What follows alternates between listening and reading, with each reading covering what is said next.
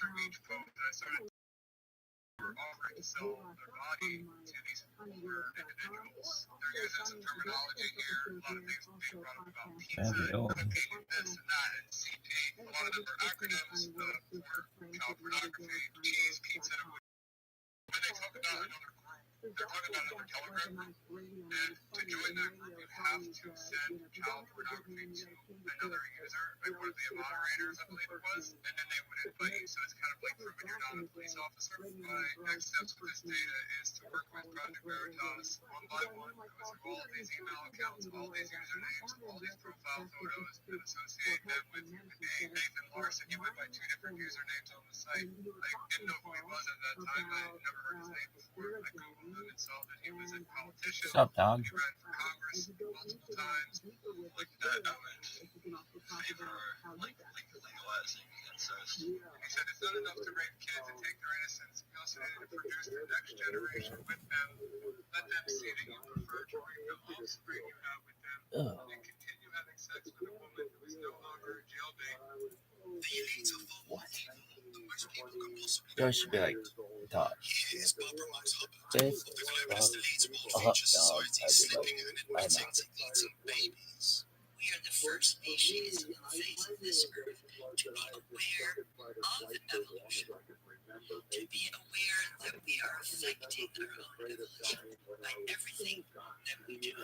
What up, The baby? babies we eat, the food we eat, The babies we eat? the wars we fight, the babies we eat. I don't know. That's one hell of a slip to make. The That's Rock is just on like, camera I joking that he likes to think eat babies too. I eat no children.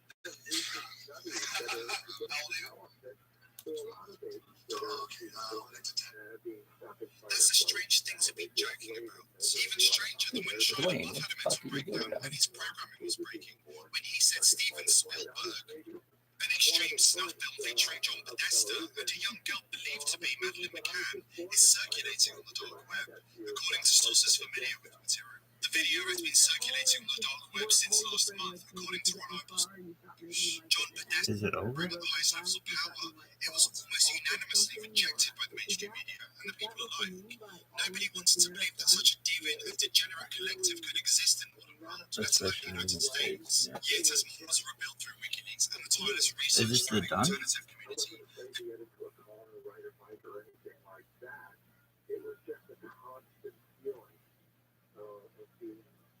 Yo, why don't they just put it on the internet?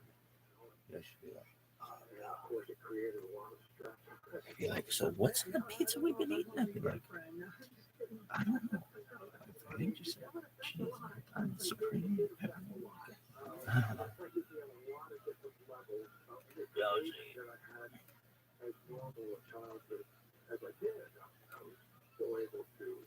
Look at this one. Did you see it? Lettuces? Yo, did you see it? Like, your voice sounds strange. I know. I was puking. Not all day yesterday. Just like for a very short. Where's that your voice? Calm down, woman. Are you done though?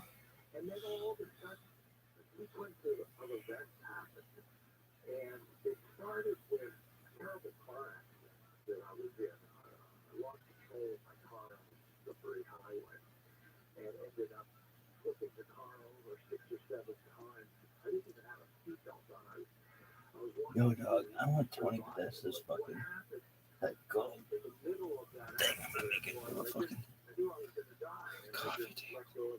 I put Kramer's book on it.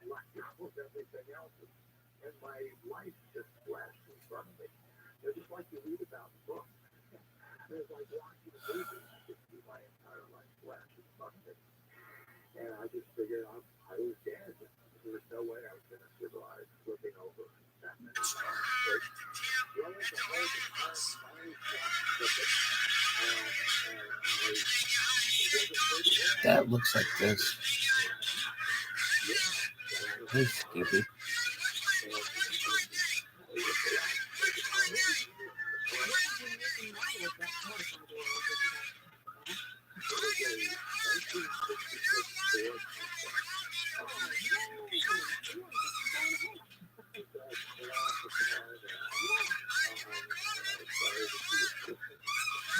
that's stable. I swear to God, this looks like my room. This looks like that. This is a terrible thing.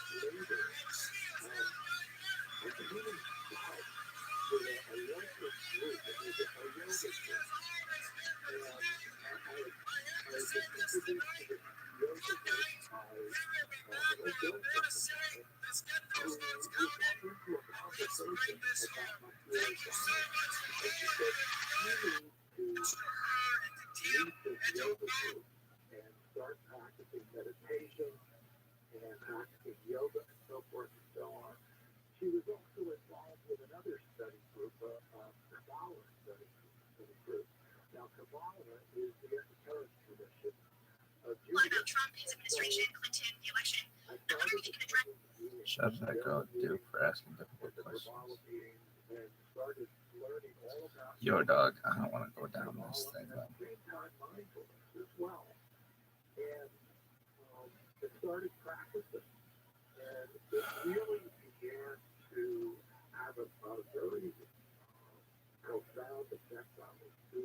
Bruising some depths to it. The story goes began to materialize, and the evidence. So many calls, so requests for today's metaverse concert. I really needed this power move before I go back to the piano and learn the songs to play for the people. Continues to mount, spinning.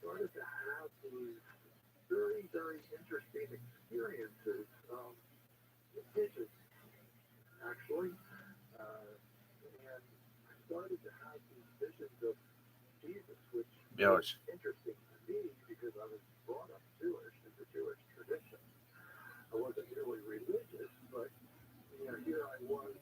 Everyone else until the same way we knew. We need to be able to have this platform to speak and spread that message. George, where's this one thing? East Africa tourism. Oh, the Earth's leaves. No, it's called orders. What does it mean? I don't know.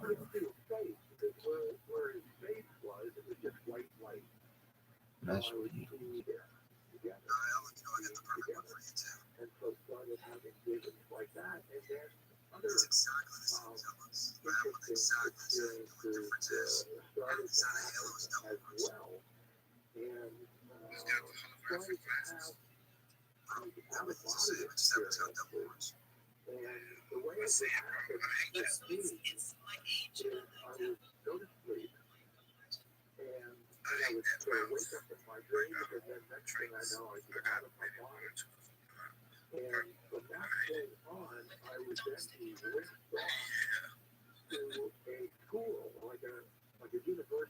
So many capsules about those. It tells you how much you buy the most expensive one right now, and that's listed that you can actually buy it because you got the most money. Buy the most expensive. As if I go buy my suit, like bought the most expensive one that was $40. As soon as I sell my diamond drawer, I'll have enough for money to buy your rate. Yeah, man, diamond first. You wouldn't know, man. That's a come up for sure. When it comes to that, yeah, I got the diamond. Blue diamond grill and a blue diamond earring. Blue Diamond Phillips. Blue Diamond Phillips. Here's my thing. I got like 8 foot flippers, bro, and they're all like perfectly, like maybe perfectly each collection, bro. But I just didn't want to give up, the look when I didn't like the fucking subscription, subscriptions, because they're all subsidies for those. Yeah, we had one. I did it to the other man. I got 3. So I didn't really, I didn't give it much thought into that. But you must have done. I didn't really know idea how it's going to turn out. So it worked out for me. But I mean, I get, yeah, a lot of guys that have a lot of those fat man, I can understand, you know, when they hang on to it. Let me send you something on the end right now. You'll see why. Various parts of the universe. I know this sounds pretty far out, but No, this is coast to coast, man. You are on. You are spot on. talking to the right people, I guess. That's why you're Except here. for the Roma, except for the Roma. And so out there in the universe, usually without a body, it's just, you know, that pure consciousness, pure awareness, That's you're nice. being and You see exploring what I'm different saying? planets, Yeah. stars, and Definitely. seeing all Makes the sense. various dimensions of each heavenly body, you know, whether it be a planet or star or whatever. You saw dimensions. You actually saw dimensions. Just Yeah, from hearing the sound. absolutely saw them. Multiple dimensions in situation and life going on in each dimension, and I could see that there were other beings that were living and matriculating in these different dimensions, and just learning about how the universe works, how it forms, how it exists, so forth and so on. And then I also Animal species my are like major was 1,000 learning years. about the So how universe. can they My be minor there if there was was a topic overcoming the of fear of exclusion? dying. That kind of ties us back to my So fear it's of a narrative. dying. It's a narrative. And And the narrative is usually so during my yes, election, you might buy I'm sorry for I not speak English. I work last night and then I go to my sleep and then I just translation. It will be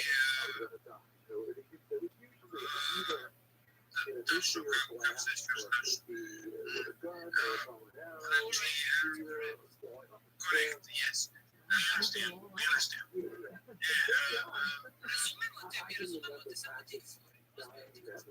oh gosh, 25 in the beginning, it was very, very difficult. A lot of fear would come up, and what would happen is when the fear would come up, I would come back into my body, I would wake up, and that would be it. Class would be over. Well, next time, I would practice again. And each time I practiced, I got a little bit better in overcoming the fear until finally I was able to overcome fear.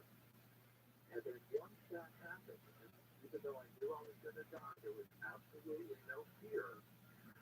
I was able to go into like a white light. And once I went into the white light, I popped out the other end and found myself out there in the universe, just like our field trips that we had done on. But I was out there by myself. And I was just traversed the universe, you know, without a body, just in that consciousness and being, and do my own exploration. And so that would be class for that day. And so this went on, like I said, for about 20 years. And when I got really good at dying, meaning that there was no fear whatsoever, I noticed that it was starting to spill over into my everyday life here on Earth. And so I was through the experience of practicing dying in that out-of-body experience, it was filtering its way down into my physical body. So that gradually over a period of time, I was also overcoming the fear of dying in my physical body. Now that's just a little bit longer than in that other body, you know, my lack of body and that pure consciousness of being. Things happen a little bit slower here in the physical world than they do in other worlds. And so over the years, I did lose that fear of dying, and apparently I have been able to come out of that fight or flight mode and get into that balance state in the autonomic nervous system and then traverse into those flow states. So now I feel like I'm in those flow states pretty much all the time, and I continue to practice the mindfulness. I don't have those out-of-body experiences as much as I used to, but I still do have some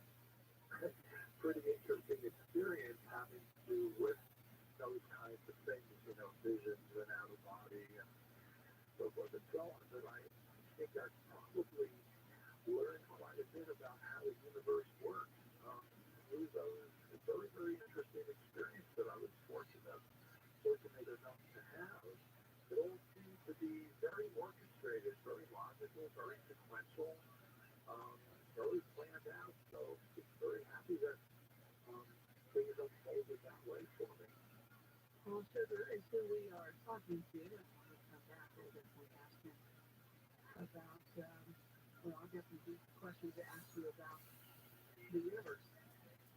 I'm looking forward to that. Paul Sugar, if you'd like to learn more, go to his website at westengage.com, westengage.com. Paul Sugar, founder and director of the Scottsdale Institute for Health and Medicine Center for Life. Chatting with you in real life, to take and MashaAllah, Dubai, best city on earth. Habibi, come to Dubai. Come to Dubai. How safe Dubai is. I got the keys of a Rolls-Royce Cullinan and put it right here beside the spirit of ecstasy. And I go to the gym. Just finished the gym right now. The car's still there. Look at this.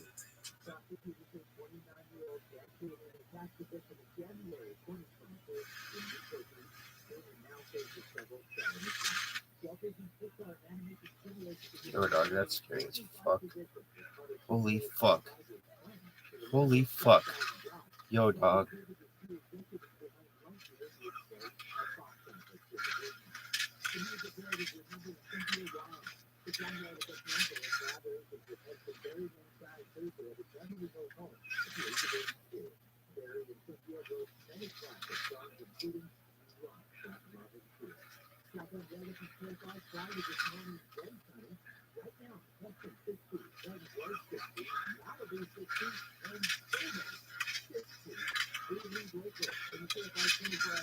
Yo, dog, that's scary as fuck.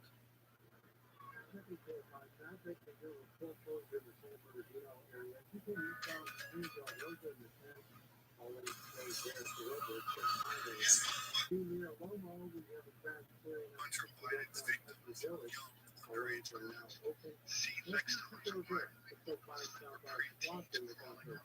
Picture. It's extremely difficult to find words to describe the makes horrific image. This is far from the first scandal of the son of the American president, fixated on making war and entertainment. Dozens of young Muslim minors measuring crack cocaine at the same time as the son of the president of the United States. Hunter.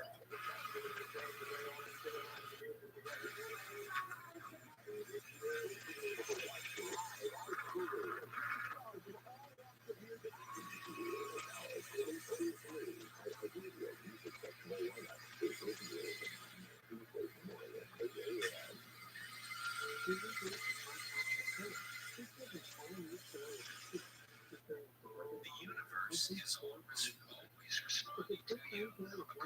Yo, dog. Gosh. Don't trip like I don't mind. They're sick.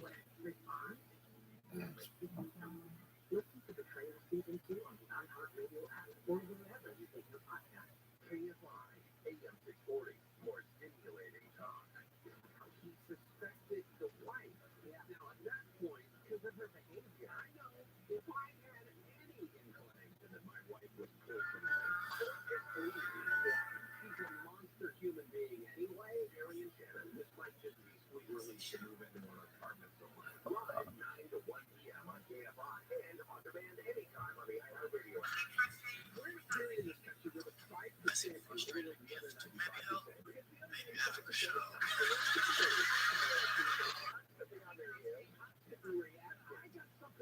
Messy frustrated gift. Maybe help. Maybe after the show.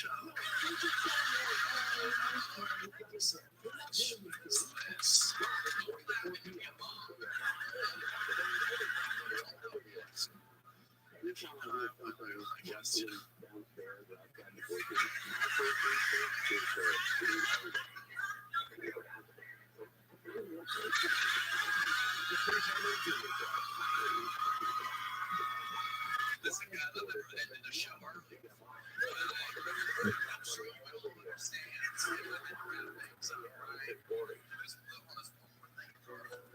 Cookies? Are you kidding me?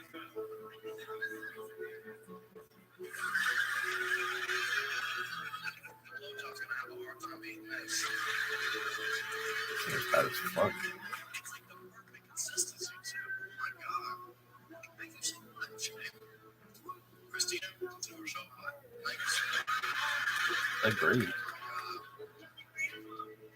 She's hot as fuck.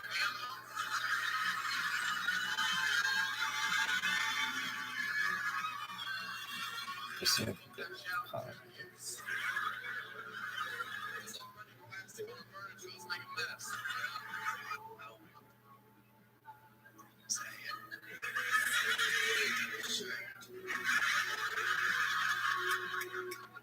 This dirty talk to me. Come on.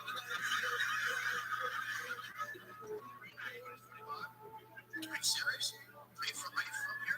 Really? I gotta get you out of here. Out of here, Minneapolis at least. Let's get you down the road. You're not married or anything? You want to fucking idiots? You morons get married. These people want to do like fucking stupid. I'm so sorry. Fate divorced. How long were you married? 16 years. God, I'm so sorry.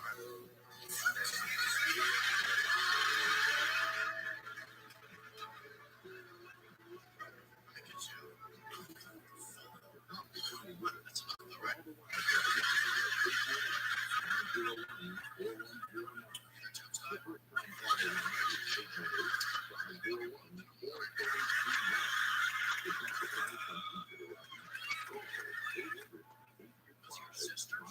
Sisters. 9.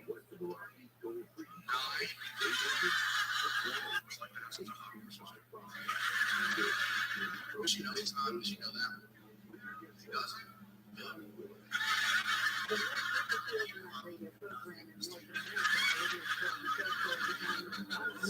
gonna be stuck here in Idaho forever. Unless that's gaslighting.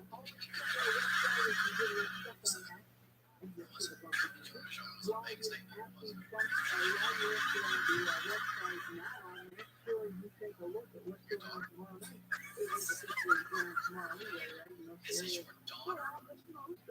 Are you serious? Nobody else can see her. I don't know. I want to know she's out here. Is this your daughter? How old is she? Is the 21-year-old?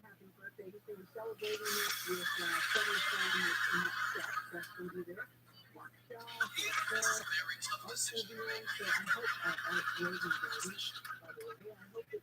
It's in Jacksonville, Florida. She looks exactly like you. This is insane. Yes, she does. She's gorgeous. Alright, so I'm gonna date you for the next 10 years. Trade up. Fuck, this is about to be the most uncomfortable Thanksgiving I've ever been to. Damn. If you taste this good, it's gonna be wrong.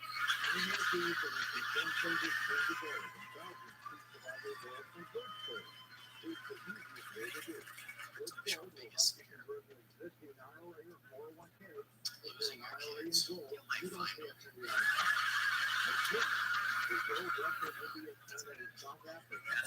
This is pretty long. Jackson goes missing, mind your business. She's a good ass.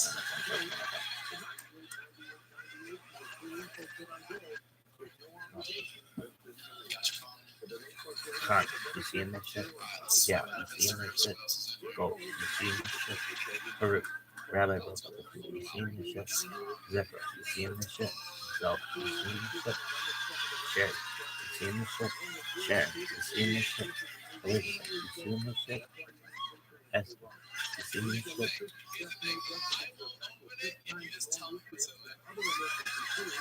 Kava, you seeing this shit?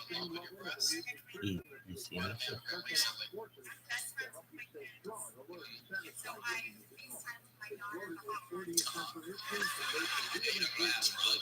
Maya, you seeing this shit? Rafa, you seeing this shit? Yeah, you seeing this shit? Martha, you seeing this shit?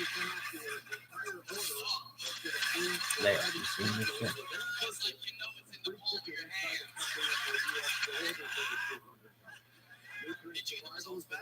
Mary, you seeing this shit? Second opinion. Text message.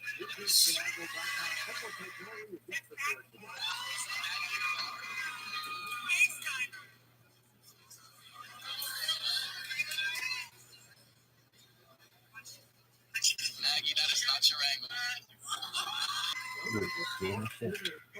Where are you right That's now? you seeing the shit? Root, you seeing the shit?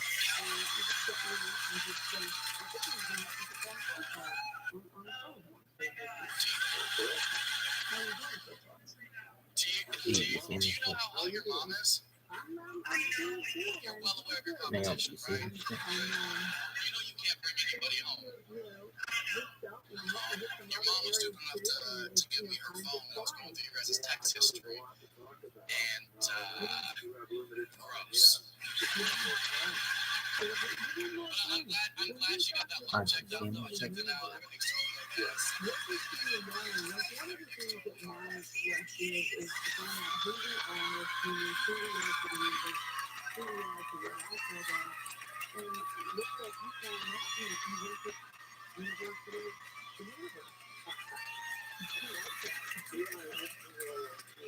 Sure did. And,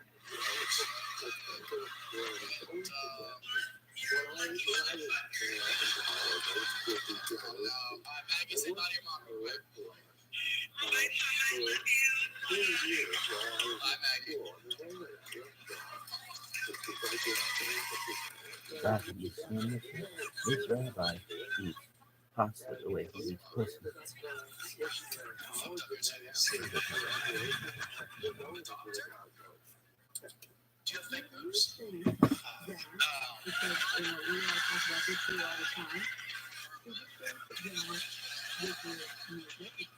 They make sounds. Like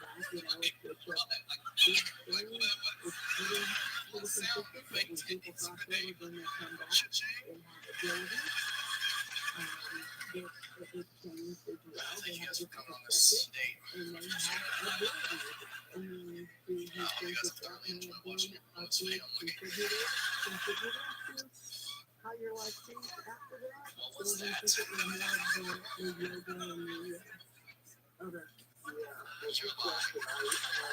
did not just happen. Was that a real thing?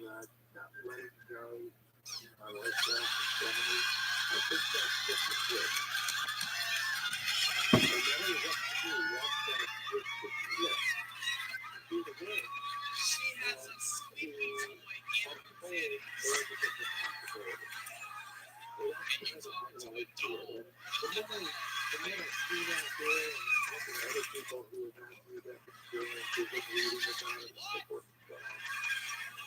I don't think that's a mistake. I think it's the best thing to have ever happened.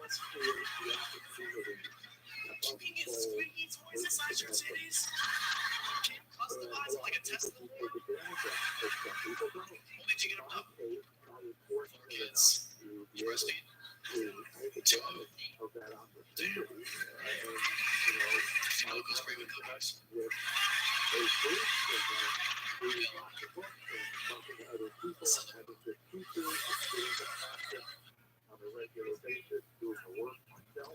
I seem frustrated and gift.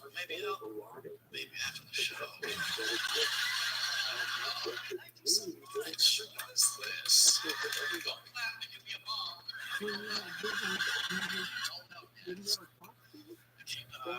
I just. You can shut up.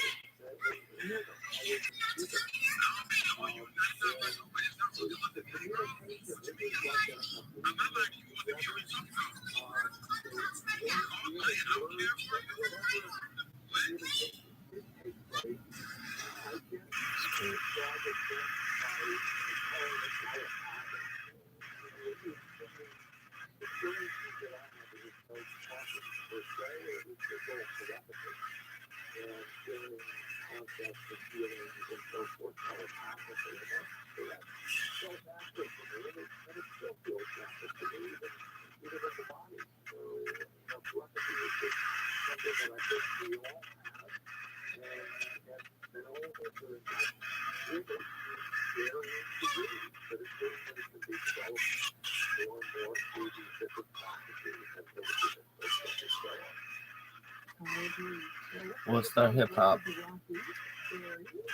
We'll start hip hop. We'll start hip hop. We'll start hip hop. Best website ever.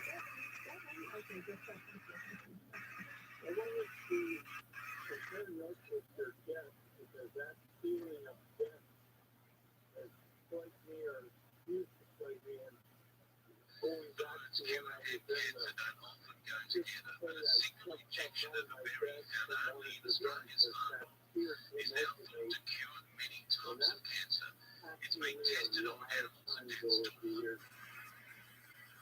That's what we're saying. Well, recently, you don't have it anymore? No. Can you attribute any particular thing to getting over that? The only thing I can attribute to was that I changed my face. The lady can get it. She's not that much older than you are, dude. Yeah, there's a lot of different ways that we can overcome that fear, and that's certainly one of them. And you're fortunate to have had that experience work in that particular way. There are so many different paths to overcoming that fear of dying and reconnecting with ourselves.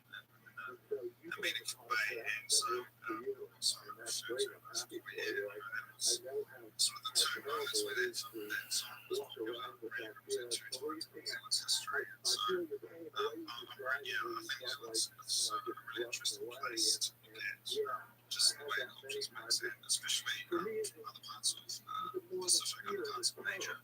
So even though we that's one of the reasons why Nice, please. Commonwealth is a tradition, but also very much part of the Pacific very close connections with the Pacific Islands, these places, and as well as Asia.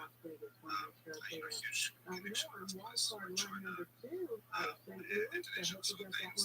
There is this really mix of culture and food and people coming through New Zealand. And I think it's really awesome. Yeah, it's when it's Well, make sure you say happy birthday to him tomorrow.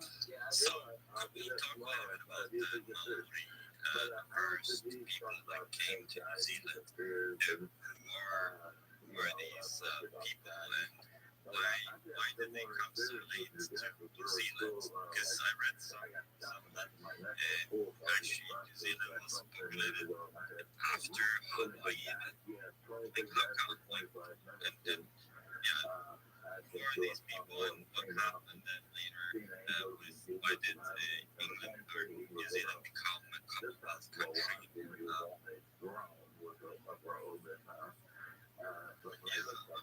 Like I said, those are sort of I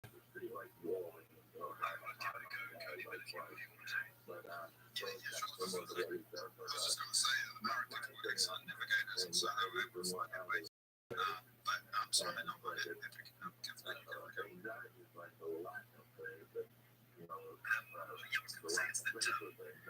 go. The more you build up your nations of New Zealand united by which is very resistant to Hawaii. So that's why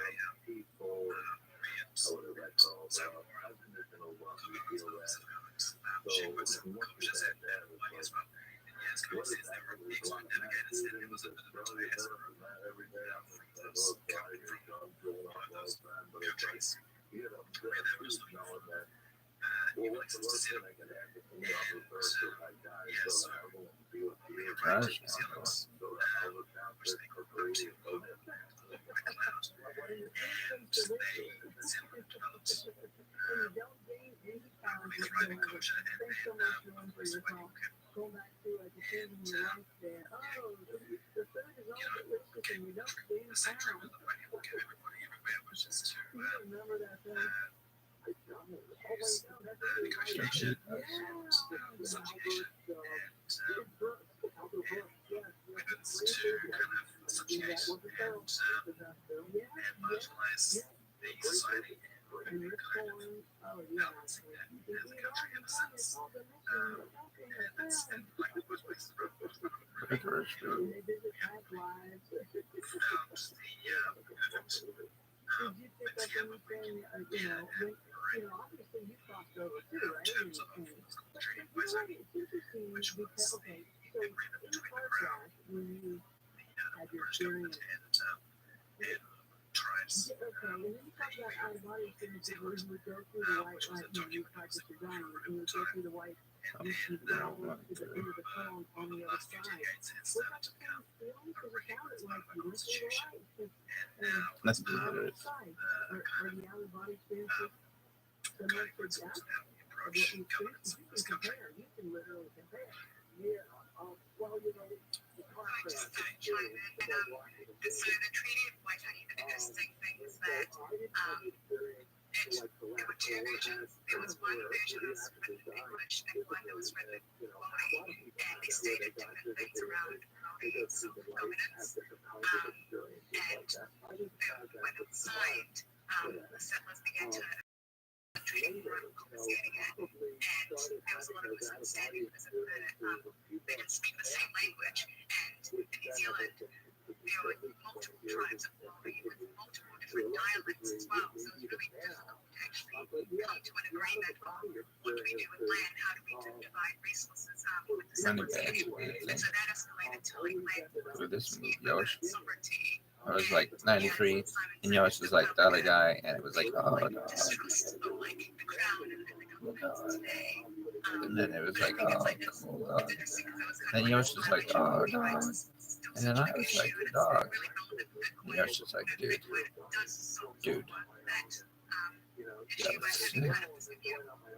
Shared record of private property ownership, so such a relevant example. Yeah, I saw that there's an article in Bitcoin magazine about the money issue, the history of Maori money versus the English money. Yes. I was just going to say that article you're referencing, I interviewed the person who wrote that. Thank you for that. That'll be fun because the estate, if you join the show. I interviewed the podcast, and it was really great to dive into their beliefs because, the Maori were extremely sophisticated and able to quickly adapt to effectively changing right from them. And so there was this petition to the Queen, chief went to the petition to the Queen to set up his own bank. And there was this really interesting scenario where the banks that eventually went on to the banks that went on to Oh, well, thank you for saying that, and I'm glad that you did it here. We're definitely going to get together here and talk to you more. So thank you, Paul. Anytime, Paul, at system. And so there's a lot of these issues historically related to money, which as Tim said, it's real, disconnected. And even where we're at today with central bank, this connection to so don't forget tomorrow night. Well, right now it is officially George Noyes' challenges, but a lot of don't forget to be there tomorrow night. So on the show, we'll be celebrating. Just going to be there in the show to share at Raisin Garden. It's going to be a fantastic show. Who knows about all the other little surprises in between? But we do know George is going to get one surprise from us, right? The world season and Canada. All right, so we want to thank also we want to thank you for why did the Maori suggest full reserve banking? Is there like a special reason? A whole lot of people that help Because out you should banks should be full reserve and they should be using sound money. But New Zealand never had that. We love to hear from the people that are Yeah. Well, the reason was it was the new way of doing it, and I think they didn't have the concept. They didn't understand that you could gamify it and you could use virtual reserve banking. You could use this. I guess that maybe it was naivety. I'm not sure on the specifics there, but they obviously can't win when you've got cheap fractional reserve banking funding. I think it would be a conflict That's not the one. and the comment that Jarvis said to me was, if you look at the robust cycle of an economy. That's what about that. People are more likely to want to sell hard assets to get money, to get to on. And so banks, these colonial banks were able to make use of that cycle to effectively take time off me. There certainly were challenges, and again, there's historical challenges. But they do have an impact on where we're at today, and I think everyone I think align with the idea that something like Bitcoin really represents a way out of that system. Okay, so we're still in history, so we're going to get into how that relates to current moment. In a moment, we have a guest that has been in our chat. I'm not even sure if the guest is a Bitcoiner, but I think he really will say something about history. It's my impression, pure. Yo, dog. So sick.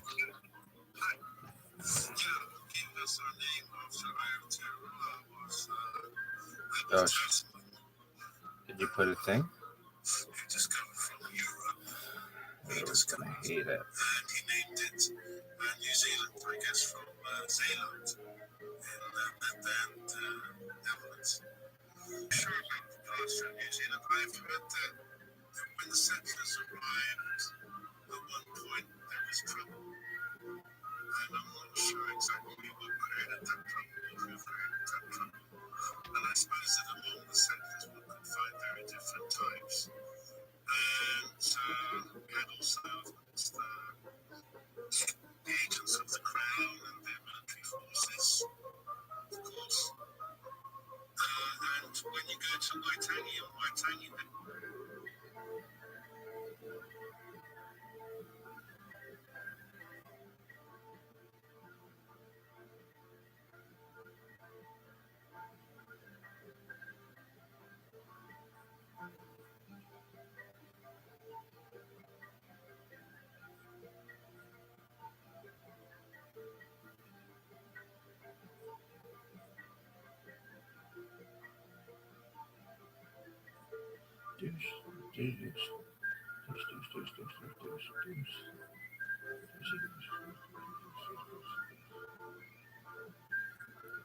Yours. I don't hear anything.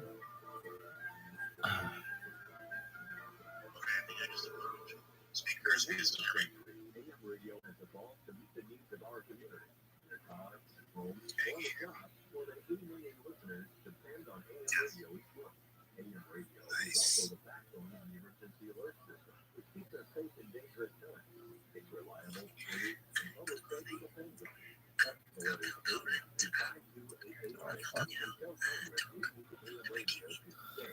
just had to be talking about the flooding and I just want to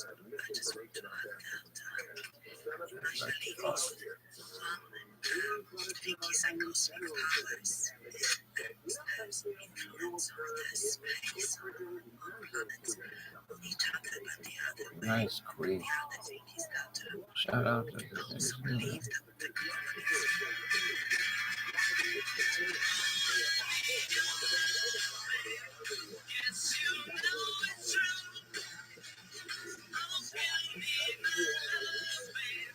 Just like I do.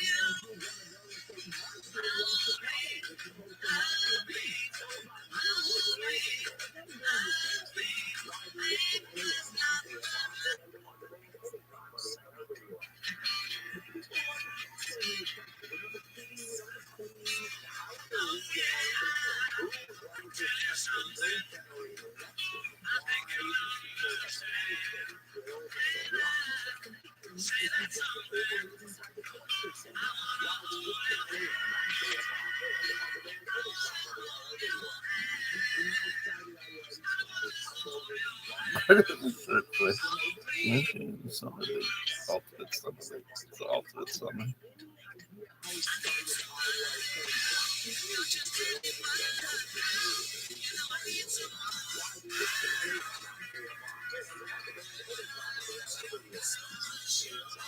I like Mickey Mouse's bloody hands when you talk.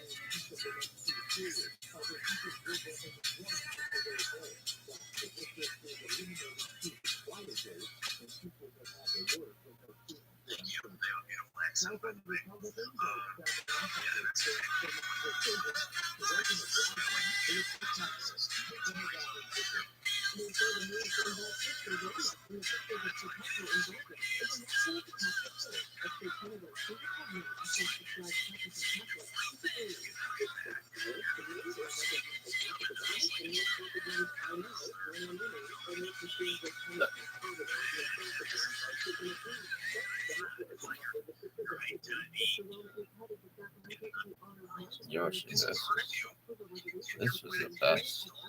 That's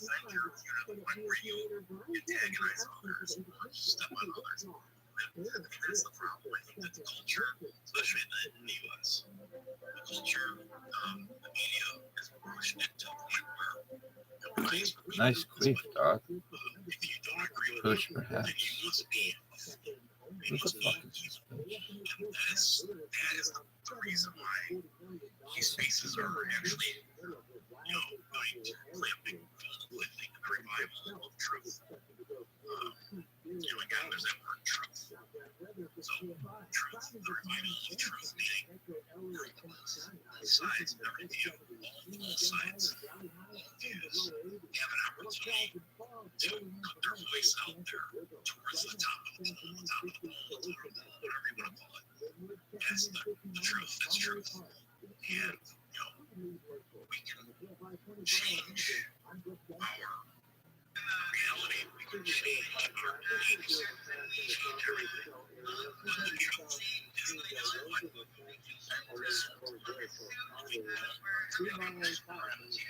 trying to look like reach his tell his view, tell his story is truly wants to gather now. Will they stand by his views? I think he'd stand by them. He'd stand by them to the death. But Yoshi. he's trying to share. 93 Yoshi. Respectful now. He gets in arguments with others. Those are the spaces I'm not ready to have. I've seen him multiple times in this space. But the point is, everyone takes things personally. They get to hurt others to agree. They want to be loved and accepted. And that's not what this is. In some spaces, it's not. Respect is necessary. We need to have respect. After that, each and every one of us is welcome. His, hers, all ours. Welcome to speak the wild. That's what the media did to U.S. culture. And I don't know what it's like right now and beyond, but that's where breaking free. I'm starting to see it. I think there's an uptick in breaking free that I think you're going to start seeing the big news channels break down. I think even Fox to the 60-minute city plan with the this is relevant to the tri-states. The ideas their levels are to reduce caloric consumption to 2,500 calories a day by flows essentially within the next 15 years to ensure that the definite loss, which is everybody can see, is like more than one ton every 3 years, which is not merely shift private cars from fossil fuel to electric, which is fundamentally impossible because the grid can't handle it, but to eliminate 90% of the credits are ownership, so the worst in danger. Mining leaves me a sense of terms of tiny monetization and non-existent public transportation systems. And just limit the amount of travel that people can do outside of their neighborhoods. And then I watch the Vegas media play this don't make it out as something akin to a right-wing conspiracy, which it most certainly isn't, because you can just find the bloody documentation online.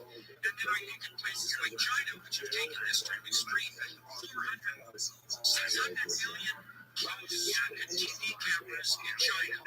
One for every 1.5 person watching the Chinese all the time, able to monitor them 100% by face, and also to identify them by age. And to limit their ability to do absolutely anything, to buy, to sell, to travel, to move, to leave their neighborhood with this top-down thing.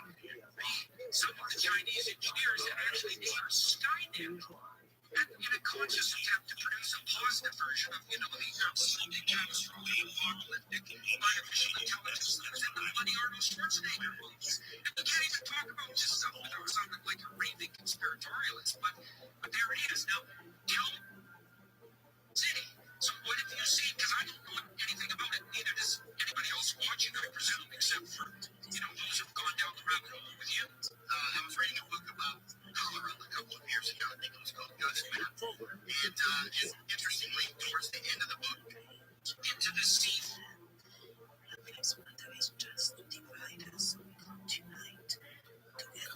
Come.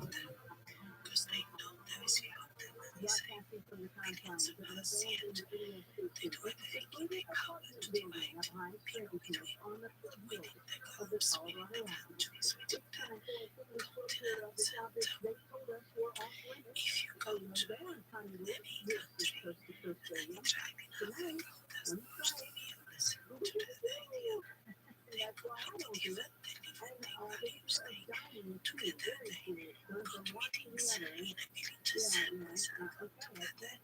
Yet we don't, especially I consider the Western countries, how they manipulate masses to hate each other. What happened to USA and the Republic? People were so happy the black rose with the constellation was because USA divided people. It's never anyone before. That's my point of view. Thank you. Looking to switch to the most trusted wireless brand? Consumer Service. They've been offering superior nationwide coverage for over 27 years. Work today and save up to half on your wireless bill. They offer unlimited talk and text with a flexible data plan starting at just $20 a month. Their award-winning customer support team is pushing it easy. You can keep your phone and number and activate their service. Plus, you can add a family member to your plan for just $15 a month.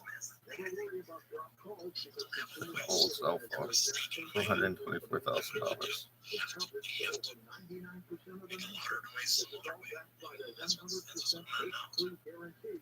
Also with Consumer Cellular, you can save up to $250 a year. Go to consumercellular.com/Rory. For a limited time, get 25 off your wireless bill and use promo code Rory. That's consumercellular.com/Rory and use promo code Rory for $25 off.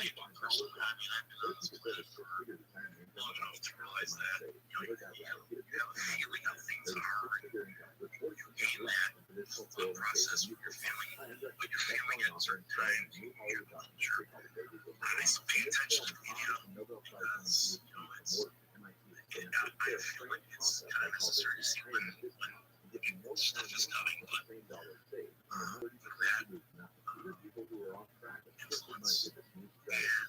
it's like, wow, for sure, that's what I want.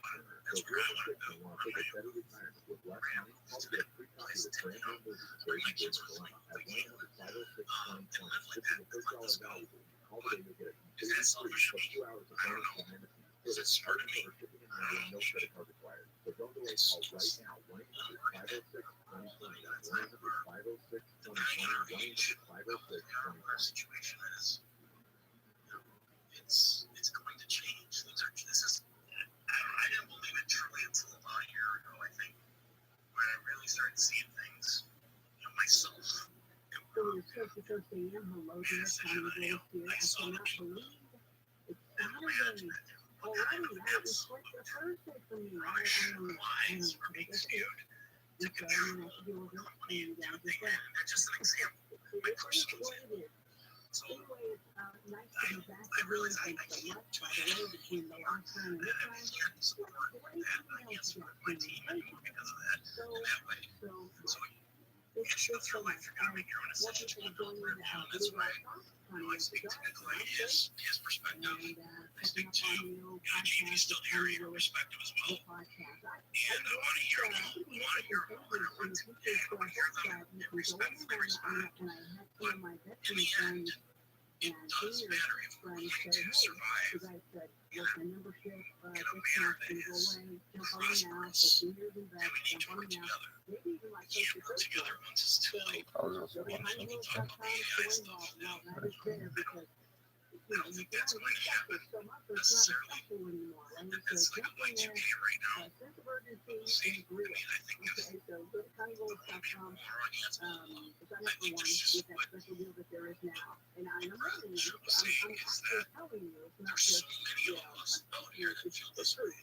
They're just So, not being murdered. I mean, I sign know up for it's those for while you can for the being prices that are available there for for you. all of us But at some also point to make finally sure say, you okay, sign up and just get on the email list too. that's what I believe in. tinyrealist.com. And I hope that I'm looking forward to that. we're Not able too to do long that. ago, we had my buddy Mike Patterson on, the Sasquatch in Ontario. I like this guy. He's the one with the voice of Nep. What do you know? I can't do that either. You know what? I'll tell you that in a second. But so Mike now has he put up on his Facebook page. You can go to YouTube, you go to SasquatchOntario.com, and he's put up the face of Nep that his buddy Dwayne took, like maybe I think 3 years ago or something like that, where they took a shot and then another shot, and you can see it. He's got the face. He's showing the face.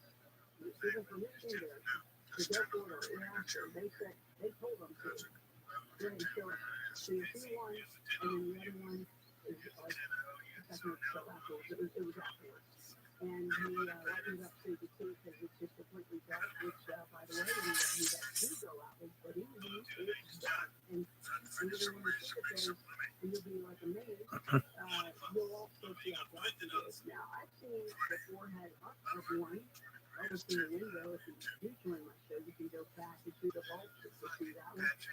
And I'll talk about it. It was a lighter forehead, but it did go back as far with the hairline that Nep has with Mike Patterson's pictures of Nep. It's really amazing. Check it out. Notice the teeth. And I know, there's always a big controversy. No, it's not. Well, if you're out there and you're doing it and you've experienced relationships with them, you're going to know that that's authentic. My thing is, and I'm going with that. So if you don't go with that, okay. Give each one of us $20 to each other. This is what I thought. I'm more curious about. It's bright. You've got Patterson Family Film, and you've got other shots of things from Erickson Project, and the things that people have seen themselves that don't have a picture, but they've seen it. There's different faces of them. There's different faces, which is interesting. So I'm sure we've got it wrong somewhere, but anyway, go check it out. I hope you do. And be nice. I know there's some, whatever. Nice people speak up, okay?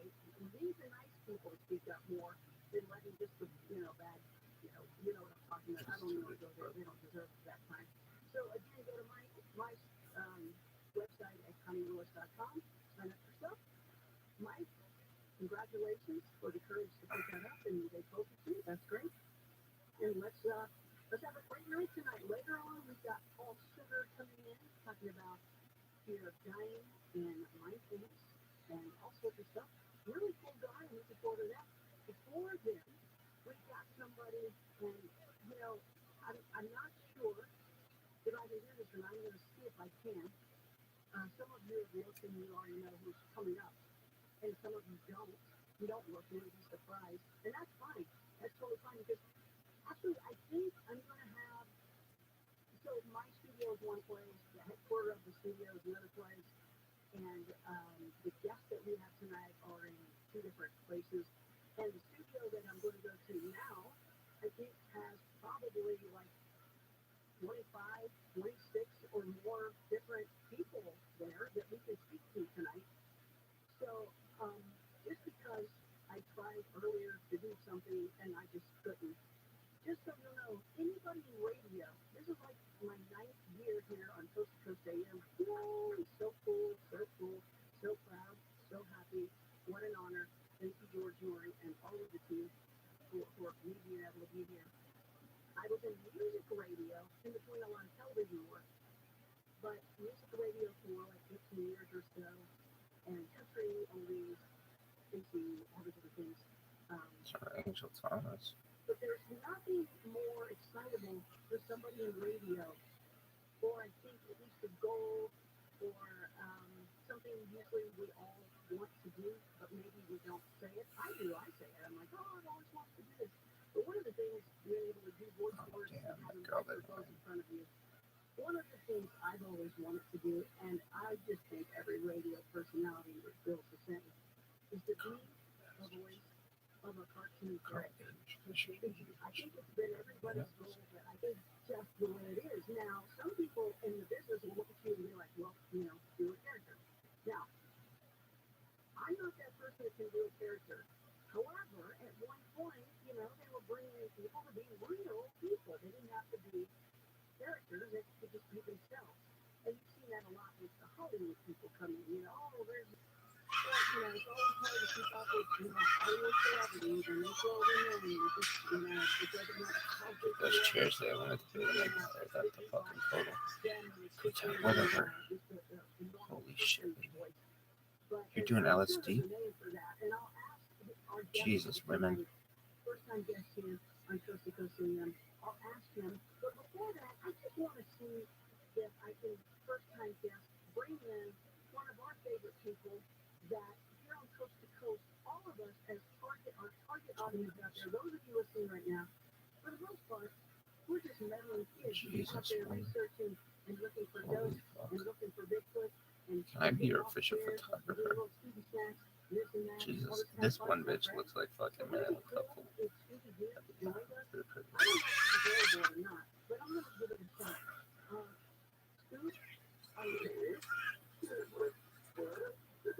To baptize these children for God's kingdom, and they said yes, but the grandma came over and told them they cannot be baptized. I have the water ready and everything, and they're really sweet children of God. So I just want to make this testimony. Your mom is trying to. You don't care about their salvation, man. You're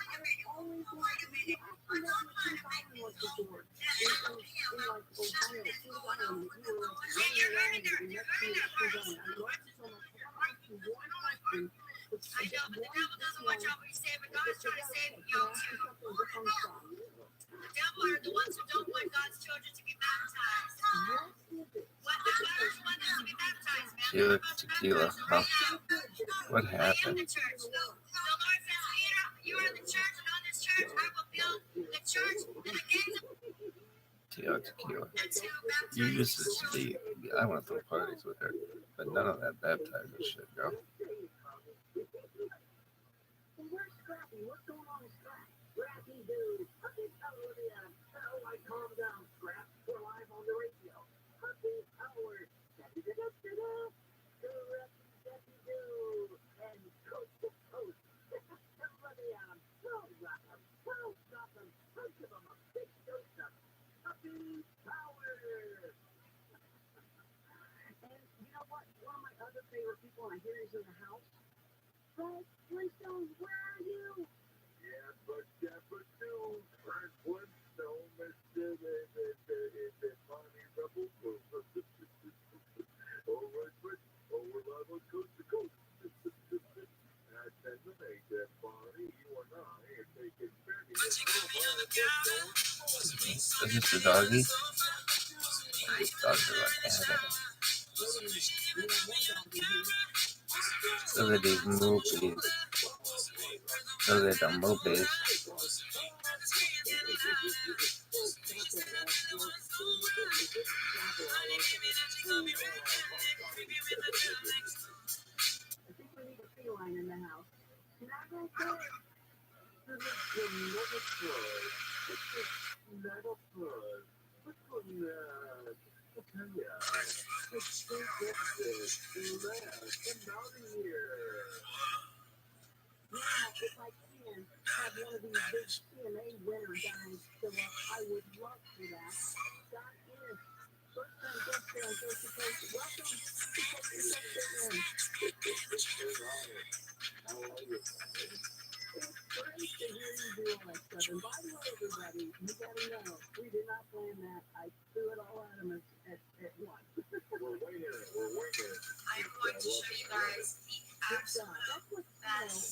This looks like mine.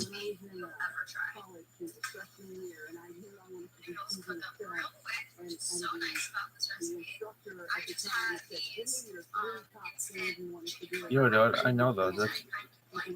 That's just chef something.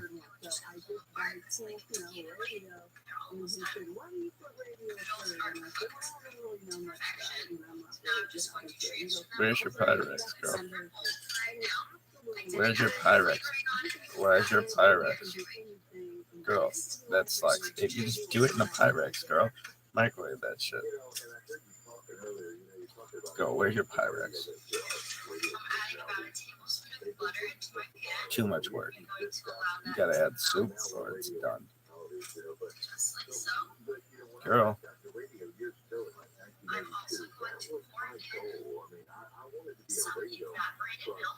Too much work.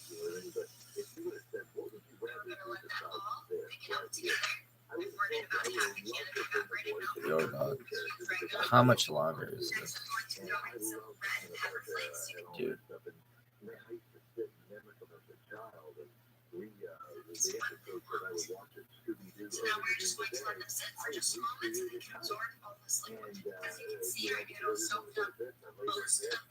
Like it does with my soup.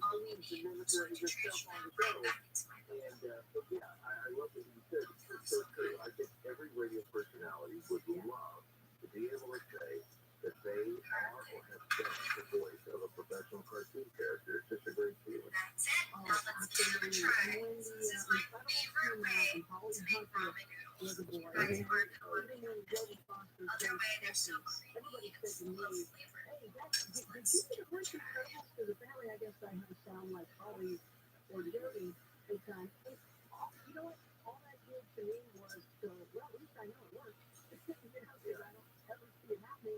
Yo, dog, that's not the worst thing I've ever seen.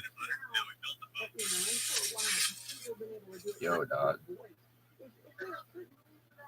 Butthole Lane. I'm going to put this as like an official title for it, but you touched on too. You said about other Hollywood stars joining and jumping in and doing That thing's tight. radio, Yo, this sucks. This is tight. Go, go, go, go, go, go, go, go, go, go, go, go.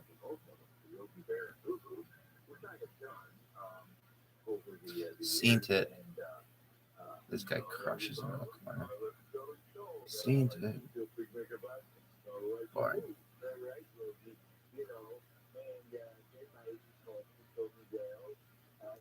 Drive, bitch. Who is this woman? No, I've seen her somewhere. No one knows who that woman is.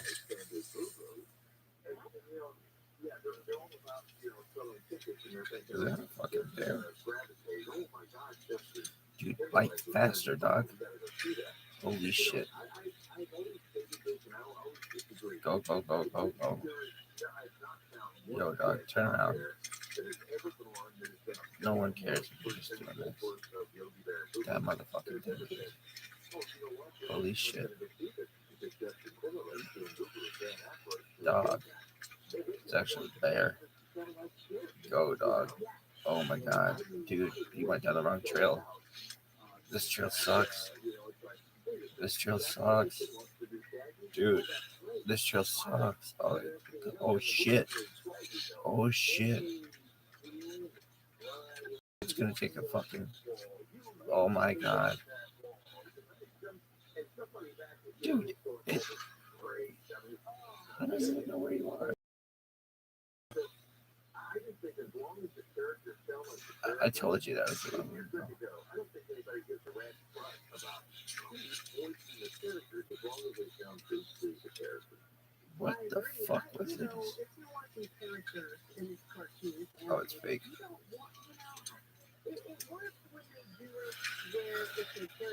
The bear would have gotten it.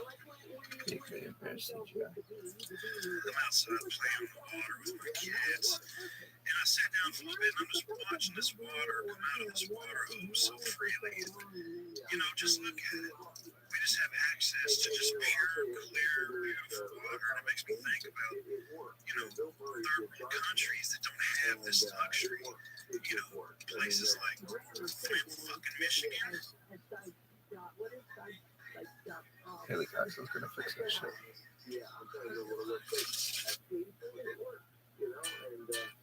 Dude, look at that. Throw it. Throw it through there. Throw it through there. Oh, hilarious.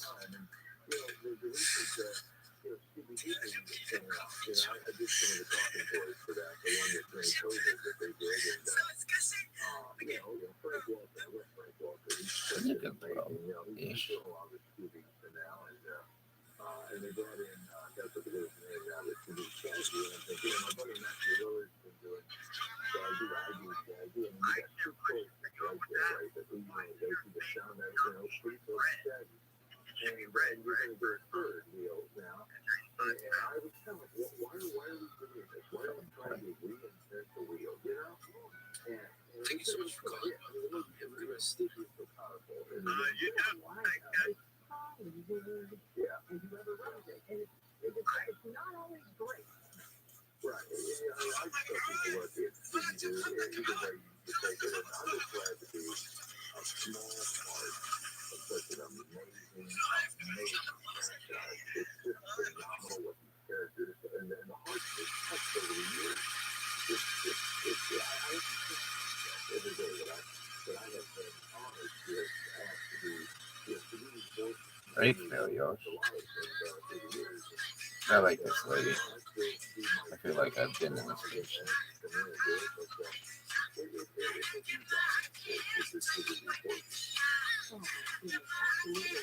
I mean, it's not like that much fun. And I always wanted to do it, TV and film, and people would say, well, you'll never be able to do it like that. So I got past that to be able to do this, but I could never. But doing characters, that's a whole other thing. Doing other voices and even doing different voices and bouncing them back and forth with the conversation. Some people think you're absolutely nuts, but basically you are, to be able to throw out the two different personalities and the two different sounds along the way. So we are talking to Scott Ennis, and he's got a whole lot more information to tell us. He's had 3 goals in his life, and one of those was to become the voice of CBD. So that's where you got to hear about and some other voices that we heard. And he had a couple other goals in life, so we're going to ask him about those when we come back. You can find him, look him up, and see some of the other things he's been a part of by going to one-stop shop, and that's shop with 2 T's. There is a one-stop-shop.com, and you can see a whole lot of other things that he's done. And as a good goal, well, you're going to kind of like those things as well. I can tell you about 50 other things right now, but I'm going to wait. I'm going to let you get some of them. He's got a lot. He's gonna whoop her ass. Oh my god.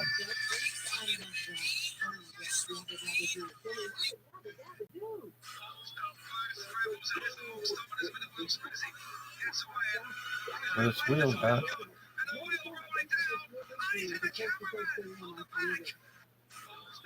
That's hilarious.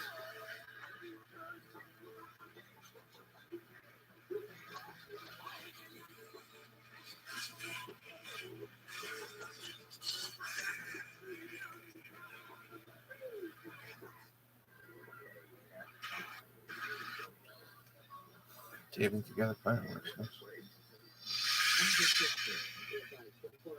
Rocket skates right there.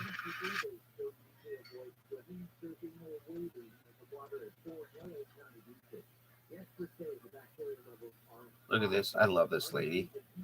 She's my spirit animal. This woman is my spirit animal. Oh, yeah. Next, please.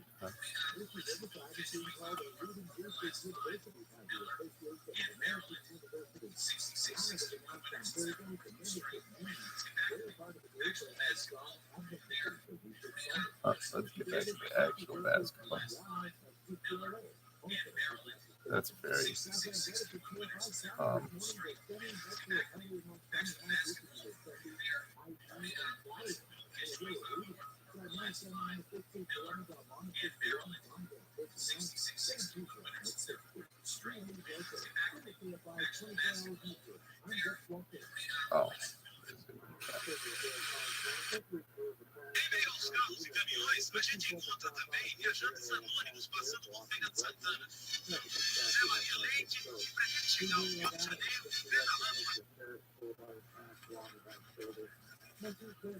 Yosh.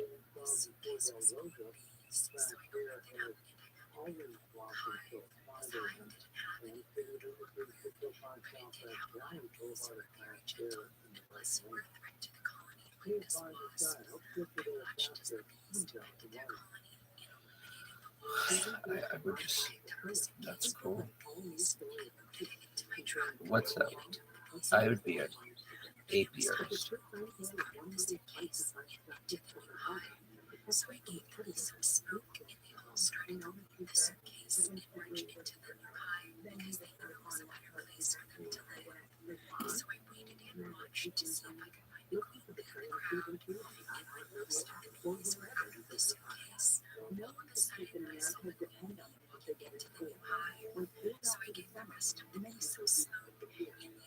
I'll give you some smoke, kid.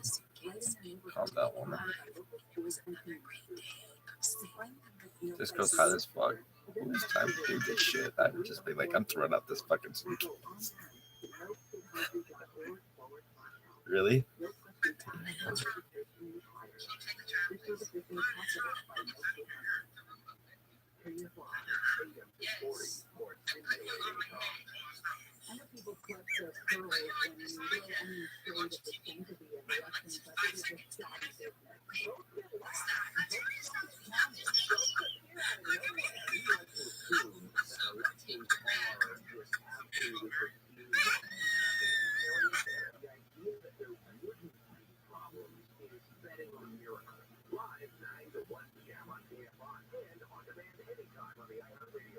Jeez, bitch.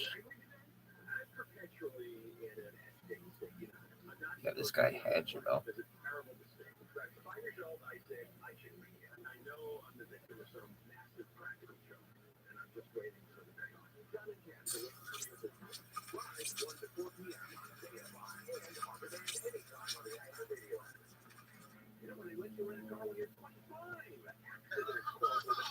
I had to take a piss. It was good.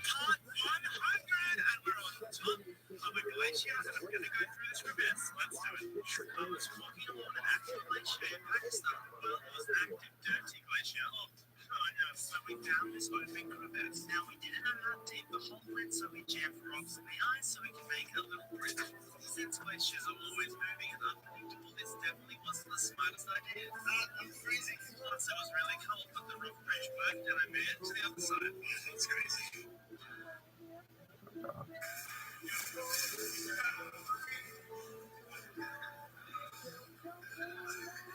Kids schools are where it's at,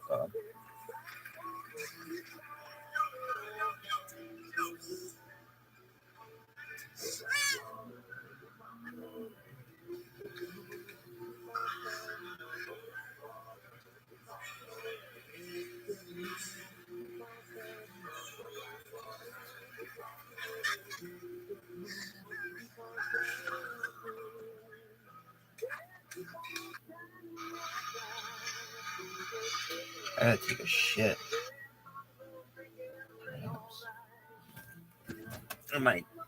You might just have to queef a little kid.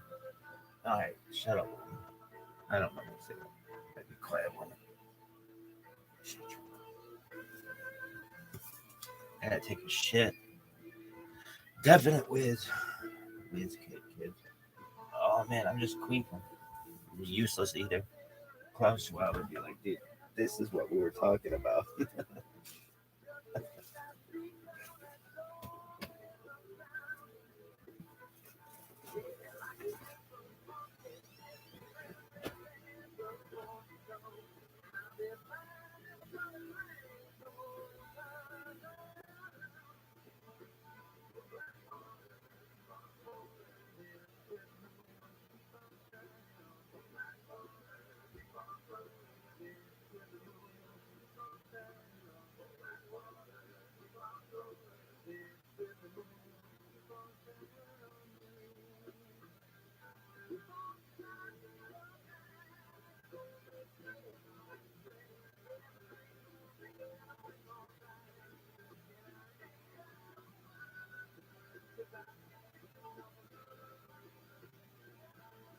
Premier Networks presents Coast to Coast AM. Now, here's your guest host, Connie Willis. It's the Doobie Brothers on Coast to Coast AM. Connie Willis here. Wow, I remember when I was little, we could not say Doobie Brothers. We thought we'd get in trouble. We thought Dad would get mad at us. Don't you say that word. Where's the name? It's the name. I'm going to be on radio one day. And let's say the name of the band. Yeah.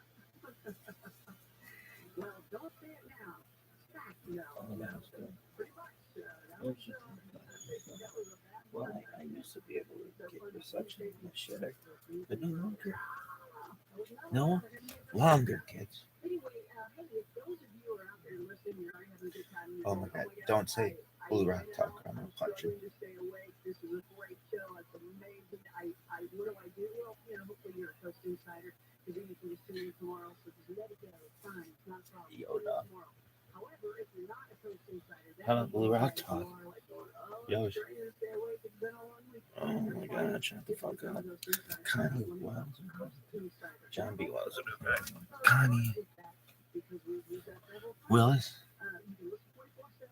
You get the audio archives, you get Yosh. downloads, you get all sorts of things, and also don't forget as well. If you'd like to sign up and become a Coast Insider, every 15 cents a day, then go to our website and learn more at coasttocoastam.com.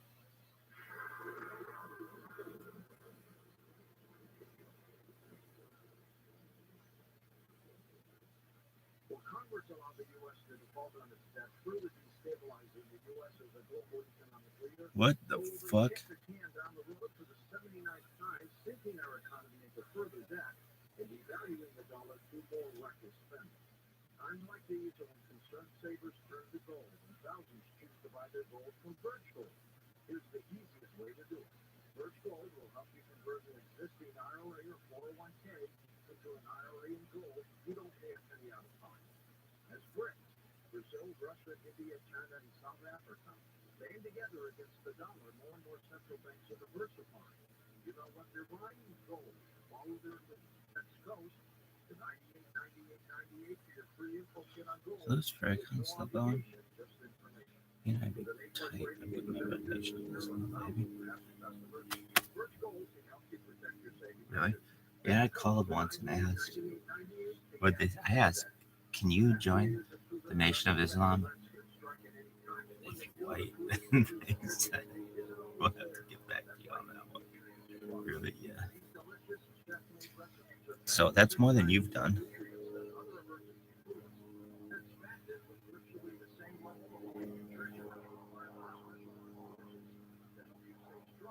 What is this? I love all these fucking theories.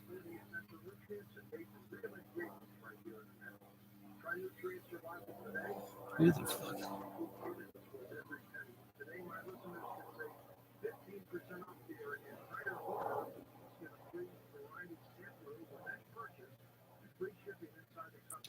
And then they thought it was Kathy Griffin. I don't think so.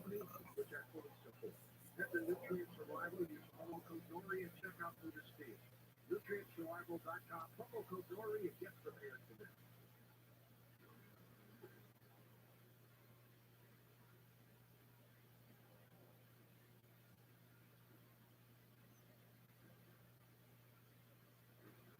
Welcome back to Coast AM. I'm Connie Willis. Please join my show or just sign up for the Don't tell me Gloria Vanderbilt's still alive. ConnieWillis.com. Yes, there's a very famous ConnieWillis.net. She's the author. She's cool. We'll have her on at one point. I can't wait. No. She is, some people say the female This bitch should be Stephen King, 100. but other people say Stephen King is the female Connie Willis. But that's not me. I'm the other. I'm the .com and she's the .net. We give each other's emails and mails along the way. So, ConnieWillis.com, sign up. All right, so our guest tonight, Scott Innes.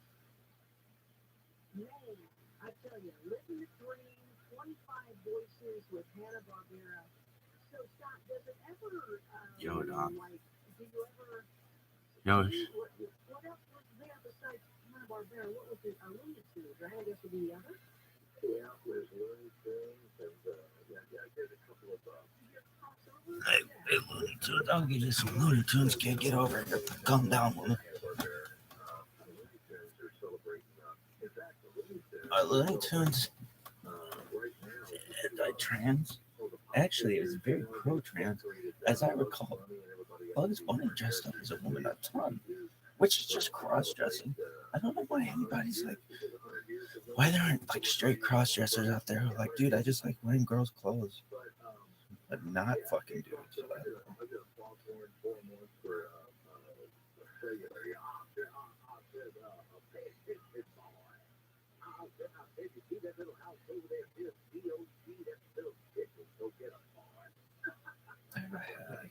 I grew up on Looney Tunes. They call Looney Tunes, Mel Blanc. Oh my God. Yeah. Wow. The boys was one of the greatest of all time. And I had the honor of becoming friends with Mel. And it was, God, he was one of my heroes. Like this girl's hair. He did Porky Pig, Sylvester Stallone. She looks like Minnie Mouse. And that thing with Minnie Mouse kids. Yeah. The cat and Tweety Bird and all of them. And Riz.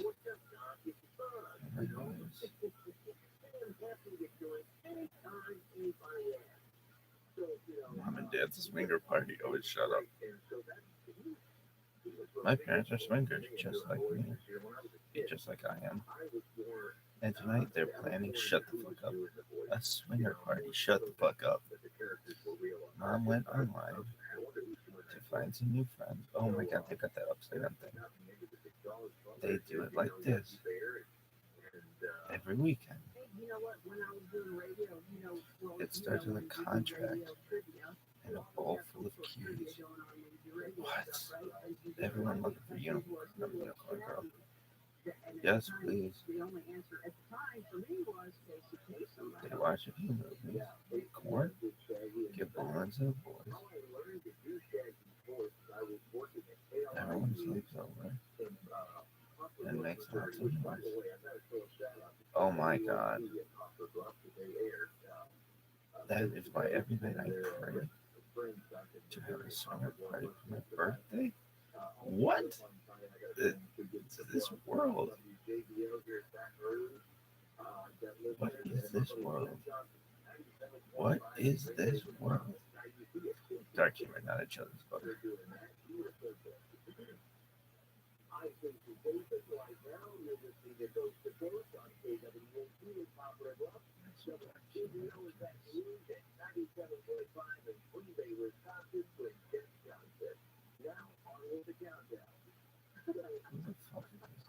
I ran America's Top 40 for years. I did too. With a freaking album, dude, right on an album. Doing those things up and everything. And somebody asked me one day, I don't know, is this that person from the British podcast? So how I perfected it was I was doing Shaggy voice, but this was a young kid, and it was my team. And I just couldn't quite get the Shaggy part. It was like right there. So I said, well, wait a minute, I'm doing this all wrong. First of all, the Shaggy has duplication of voice. And now let's take it up a little lighter and we want to keep out Shaggy. Yeah. That's good. But you know, And that's my question with you, Scott, is, okay, here you are. Yeah, bitch, I'm not paying attention to that one in the background. Just staring at the lights.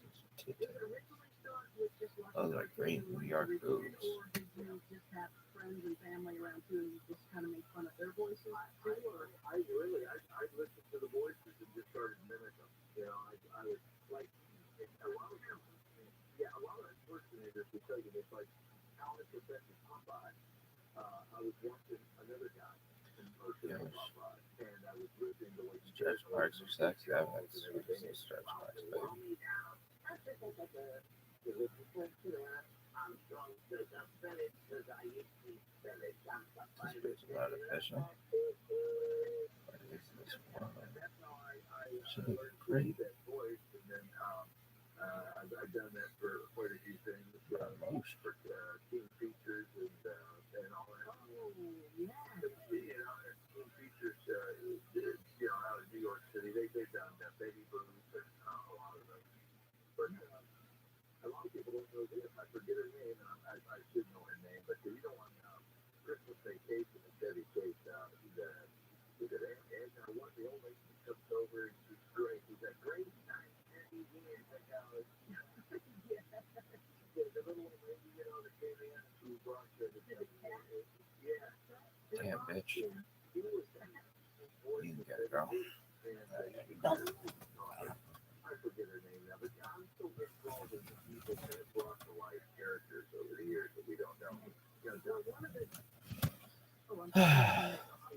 John Memphis, you know, was the original voice of Scooby-Doo, was a dear friend of mine for years. I like how this one says four. I was moved to a different Cool, radio man. station. He would always be my inaugural interview. And Evil Ray, he was Rocky the Flying Squirrel, and then 67%. and Mel Blanc, and they were just really, really, really great people, you know, who love to do the voices for people. And people ask me all the time, do you ever get tired of doing the voices? And the answer is no. I mean, I don't care where I got to do them, and I do them at any time. I can never turn the kids down. This guy's so out of it. Funeral or whatever, because John Memphis never said, he told me that. He says, don't ever turn down someone for those voices, because it's because of them that they became popular, because they fell in love with the voice, and you should always want to do that. And I do that. You never said Alexis D'Angelo on that one thing. Where you're like, what are those guys ended up doing? I hope they're all okay. You know, and not me. I actually do that, you know. no, I'm glad to hear that because yeah, there's people. Alexis D'Angelo was the first girl in school to develop. Never forget it. He's fourth grade. Never forget it. Maybe they get bombarded, but they got to know that when they're out in the public, hey, if it weren't for them, you know, the fans forget it. And you absolutely got to do that. See, one of the things we and I have in common is being at country radio, music stations, and one of the great things about country music radio is the artists that come on or that are out there during the times, you know. All right, there's a lot of guys in this. The big stars, the country music stars, man, they'll come to your show and bring the guitar. And you don't get that in the other format. Lots of homes. And that's a wonderful, and that's why That's cool. That shirt. You know, Tommy, that's why country music is on fire in the world, because they're real people. Yeah. I love country music. I'm currently I'm on Classic Hits 103.3 in Baton Rouge, and I love those people, and that's kind of where I started my career with hip hop, and I'm kind of back there now. But I like country songs, which you will know. And I have been fortunate up over my years to like Kenny Rogers and Sammy Kershaw and Shenandoah. So I love that song. I love everything about radio. I love everything about country music, and the people that it attracts. Yeah. And it's just like our audience here at Coast to Coast Radio. They're steady, they're strong, they're committed, and they're faithful. That's what country artists are as well what you've got. I know that you had 3 goals in your life. You almost won a Scooby-Doo award. One was become the voice of Scooby-Doo, and one was write a song, a hit song for Kenny Rogers. And you've done them all. Well, what was the hit song? Which song? It was Read up.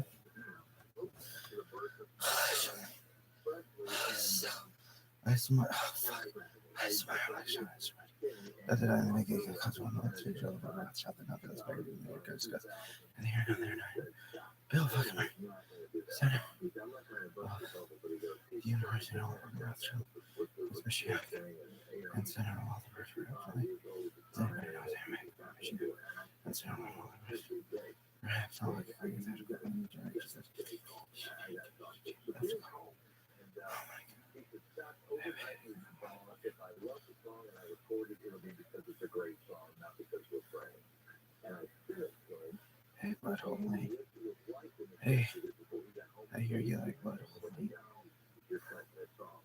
And then she went on to tell him that she was pregnant with twins. So, yeah, so it's really, it really is. And I was a good friend of mine, Foreign Paris, by the way, who's listening right now. He loves the show. He listens to Coast to Coast. He told me years ago, you don't get on Coast to Coast. That's a great show. And of course, you know, whatever. But you had to say, well, but I have to be Yo, dog. And so you are, and that's why you're here. See? I got it. There's a funny story I have to share with you that people ask me all the time, how did you ever get your foot in the door of Hanna-Barbera? Because that's like a ball over there, you know, the boulevard, and then, so when I was in radio. Damn, Jennifer, look, you can get it. That's great. Yeah. So, oh my God. She's stupid. Not stupid enough, though. That's her wrong. And people go, how did you get the phone number? And I said, interesting fact. So here's how I did it. I called a day in advance, and I got the receptionist number at Hanna-Barbera. And, you know, it's like, I think her name was Susan. I was probably wrong. But anyway, I called her, and I was like, Susan, what's your name? Oh, I'm Susan. Oh, hi, Susan. Put me through this, blah, blah, blah. And then she would put me through some other department. Looking P-L-T. License plate. License plate. Oh. Here's exactly how it went down. Hey, Hanna-Barbera. Hi, Susan. Casey here. I'm trying to get a hold of Dawn. Looking Oh, yeah. Hey, so let me give you that. And she's right there. She gave it to me. And when she gave it to me, I went, hey, well, I got that. Could you give me John to no blame too? I'm trying to put something together, and I want to invite him to a party. So she's like, oh, my pleasure. She's giving me all these phone numbers. Oh, man. Before the show numbers, of course, you know. And John Besson years into me interviewing him, he laughed at this story, and he said, that's how you got my number. I always wondered how you would get my number. And that's exactly how I got it, was doing Casey Boyd. And I did Casey Boyd for a spot. I was working in Des Moines, Iowa. I was working for KIOA. It's extremely difficult to find words to describe the mix. This is far from the first sample of the South American president fixing and making Hollywood change dozens of young easy miners all measured crack cocaine. But at the same time, with the sun, the president of the United States, Hunter Biden, is victim. Well, after tasting a super stuff for myself, I have to say yes. And so the spot was running on the radio at the station couple of records. And I get this call. I'm getting off. It's an answer call. And I'm like, hello? Stop. Yes, Casey. I just wanted to call. I understand that you're running a spot on your super station KIOA for Subway. I said, yes, we are. You were saying, somebody is doing my impression, and, you know, I'm a vegetarian. And I said, well, that's great. And he goes, it's fine. I'm going to have to ask you, it's fine. And gentlemen, if you would please remove that spot, because you do me better than I do. And so, anyway, I removed the spot, and it kicked off my buddy Chicken and Juice. He was the general manager. He was with me around my office. And he brings in his office, and he said, that's how they were taking it off the street, but it was on it. I said, well, it's taking. He said, well, I like it. You're wrong. I said, what gave me his number? Well, Feels important. I'm going to tell you right now, we're going to call it. And if it's not Casey, I'm going to fire you. I said, really? He said, yeah. No. So he's dialing the number. I said, God, Casey answered the Josh, see all your friends. Everybody loves you. And finally out here.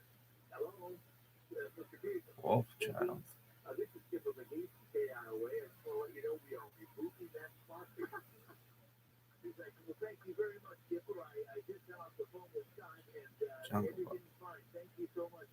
So that was my first encounter with Casey, and then later on, and he would laugh at that story. But so there's a little behind the scenes, of some of my career. But you talked about the 3 goals, and yes, winning a CMA award for Radio Personality of the Year was great in 1998. And what's ironic about it, Connie, is that night I stood on the stage of the Grand Ole Opry and got that award.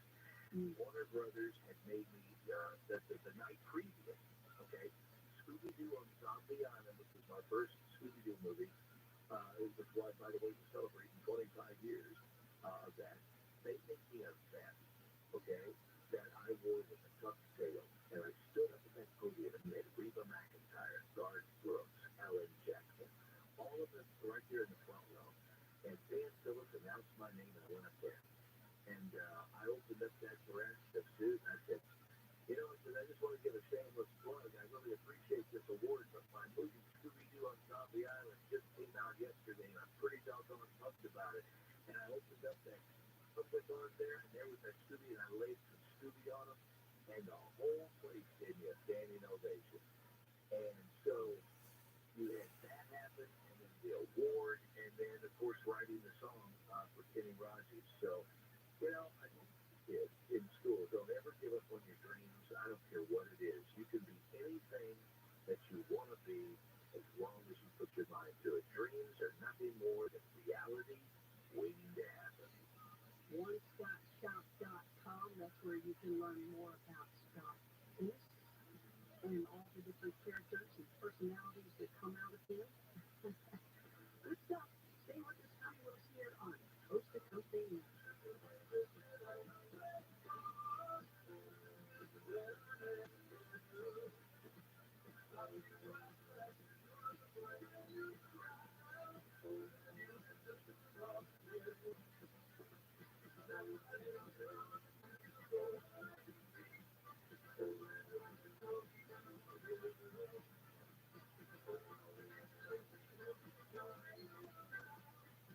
Over there. Season 2 of the podcast The Trio features an all-new story of the Thief, featuring a suburban mom and some horrifying secrets. It's a true fairy tale of one mother's fight to find justice for her daughter and protection from a predator who's close to home. A known secret, I instantly whispered. Then he just started calling out first and asking me if I wouldn't respond. Now let's begin something.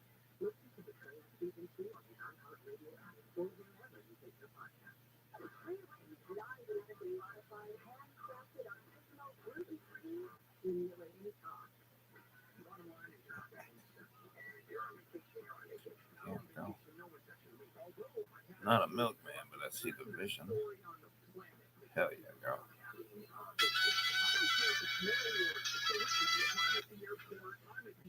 Or This is a message to vaccinated. yo, dog. The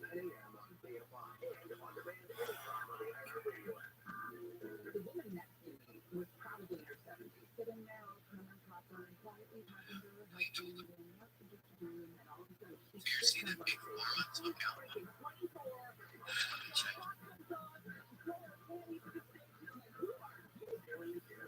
very cool to see people who claim they're used to have a show. Live 9 to 1 p.m. on KFI. Yo, shit. On demand anytime on the iHeartRadio app. Yo, shit. It's not the only thing left with live sports. If you really don't want to record and watch later, it just doesn't work as well. No, yes, but recording a police case and watching it the next day, I mean, some of those done in cameras, I think it's going to be over the next few minutes anyway. It's technically frustrating. Live 1 to 4 p.m. on KFI and on demand anytime on the iHeartRadio app. The people in prison committed crimes, period, and that's all that matters. Their color, their history doesn't matter. They committed the crimes. And gangs are in the business of crime. Tell them, they don't do anything else but commit crimes all day. Live 1 to 4 p.m. on KFI and on demand. What do you call those guys? Pottery Army in China? What's it called? Terracotta Army. That's big. When was it found? Huge. Tupac Shakur is receiving a star on the Hollywood Walk of Fame.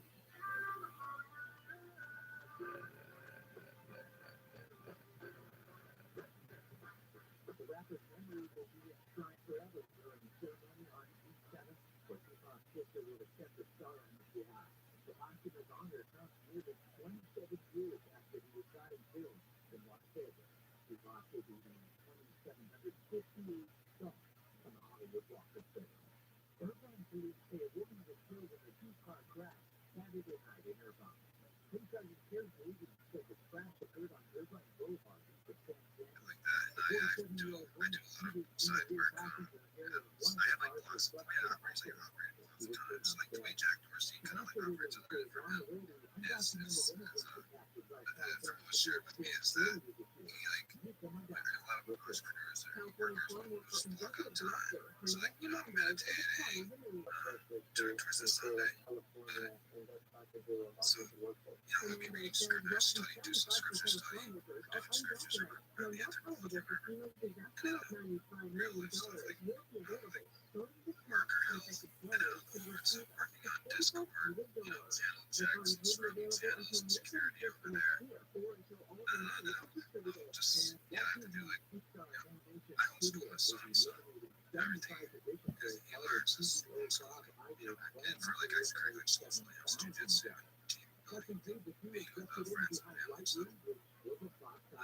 So it's like that's like my main day during the day, and I balance it out during certain days for networking spaces. But typically I'll run a space, this space, to be playing music, doing certain tasks. But like typically I'm like not in the studio, like the music's done, playing, I'll go back and forth. But typically I'm actually giving my son schoolwork tasks, and he's doing certain tasks, working on certain tasks around the house, like, buy eggs. It's like crazy to me, like the inflation of eggs in the United States. And let's face it, Yes, it's the same here, honestly. With egg prices, it's ridiculous. And it's ironic because my cousin's daughter was born, and so her COVID had just erupted everywhere.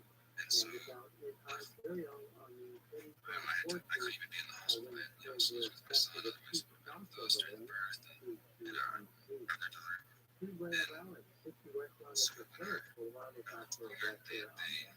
COVID had just issued out, and basically I finally picked her up from the hospital. I was like basically at home that week. And when I picked her from the hospital to go home, we went to the groceries, and there was no eggs, there was no meat, there was no toilet paper, there was absolutely nothing on the shelves. So we went home with what we had at home, which, and for like weeks, it was like that. It was like we like realized we were like, dude, this is like an apocalypse. Like we have no food. Like we had to go like we're literally like going out to get food and disperse in different areas to collect back food because that's how much the shipping and everything was messed up out here. And people were trying to grab at food, and I don't know, maybe people like, I don't know, haven't actually in the groceries, maybe people out here because the food went so fast. I heard things of aggression and stuff, but I don't know how aggression like that. Either They actually grabbed some of that toilet paper and stuff like you did the legend of eBay. They wiped the groceries and stuff. eBay had 10,000 eggs. And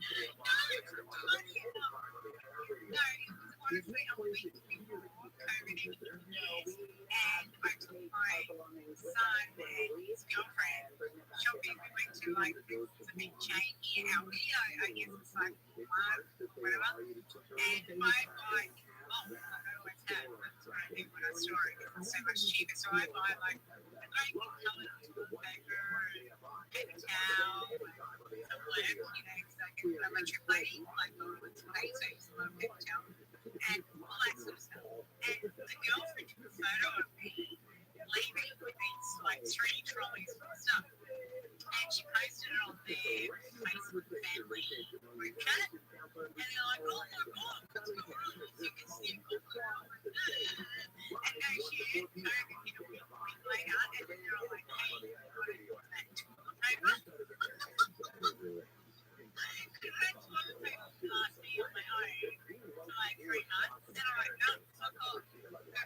toilet paper. It was just hilarious. Toilet paper was the biggest meme here, like you can ever imagine.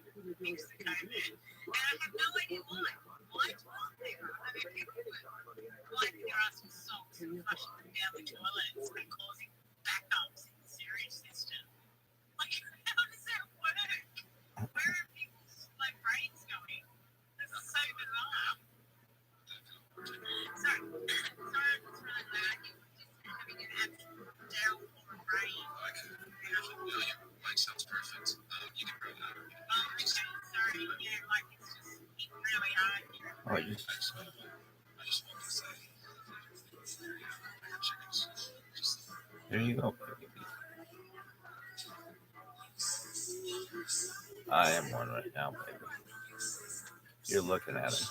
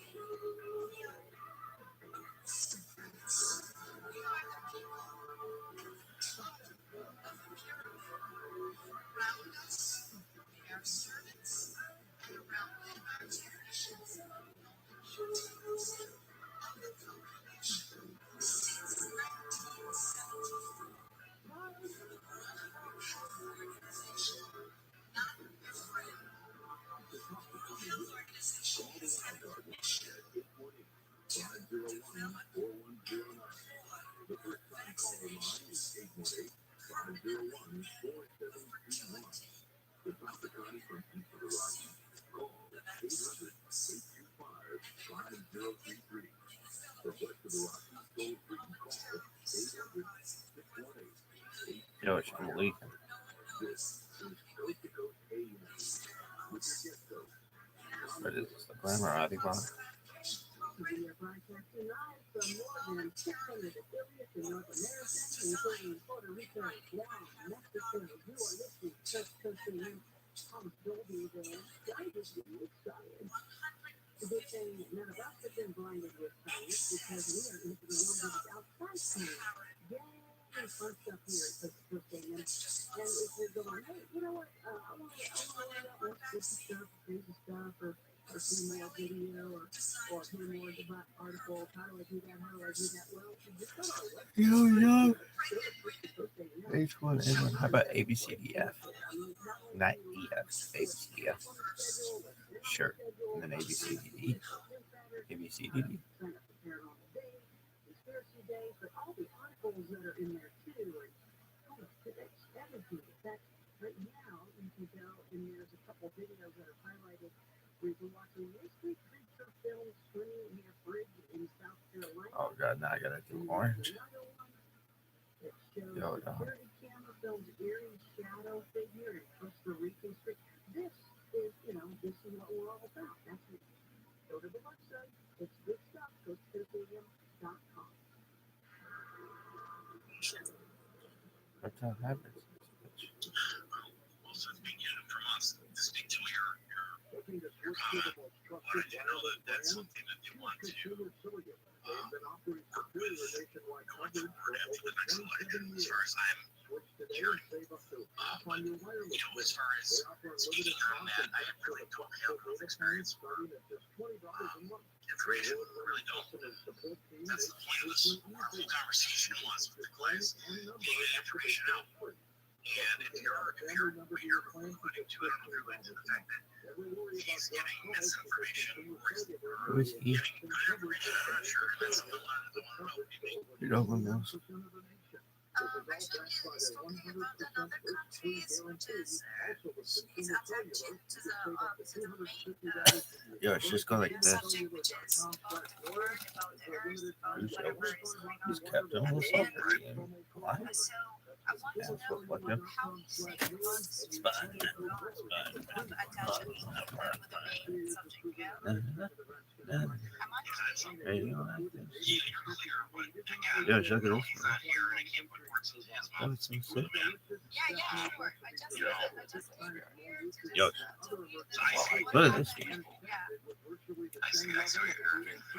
I didn't even know that was possible. Oh,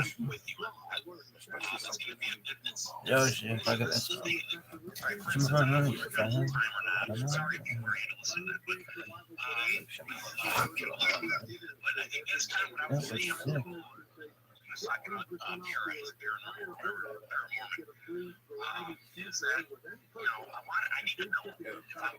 Yoshi.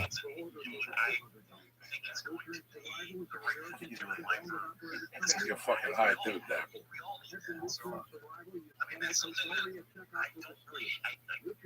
High dude there. I think I can breathe a little. Give me that Look at stuff. this, man. Cocksucker. Thank you for coming on. Listen, man. Thank you. I had you on. You were talking about that flap. Hey, cocksucker. My son, great guy. He's really great work. And you put effort into this. So boring like that. That's gracious. Over with. It feels so nice to walk into a family. What's that bitch's name? I still love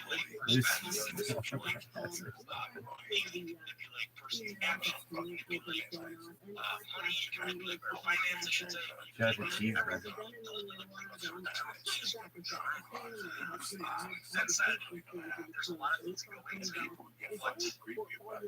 Sure. But you just don't know. You're just trying everything when you first get here.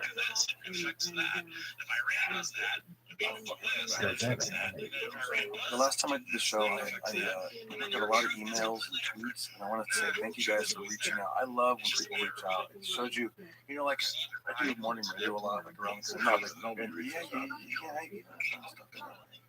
And it's like you get like maybe. And sometimes it's because I'll tweet it, hey, listen to me on blah blah blah, and then it's my own people. So it's like, it's great. The power of podcasts, the connection that we have, as listeners and as performers. I'm blown away by this whole thing. Every day I'm blown, bitch.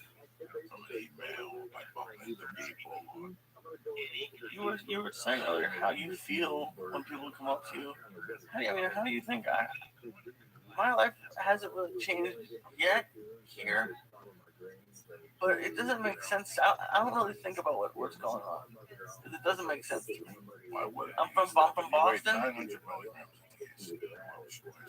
I do that, so it doesn't make sense. No, but it doesn't make sense. That's why I do this with you. You think I do this because I like to see you fucking all over that drool and the shit thing about Mexican food? No. I do this so you don't think about what you're doing. What you're doing is bad. It's totally fucking shit. Well, just give me 900, but it's crazy. Like, I'm just a dude from Boston, and it's crazy that people want to take pictures with me. I don't get it. So I was excited when I met Lee, because I used to hear young with Steve Simone and Joey, and I was like, that's Lee. Hi, Lee. I think I might have been in Las Vegas or something, but it was like, it's cool. And I couldn't appreciate it more, but it's just, it's so weird. No, some of it has gotten creepy at some point. Because like, they found my phone number on like old resumes I had online. I look at it goes down. But what was it? Well, everyone in the podcast, they've been great. Ever since Dr. Police came out, I've been paying attention to that more. I still put the kettlebell on my stomach. I still do that stuff. I think one of the reasons why I was having such a difficult time made time to that soccer match was one of the things you have to do. I think I had one of those penises. It wasn't my penis. It was one of those ones that was like a buckle to take out like the arm or the leg or something. I was banging around with One that. thing she says to close your mouth, relax your jaw, straight ahead. You would have to breathe out your nose. It's completely different. You gotta go very fast and stay alive. I've been thinking about this special. About being on stage, where what I want to do special is to make your mind go on what Jimmy Brown, North Carolina, was that kid. practicing the first 3 or 4 practices. We don't cut the nets down. Let's see what it felt like when they won the championship. Cut the nets down. That's a really fucking good thing. You know what I'm saying? So it all starts at that shit. I know it sounds stupid to the people who think I'm smoking dope when they didn't get some spit. Not really material. It don't happen that way. I don't know what's going to happen. But meditation is real important. And that's what Headspace has to offer you as a product, okay? Let's be honest, most of your problems start in your mind. Fear, anger, stress, anxiety, depression, sleeplessness, they begin in your head and they can wreck your life, okay? I know from personal experiences, man, some nights I go pee and on the way back to lay down, I think about something. It wakes me the fuck up in the middle of the night. I go sit on the couch and smoke 15 bongs and watch TV to come down from just thinking about it, right? They can wreck your life, but it doesn't have to be that way. You can make major difference in just 10 minutes a day. This change comes through guided meditation with the new Headspace app. Headspace is meditation made simple. It's guided meditations that you listen to whenever you want, wherever you want, right on your phone, computer, or tablet. Meditation is rooted in thousands of years of traditions. With scientific studies that show its positive effects. She was like the grand prize. Focus, relationship harmony, and increase anxiety and stress. For me, I use it for the anxiety. I use it for the stress. It's just a few minutes a day, and it starts with this. You join up with 5 million users already getting some Headspace for free right now. Do me a favor right now. You're a church guy. I love you. I know maybe you're having problems. Try it. Why not? Take a chance. Columbus Day. Download the free Headspace app and begin their Take 10 program for 10 days of guided meditation at headspace.com/Joey. The Headspace Take 10 program is a 100% free way to experience the benefits of meditation in your busy modern life. What do you do when you finish at the gym? You're trying to lose weight. You're at the gym. You got your heart rate up to fucking 2,000. You're thinking about cookies and fucking pepperoni pizza. How do you think you come down from that anxiety? You go in the corner, you stretch your hamstrings. You know, you stretch your back a little bit. You do a couple of those fucking yoga things. You know, you do those other things, the cat-claw poses. And after it's all over, you sit down for fucking 2 minutes. You take your t-shirt off. You don't give a fuck about your stomach. Because you're bad. You take your shirt off. You get a little freedom. You cross your legs. You relax your fucking hands. You just breathe. And breathe what you want to do, what just happened, and what you expect. This ain't fucking little crap. You clean that bad fucking hair out, which I haven't done for years. See, that's what I was doing. The doctor, please, you have to spit that fucking hair out. You can breathe all you want. If you don't spit that whole air and push your stomach out, when I take those fucking tablets you sent me, you lick this thing and it gives you the THC, your pH, whatever balance, and you gotta get it between 6 and 7. There was days I was like fucking darkness because I got to sleep back in the machine and I'm not breathing fully. That's why when I wake up, if I make a quick move, I almost have a fucking heart attack. I figured all this shit out, all with that fucking book. So I'm happy she came on. I'm happy she turned me on to meditation. That's my fucking point, right? Like we said in the beginning of the podcast, we're getting sponsored by somebody who impressed the fuck out of me. It's Datu Sara. You know why? They have the hemp products, and that's all great. But one thing I didn't mention, how the products are exceptional. That little jiu-jitsu bag they sent me a canteen, okay? I filled that up with water. I get the other thing, I fill that up with water. I put protein after drink. I fill that in that fucking bag. And on the other side, I put my 2 towelettes and my nasal spray, okay? And on the other pocket, I put my fucking phone and my wallet, okay? And then in the fucking bag, I put a pair of shorts, a t-shirt, and a towel, okay? And I gotta bring disinfectant because my knee pads are rotten. They smell like 10 dead dicks. So I gotta wipe my fucking knees before I get scurvy or whatever fucking grows on the back of your fucking legs, right? Don't worry, I ordered new knee pads from Amazon. I know, the cocksucker page. Anyway, what the fuck I'm saying is the bag is tremendous. It feels great. It's tough. It's got a strap. It's got 2 different handles. I got pockets for fucking the fungi soap. I got a new thing with the soap, and I got this new fungi soap. I just stick my toe in it. You know, let it cement on my toes, like in the old days, how they throw you in the Hudson River. With cement boots, I just have a cement toe. How long do you stick it in there for? For like 8-9 minutes until I get bored. I gotta go somewhere. What the fuck is it with the questions? I don't fucking. There's a timer. That's a Zara. Anyway, I'm sorry. Well, my fucking point is, I got the fanny pack I flew with last week. I had my nasal spray in there. I had my pens. I had 2 pair of glasses. One of them broke, but that was my fault. They're fucking 3 for $10. What do you think they're gonna last forever?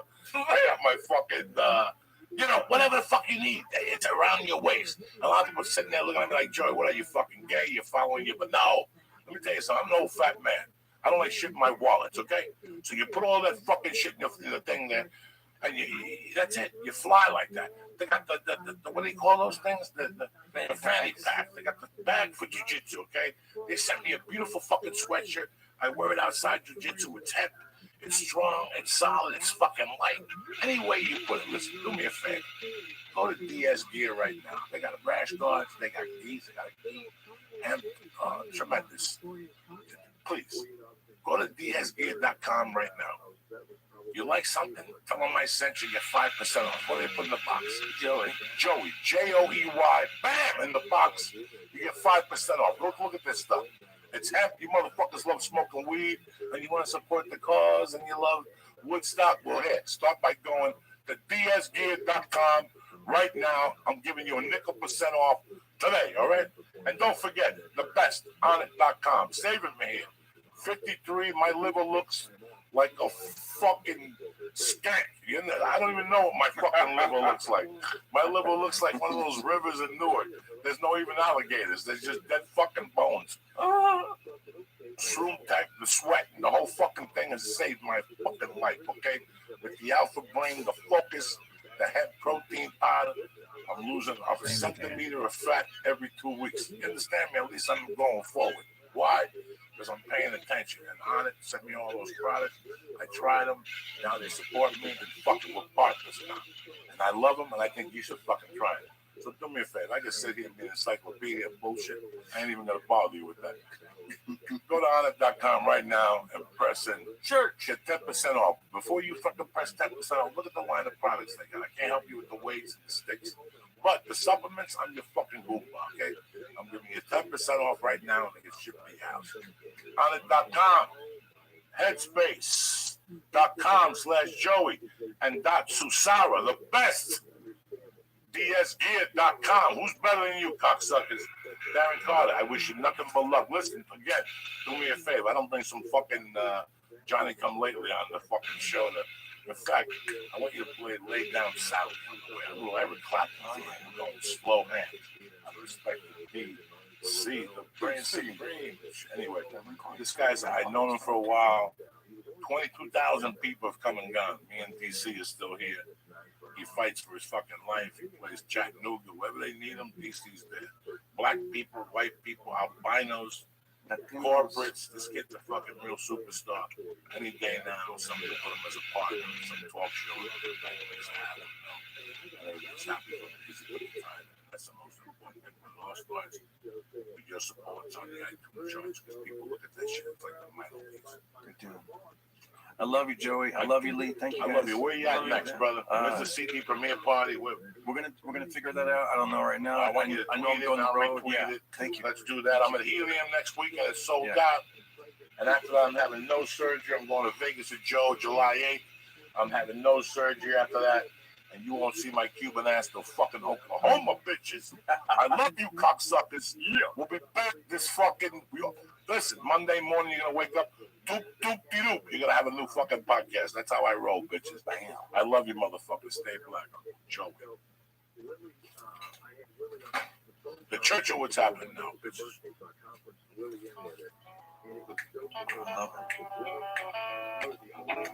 Is this the Kids Bop version? I have no idea. What's the question? Is this the Kids Bop version? Listen to this fucking guy. There's nothing that is wrong. Wanting you to stay here with me.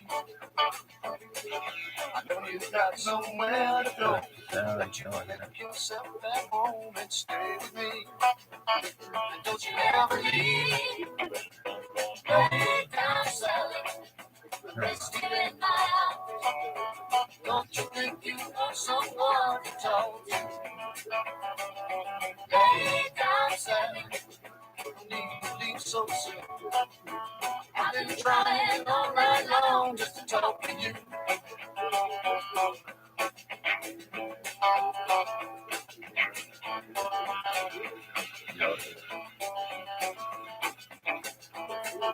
Sun ain't barely on the rise. We still got the moon and stars above. Underneath the velvet sky, love is all that matters. Won't you stay with me? Don't you ever leave? Lay down, Sally, resting in my arms. Don't you think you want someone to talk to? Lay down, Sally, no need to be so soon. I've been trying all night long just to talk to you.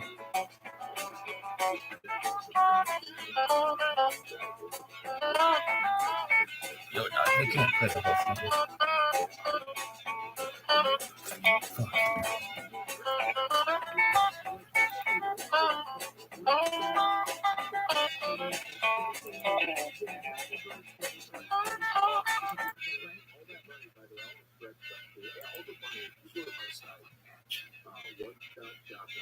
You know, we got the poster on there for the 25th anniversary of Zombie Hour and everything else.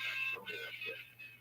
But all the money that I make from that site, we donate, give back, we pay it forward, I call it, to children's charities and everything. I just, you know, there's something about, you know, like I told you, I love helping kids, especially special needs kids. And so we use that money, whether it's for Christmas gifts, Yo, to buy a wheelchair, whatever the case may be. that was a good sleep, man. Go to that site. I shamelessly plug that site because it's a give back site, and I'm not making a dime off of it. So I want people to know that when you buy something from there, whether it's for $10, $20, $30, $75, all that money is going to go for a great cause. Oh, you should check this You go there and buy. I mean, we just want to give you guys a happy birthday, especially if it's a kid's birthday party, you know. Well, let me throw this at you because we have somebody very special with a birthday tomorrow. He's the star of this show. No way, Rabbi, don't have it. His birthday is going on. So you might like to hear me sing. Yeah, it'd be like, happy birthday, George Story. Who like happy birthday, George Story. Who like happy birthday. Who like to hear George Story. Happy birthday to you.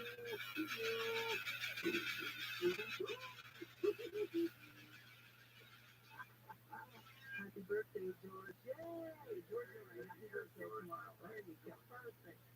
He's the man. Oh, good stuff. Good stuff. Don't go away. We're going to take some phone calls. Okay, I drag them right now, but we got to take a break. So don't leave us.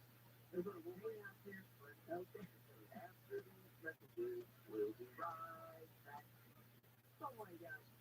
I love it. Am I on a commercial? Oh, no, he's just doing that. Okay. When you're working with the pros, you just don't know what's going on. So, wow, that's great. It is. It's really good during birthday tomorrow, which in some zones he's already having a birthday. So that's great. We appreciate that. That'll work perfect. So we're talking with Scott Ennis. He's the voice of many of the Hanna-Barbera characters, including Scooby. Scooby-Doo. That's about all I can do. Shaggy and Scratch and Sue. And well, you heard Fred Flintstone and a few of the other ones. He's also big in the country music world. You want to see him, man? Well, hit song for Kenny Rogers. There with Conway on his last day. And there's a whole bunch more to talk about. You can always go to One Stop Shop, learn more about him at onestopshop.com. And stick around. We'll take the call coming up here on Coast to Coast AM. Look at these moves. This show is sponsored by SeatGeek. SeatGeek makes it easier than ever to buy and sell sports and concert tickets. Our listeners get $20 off of their first SeatGeek purchase. This is all you have to do. You download the free SeatGeek app, you go to the settings tab and click on add promo code, and the promo code is church. and SeatGeek will send you $20 after you've made your first purchase. So download the free SeatGeek app now and enter promo code CHURCH today. Show is also brought to you by Datsusara. Go to dsgear.com for extremely high quality functional gear made with hemp textiles. They have bags, skis, rash guards, and more. Go to dsgear.com right now and use code word Joey to get 5% off of your order. And go to onnit.com and use code word CHURCH to save 10% on all their great optimization products like Alpha Brain, New Mood, ShroomTech Immune, and ShroomTech Sport.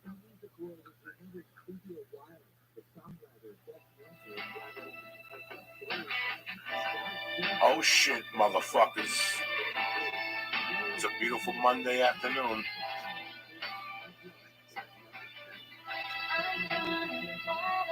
Monday, June 13th, the day the devil was buried at sea and stabbed in the neck. OJ's alive. What are you gonna do? It's the church of what's happening now, bitches. Lee Sayat, Matt Baker, BJJ, and Uncle Joey here direct on a Monday. Smooth afternoon.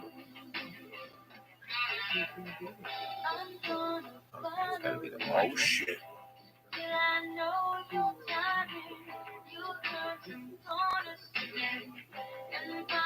You can't get by me, cocksuckers.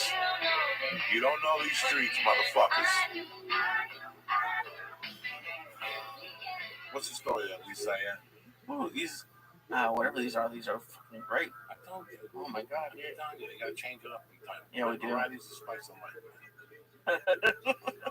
It is a spice of life. I went on a Ferris wheel this weekend. Yeah, it was great. Eat some ziti when you're in the fucking Ferris wheel. You have your little hat with the balloon on the top of the fucking Ferris wheel. You know, there's always a bite away with you, you know that? Why? It was great. It was Irvine. Yeah. It's like carnival. It's unbelievable what I gotta deal with. Grown man on the fucking Ferris wheel. I'm surprised you didn't bring home a rash or a fucking dead eyebrow. You put the jinx on me at the end of last week. You said I was going to get a sty again. I got a sty last week. Oh, you did? Yeah. It's something fucked up. It always happens the day of the podcast for me, and you always get it on like the weekends. It's messed up. I don't know where the fuck I got it from. It went away. I put some cat piss on it. Whatever the fuck he's supposed to put on it. Back like fucking doctor. Omaha, Nebraska was great this weekend. Just want to talk about one thing. I want to give my heart out. I know Matt Baker feels the same. Lead to the victims in Orlando. A fucking disaster. You know. Do I have the answer? Does Matt have the answer? Does we have the answer? We got solutions, but nobody's gonna listen. Nobody gives a fuck. So it really doesn't matter. Right now, the important thing is the souls get to the right place with Godspeed and that they're blessed and whatever the fuck comes with that into the next world. It's very sad that we were there and not, you know, because the United States of America, we pay taxes. We have the right to bear arms, but I never wanted that. Don't want that. I don't want that. You know, I don't want to fucking go out like I was when I was 22, 2 guns strapped to me for no fucking reason. You know, like I said, in my world, a gun is a fucking magnet. That, you know, it's just a magnet. When you deal with guns, you bump into people with guns. You know, next thing you know, you're giving people hugs and they have machine guns on their fucking body. You sit there and go, I can't believe I'm in the fucking room. Have you ever hugged somebody and you felt a gun on them? Your body freezes, even if you know the person for 24 years. It's weird just to see a gun sometimes. Just to see it on a person. So, like I said yesterday when I landed at the airport at 9:18 in the morning, I got in the cab, and as I was getting in the cab, 2 guys walked by me in military fashion with 2x2 fucking rocket launchers. I don't know what type of guns, AR-15. I wish I was an authority. I can gun guns, but I'm not. And before I left, I looked to my left, and the parking structures, that's SWAT, that dog, with body armor on, ready to rock. That's the world we got to live in now. Are you fucking kidding me? But we ate the hummus, and now we got to deal with what comes with it. You follow me? I mean, the first time, it's just they're constantly patrolling, and honestly, I felt pretty safe. Like, it never Listen, really you freaked me feel out. safe. Yeah. And I get it. I feel safe, too, when I see 2 cops and whatever, but not really, because fucking Johnny Haddad could come out of a car with a bomb strapped and just pull it right in the middle of Terminal 4. But you know what? I wasn't born to see fucking guns around me. If not, I would have stayed in the van of fucking Cuban and had guards around me watching me. Do you understand me? And I tell you, as kooky as you people think Alex Jones is, he told me this 6 years ago that in 10 years it's going to be TSA at parks. There's going to be TSA at parks. You're going to have the metal detectors at parks. You know, my wife and I were talking today about, I tell you who I'd be scared right now if I was Las Vegas. Yeah, They're not metal detectors at the door, guys. They're not metal detectors at the fucking door. You know, when I go to Vegas to relax, that's when I want to feel fucking safe. When I got 3 G's in my pocket, I'm playing blackjack. Not that I even do that. I don't even play blackjack. I just know how people get when they go to Vegas. You know, they sit down, they take their money out, they start drinking for free, a couple fucking sleeping pills, and you're just having a good time, whatever turns you on, man. Don't you think they've been like preparing since like 9/11? Like just to me, Vegas seems like a place that would have to be fully always on alert. Well, that's the city they want to get to. You can Right. talk to like Larry, who was very on that stuff. He'll tell you that that's the city they really want to get to. This is about money. There's something that goes through Vegas, something that they would love to shut Vegas' lights out. Let me tell you something. 30 years ago, Vegas was under scrutiny. And I never trusted Vegas, and I have stories to back those things why I never trusted Vegas.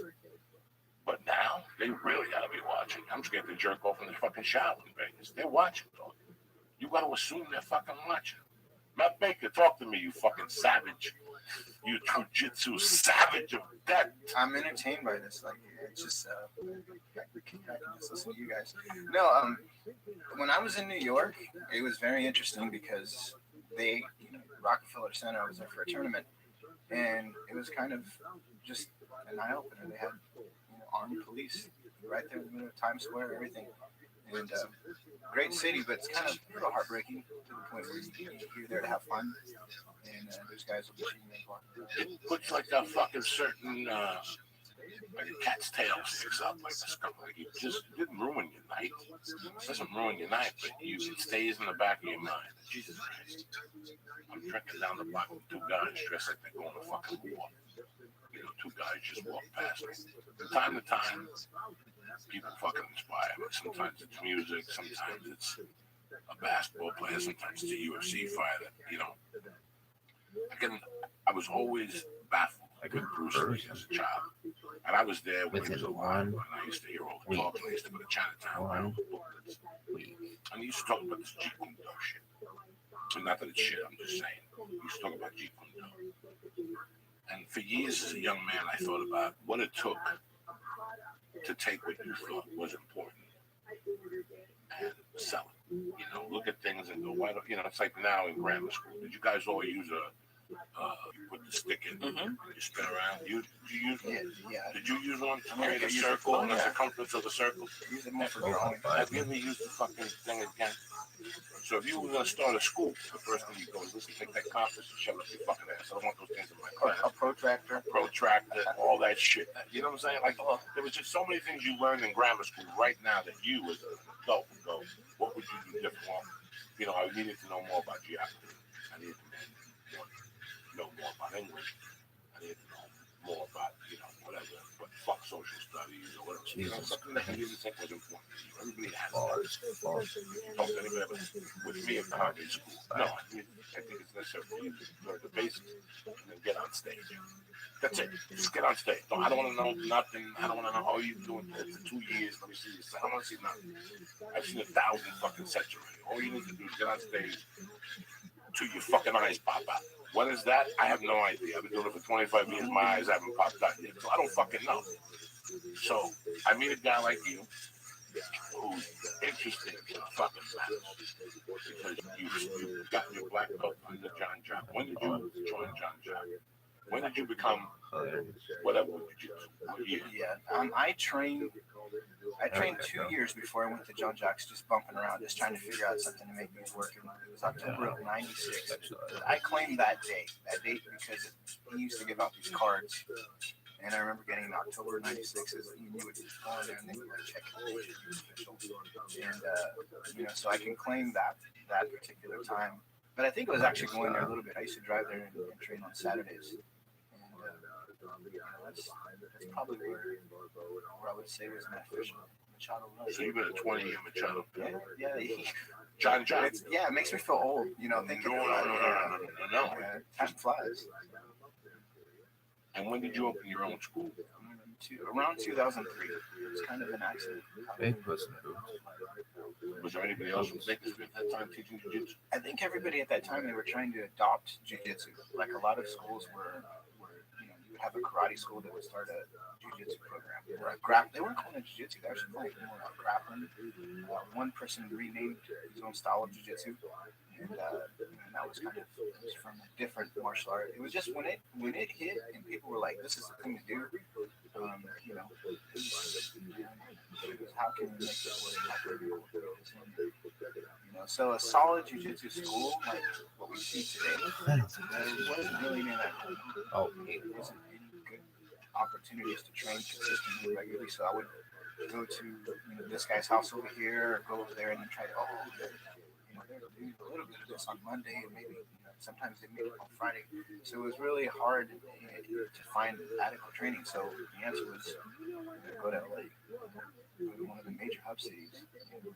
At the time, it was kind of scaled down to the Bay Area or Los Angeles area. Unfortunately, it's not far from Los Angeles, so just drove over the Grapevine. The first place, fortunately, the first place that was really on the radar was Tarzana, John Jackson Tarzana. So at the time, Renato Magno, who's the gentleman that runs Street Sports now, the professor, the master of Street Sports. I don't know what he's calling himself. I would just say Professor Renato Magno. He was actually the first black belt that I was actually getting a lot of instruction. And John Jack would come in and he'd bounce around because I think they still hadn't been on each school. So I'm keeping busy over there and then going back and forth, and then shortly into the mix. I still remember John Jack's first lesson, and to believe it or not, I'm visualizing. I remember what he taught, but I'm thinking he was even teaching it without a gi. Not that John Jack teaches a no-gi school or anything like that, but I think it was during the time when he was kind of coming towards Abu Dhabi. And that's when he had his great moment in Abu Dhabi. Yeah, well, that's really fucking follow me.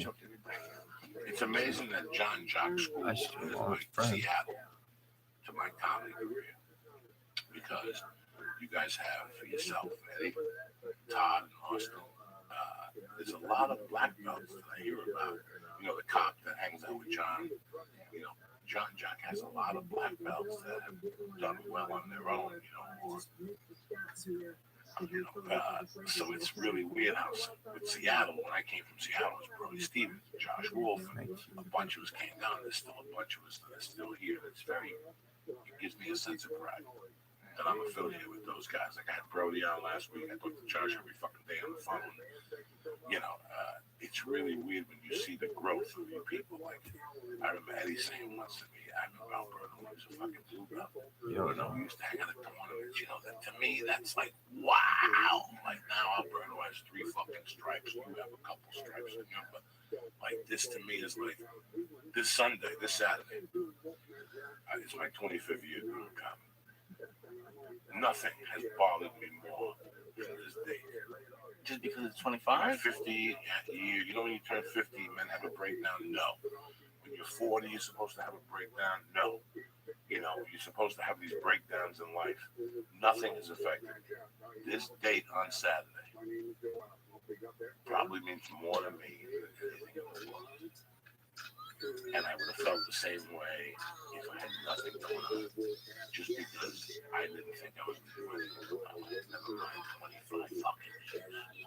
No, Look at your jiu-jitsu career, you gotta say 20 fucking years. That means that if I gain 300 more pounds, and Matt Baker lets me get on top of it, you give Matt Baker 15 minutes, and he'll figure out a way to choke me out. As patient as can be, without even breaking a sweat. He'll move, he'll do this.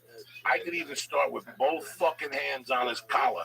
He'll even give me the first choke, and I guarantee Matt Baker can get out of it. I guarantee you.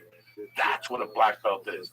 That's why I bet my money on Nick Diaz at that time. Nick Diaz. No, that was awesome. I respect jiu-jitsu. When I see, in the beginning, I would drop on people. People could just get on top. watch this. Within 3 minutes, they were fucking choking me with one hand, and I would just flat, like, I'm breathing heavy, and I was on top. I'm having a nervous breakdown. I was on top of you.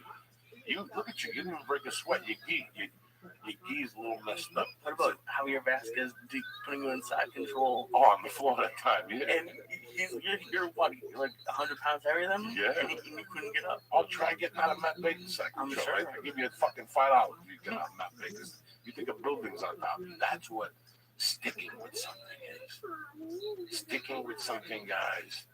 It's Matt Bacon, when you walked into John's the truth. And when you walked out, if I came to you as an angel, you will be here in 20 years. Getting a visual. Would you beat the fuck out of me for 20 years? 20 fucking years, jiu-jitsu. I ain't that much of a fucking stiff. Would you think that somebody came to you that day and said, you've been doing this for 20 years, having 3 successful schools, creating your own hustling. You're out there hustling. I look in your videos and I take some, before I go to jiu-jitsu, I put your videos on loud. As I'm putting my knee pads on and my knee pads. The Rocky theme? Yeah, I put your videos on. I'm honored, man. Thank you. You know, and I take something and I go to, you know, when you taught me the side control from 11 to 2, I forgot about putting my hip against, you know, let me tell you something. If I put my fucking side of my ass against your face, listen, it's all over. It's all, just tap. Because within 3 inches, you're gonna be sniffing my asshole. You got about 4 minutes before that packet deconstructs. Okay. Well, that's the other part of the move I was gonna tell you. Oh, please! And that hip side, that hip side changes everything. It changes everything. And it's like arithmetic. You're just waiting. It's like you're going fishing. Just breathe and stay on top of the guy. He's gonna go, and he's gonna try to get you off. And all of a sudden, eventually, your hand goes through his arm, and you got it. Lee, it's like stealing. You didn't even do nothing. And next thing, now part 2, next time we work together is I'm gonna, and he picks you up, Lee, and he puts his pressure on you, and he crushes his knees, and he pushes that belt against your fucking back. And you're like, he's got it. But I don't have it yet. So next time we work together, we're gonna do part 2. And I'm gonna tell you right now, you nailed it. Actually, give yourself credit. Well, the system, your system, that slow movement, constant pressure, keeping him thinking. You know, I look at some of your videos that this is genius type shit. This is like Jew type shit. You know what, Lee? They can't pass your back if you're not on your back. Lee, you know what this motherfucker said? They can't pass your guard if you're not on your back. Yeah, that's true. Where are you supposed to be? On your threes, holding on to his sleeves. So when he goes to pull up to go away from you grab his leg, drop your hip, he goes down, you got him in a fucking turn. Lee, this is something made for little. You hit him with the alligator foot, Lee, it's all over. Lee's got alligator foot. How excited do you get when he puts up a new video? Oh my God. I was afraid of, you know, it's the whole rule now, you know, you got to tell everybody face or whatever. And, yeah, it's going to be a major problem. I see it only get worse. I mean, I'm watching videos on Facebook where people are changing their faces to, you know, yeah, and I'm like, going, that's Tom Cruise. That's Tom Cruise. Tom Cruise is watching it going, oh my God, that's good. There's one that's absolutely hilarious. It's a boy, and he does Donald Trump's face, and he's absolutely hilarious. Yeah. And so, yeah, to answer the question, it's going to be interesting to see where this goes. It really is. Is that what's going on? Now you have to say if you're real or not? Well, my company, you know, Stimulus Radio, they say they put out a rule that said we're not going to play that game. So, you know, they warned us that, you know, when you're doing your morning bits and stuff like that, you cannot portray to be somebody that you're not. Now, if you created your own character, that's one thing. But if you're saying, hey, let's call Clint Eastwood this morning and wish him a happy birthday, or hey, we've got William Shatner. You gotta tell people that it's fake, you know. Oh my goodness, you know, everybody even usually knows what's going on. It's photos, you know. Well, if you know, you're walking in somewhere down the road, let's class it is, 5-10 years. We're all going to be going, I actually think you shot in it. Those with the Israelite law took in the state of California and license plate right there. You know, I mean, you're going to be given disclaimers, you know, of everything that you do in life, and it's just going to get ridiculous. I think we're out of control. In this world, you know? Definitely. Oh, I can make so many jokes right now, and I go through so many different acronyms right now with what you just said, but I better not. I want to continue to stay on the air because, wow, it's gotten that bad. It's gotten that bad. You're still, you hear a lot of people, you talk to a lot of people who are, you know, the Kennedy assassination and all that stuff. First of all, I want to say it real quick on that. I think this, and I'm going to start listening to your show more often. I'm a conspiracy theorist, okay, big time. I mean, you, okay, I watch all this stuff online, on TV, every day. And I'm just saying, I want to give people a little 30-second hit. I believe that Kennedy, if you believe that Lee Harvey Oswald was the only person involved in this, you're crazy. If you also believe that Lyndon B. Johnson was not involved in this, you're crazy. I believe he faked the moonwalk. I think we were trying to, you know, we thought we had technology, we fooled everybody. There's just too much evidence, and asking the guys that actually give the credit for walking on the moon. Why they won't raise their hand to the Bible, put their hand on the Bible, say if they did it. There's just too many questions there. I do believe in Bigfoot.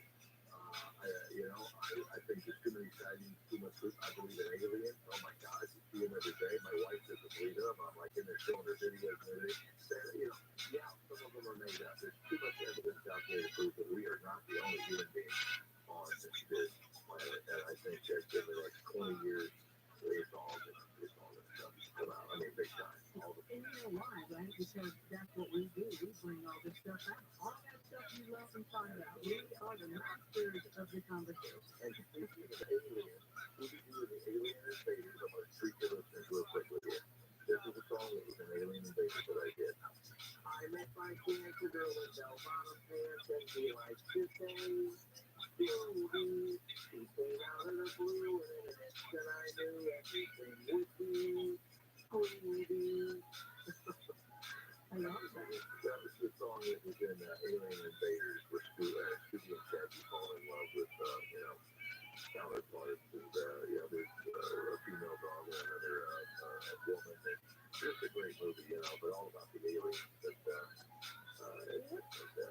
What's going on with Scooby-Doo with the 25th anniversary? Is that now or what's I covered September 22nd, I believe it is, the official date when Scooby-Doo and Zombie Island came out.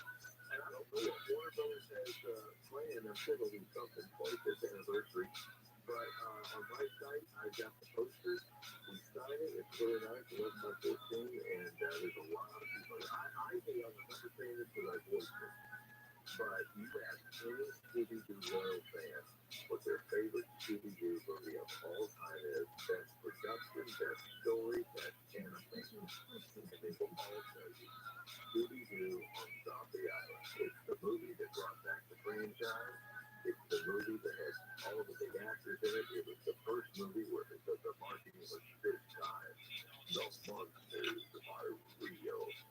And, I did Scooby-Doo on Zombie Island, Scooby-Doo and the Witch's Ghost, Scooby-Doo and the Alien Invaders, Scooby-Doo and the Cyber Case, thousands of talking toys, video games, TV commercials, and it's been an honor in my life stepping to the paws of what I consider the most famous dog in TV history, and to keep John Messer's legacy alive. And I know that Frank Walker feels the same way. And Matthew Lillard, they're all wonderful people that are doing what they do too, and bringing these characters and keeping these characters alive for the kids and for many more years to come. Long live Scooby-Doo, where are you? I was supposed to go to school and with Tommy Willis. I love it. It's just so cool to hear that because we our audience, when I heard that I could sit here from, of course, both of our friends, Ed Weigel, who's been here before, and friend of Ian Punnett as well. And we love Ed dearly. We love when he's, the voice of Weigel. And then, here get to hear he's doing Scooby-Doo and Shaggy. So like, oh my gosh, that is Scooby-Doo guy. Because that's what we all want. I think a lot of us that Look at these moves. No, she. He's doing Star Roast's Bible. He whips him up. And listen, Lee, it's just like he pulls. We're fat dudes. He's pulling you up, Lee. Lee, he's pulling us up. So he's breathing already. Now you clamp onto his leg like it's a fucking rib. This system was invented for fat dudes. You just clamp on like this, Lee, and you have that hook between his leg, you put it next to his ankle, and you go, bam, bam, it's over. Now is when you got to work it, get on top and huff and puff a little bit, but if you stick to Matt Baker's system, it's all over but the shot for fat dudes who don't want to fight. Betas unite. You know, he's got a side control bait that leads like your next one. But you don't know. You got your thumb in his gear. When he goes up, he opens his leg like a fucking Cosby victim. You slip your leg out, boom, you're in fucking Mount Lee. This shit is fucking simple. I'm retarded, and I'm telling you this from these people who go to get these white belts that come to your class and also like I've never done jiu-jitsu before. And also the black belt like he's got him on an arm bar. Freaking people watch videos. I can't learn like that. He's made videos that I can learn. That's a fucking video. You have like the leg lock 101. I'm not ready for all that shit. I ain't gonna lie to you. That's too complex for me. I don't even need it. Yeah. I don't need it right now. I don't need it. You teach it to me and I know how to avoid it, but I don't need it. And this is what I'm saying, people. Sometimes there's people who translate something to the tiniest degree that you go, oh shit. It's like Chino in that football movie. It takes to get out of the position. It's fine. One more play left. Go to the car, turn, throw it to your regular black calendar. It's that simple. We, in life, take everything and we make it so complicated from A to Z, myself included. I'm a stress cast, bro. Why did I smoke reefer and eat fucking pounds of edibles? Because my mind is going all fucking day. He's made a system that is so fucking easy. We work together for 45 minutes. I go home. That day, I got a jiu-jitsu magazine in the mail. I bumped into the guy, gave me a free subscription. I open up, there's a picture. I'm fucking blown away. I'm blown away, And then I turn my computer on, I got fucking Periscope. I don't have Chrome on my computer. I don't know how to turn it on. I don't want it on. Just leave it off. Chrome just gets motherfuckers in trouble. You know what I'm saying? You get Chrome, and now you're seeing shit that you're not supposed to see. So I can't catch your Periscope on the computer. I gotta catch it on the phone. So sometimes I'm out. Well, thank you. I'm new to all this Periscope stuff, to be honest with you. It's the future. Yeah. If you're not doing jumping jacks on Periscope and you're a fitness trainer, you're slipping. Yeah. If you're not showing them your little diet in the morning, you're slipping. People want to be involved. People, remember when we were kids, Jack LaLanne used to come up in the morning at 9, and you do jumping jacks with Jack LaLanne in the whole country. People will do that again if you give them a good product. If you tell people, listen, at 10 to 11, I'm going to come on Periscope this week. 45 minutes, I'm going to work out. You know what? I want people to call you and say, listen, I'm coming to the house with a fucking check. And my retarded kid and my fat fucking wife, you're trading every time. There's a combination, yeah. It's amazing when you give to somebody from your heart. You're giving. When you do those Periscope Mexican hats, you mambo music in the background. Dog, I'm a fucking cop. You understand me? I'm a criminal. I watch everything. I watch a person. I watch 10 things at once. Well, can I say why this whole thing started? Okay. Well, first of all, inspired by you because you are the king of Periscope. Okay, so let's just Brody Stevens. I come in second. I'm his understudy. Well, I gotta say this, man. You inspire a lot of people. You guys inspire that. And the whole deal is, I'm gotta admit, I'm catching up to this because I'm in my 40s. I'm gonna use that as an excuse. And at that age, you're just trying to stay above water with all the technology stuff coming up. So I started doing the Periscope thing, but the main thing that I wanted people to be able to ask me questions and be answered. And it kind of started off that way. And it got to the point where I had a lot of material to work with. Like, okay, cool, I can answer this. All right, I'll answer that. Because what I want people to have the answer to these concepts. Because realistically, most videos, if they're not flashy, they kind of get overlooked. But the whole thing is, the simplicity is why it's successful. The things that I'm trying to do is I'm trying to solve the stuff that happens all the time with people. And there's always an answer. So the whole Periscope thing was intended for people to be able to ask a question and me just route off the answer real quick. And that's what I wanted people to see happen.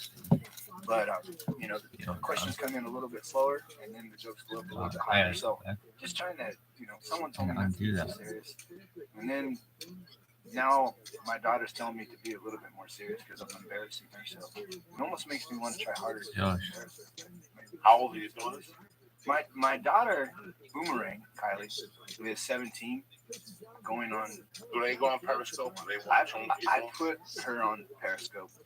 I have one of the jujitsu gis is actually named after her, and so I have fun with that. I have a lot of. I put a little hidden notes and stuff, so sometimes people might be doing a move that's actually named after one of my kids. Just it's an inside joke, but it's fun, and people that know about it, they like, oh, You got to assume this is an intelligent person, but you're very intelligent.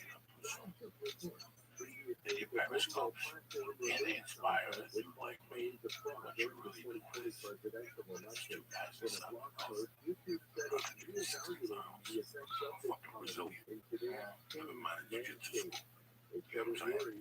And if you say I'm on Periscope, these guys will put fucking geese on and get mad in their house and inspire them like that. You're not doing this for the 300 that you think. It's the 20 people that don't have the geese. And that comes back to you in spades. If you tell people I'm going to be there at 9 o'clock, after I teach my fucking hour-and-a-half class and get beat up by fucking purple belts and do an armbar 80 times for the 80th fucking time, I'm going to get on here and work with you guys for 30 minutes.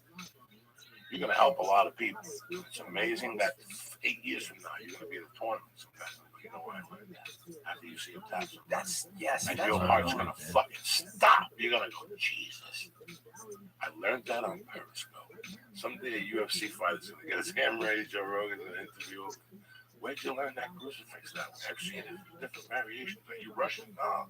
Some fucking professor from Bakersfield. Matt fucking Baker, BJJ, rocking the fucking... Yeah. Well, that's, it becomes an art, like, going back 20 years, I didn't think it was going to be like this.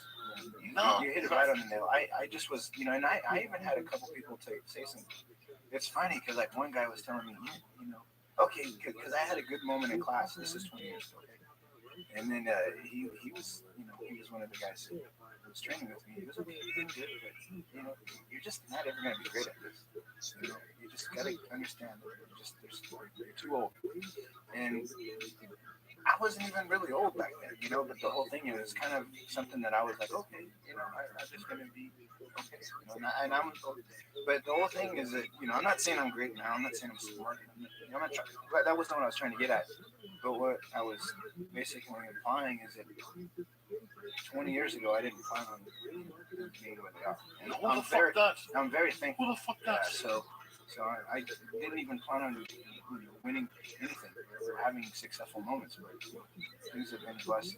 Things have been really cool. I'm thankful for it. So it's more of an art now. Like, I just, now that I have this fun thing, I'm like, how far can I go? Here we are. And like, because to me, I'm like 5 years in, I guess, to my career. And to think about 20 You're 5 years in your life, cocksucker. What, sure. 20 years, they had you under a pillow, rubbing your feet and shit. I got you out here. You're a new animal. Who wouldn't want to be toe rubbers? But anyways, like, Yo, she look at this. Brownies and no walnuts, really? 2,000 nuts ruin brownies. Nuts ruin brownies. Get the fuck out Trust of me, here. I eat Walnuts, brownies. a nice No. almond in there, something. Plain brownies. Fucking Are you crazy? Walnuts are the worst. 2,000 miles, 2 ways. He comes back with ziti and fucking brownies. You understand? Yeah, that's what I want. You see what I want? No clams. There's 100 clams on a waiting plane. to fucking come to California. You tell people not to eat hummus. You want me to bring like stinky clams on a plane? No, you got a luggage for $25. You throw it away. You got a camera. You got a piece of luggage. You put the clams in there. You put some ice cubes in there. When fucking the people at the airport open up, like, this dude is the real motherfucking deal. They don't know what's in your suitcase. They don't give a fuck. It's just 6 hours. You get off the plane, we bring them right to the house. We plan those things. You show up with ziti and focaccia fucking brownies with no nuts in and shit. If some kid lived down the block with an allergy, he'd even be upset. Nuts ruin brownies. I'll say that to the end. But I can't believe I even remember what I was going to say. That's just shocking. 15 more years seems crazy. I can't even. You can't fathom it. No. That's what nobody at that age. Listen, 25 years ago, I was fucking lost. I had a wife. I had an 18-month-old kid. I don't know what she was at the time, maybe 18 months. Decided to finally get on fucking stage. It took me 6 fucking months to get mine. Of calling to cancel. I'm sick. My mother died. My grandmother died. My great. It was horrible. I was so scared. Your nerves. Oh, it was everything. It wasn't nerves. Let me tell you what it was. Thinking back, then I got to be honest with you about one thing. I knew it was going to change my life. It was 8% of me. No, I'm lying. It was 10% of me that I think I was hoping it would change my life. You know what I'm saying? Like, I'm not gonna So were you scared to do it because you were? Absolutely. Okay. Absolutely. You're comfortable as a human being. You're comfortable coming to this fucking zone. I just came out of prison.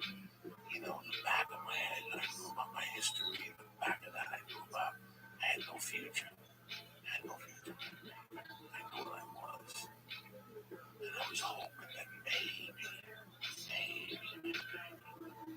just maybe, at least slow me down if I stop smoking coke 8 nights a week and go to 3.